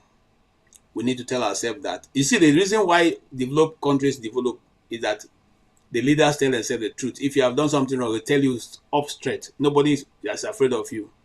They tell you that straight up, you have done wrong. I'll give an example and I'll close with that. Trump was having a meeting with the governors, and the governor of Maine have said she wouldn't follow the directive given by the president, the executive order. And he was addressing them. I said to the person, is the governor of Maine here? They say yes. And she said, I'm here. He said, I heard this. You say you won't follow the executive order. The governor said, yes, we will follow the orders for the federal government. He said, we are the federal government, and we have said that no man in women's sports. If you're not going to follow that, we will not send you any federal money. That is how people who want to go away, go further, build their country, develop, do things. And the woman said, we'll meet you in court. Trump said, I'll be happy to meet you in court. It's not a question of, oh, you are the president, you have said so, we must follow you. It doesn't happen like that. It doesn't happen. So both of them carry their case and go to court. The judiciary will look at it and say, madam, you are wrong, or President Trump, you are wrong.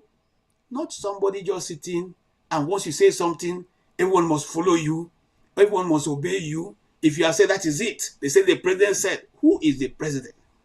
The commissioner said, the governor said. Nobody, no country builds like that and makes progress, for crying out loud. We must come to a place where we sit down.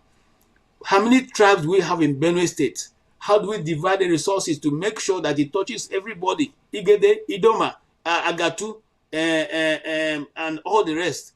Okay? Until we come to that point. That's why I was saying that you have to make Nigerians see Nigeria. I mean, it's like if you take a census, you're asking Nigerians, are you going to die for Nigeria? You'll be surprised what they're going to tell you. Is it not the man who stole our money for 8 years, said he wasn't ready to die for Nigeria? Oh, so what are you talking about? He said so because he knew that if he declared Abiola, the likes of Abacha will not leave him. And he's afraid to die. And he has everything. He has lived his life. He has done it, but he doesn't want to die. So is it me that we're going to go and die for Nigeria? So that's why when I come to this channel, I say before you die for Nigeria, make sure you know what you're dying for. So for him, it's him. He puts himself first before the nation. And it's unfortunate for a leader to say that kind of a thing. So what I'm saying is that we have to be realistic.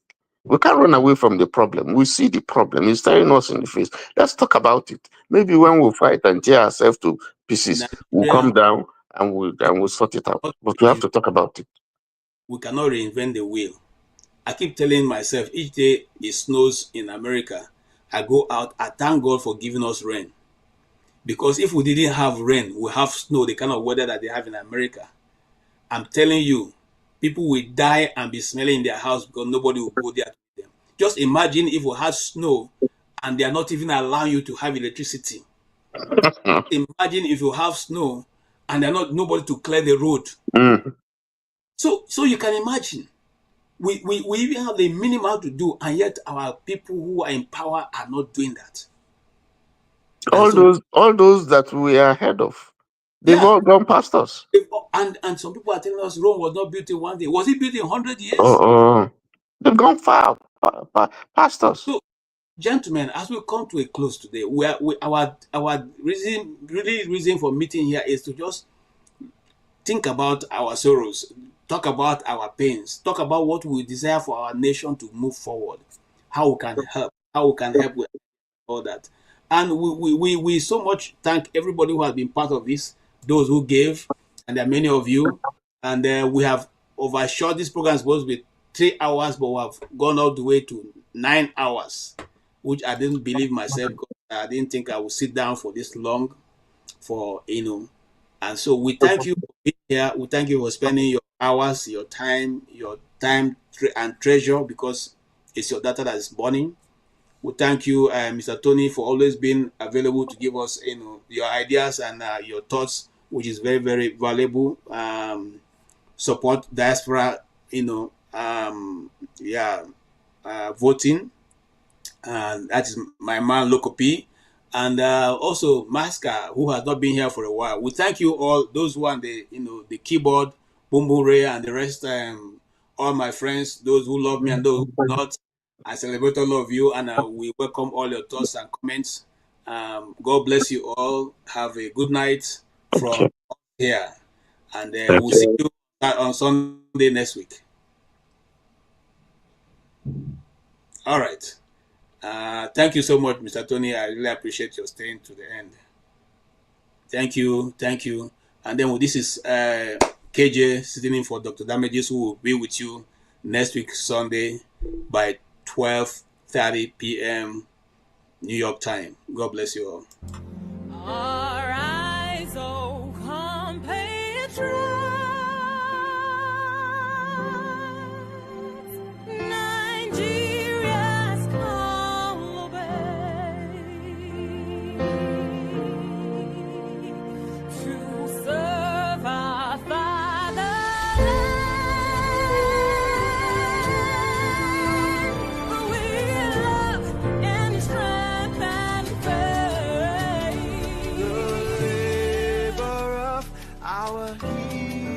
Past shall never be in vain, to serve with heart and might, one nation bound in freedom, peace and unity. Hey, that's so, Arise, O compatriots, Nigeria call obey, to serve our fatherland with love and strength and faith. The labor of our heroes past shall never be in vain, to serve with heart and might, one nation bound in freedom.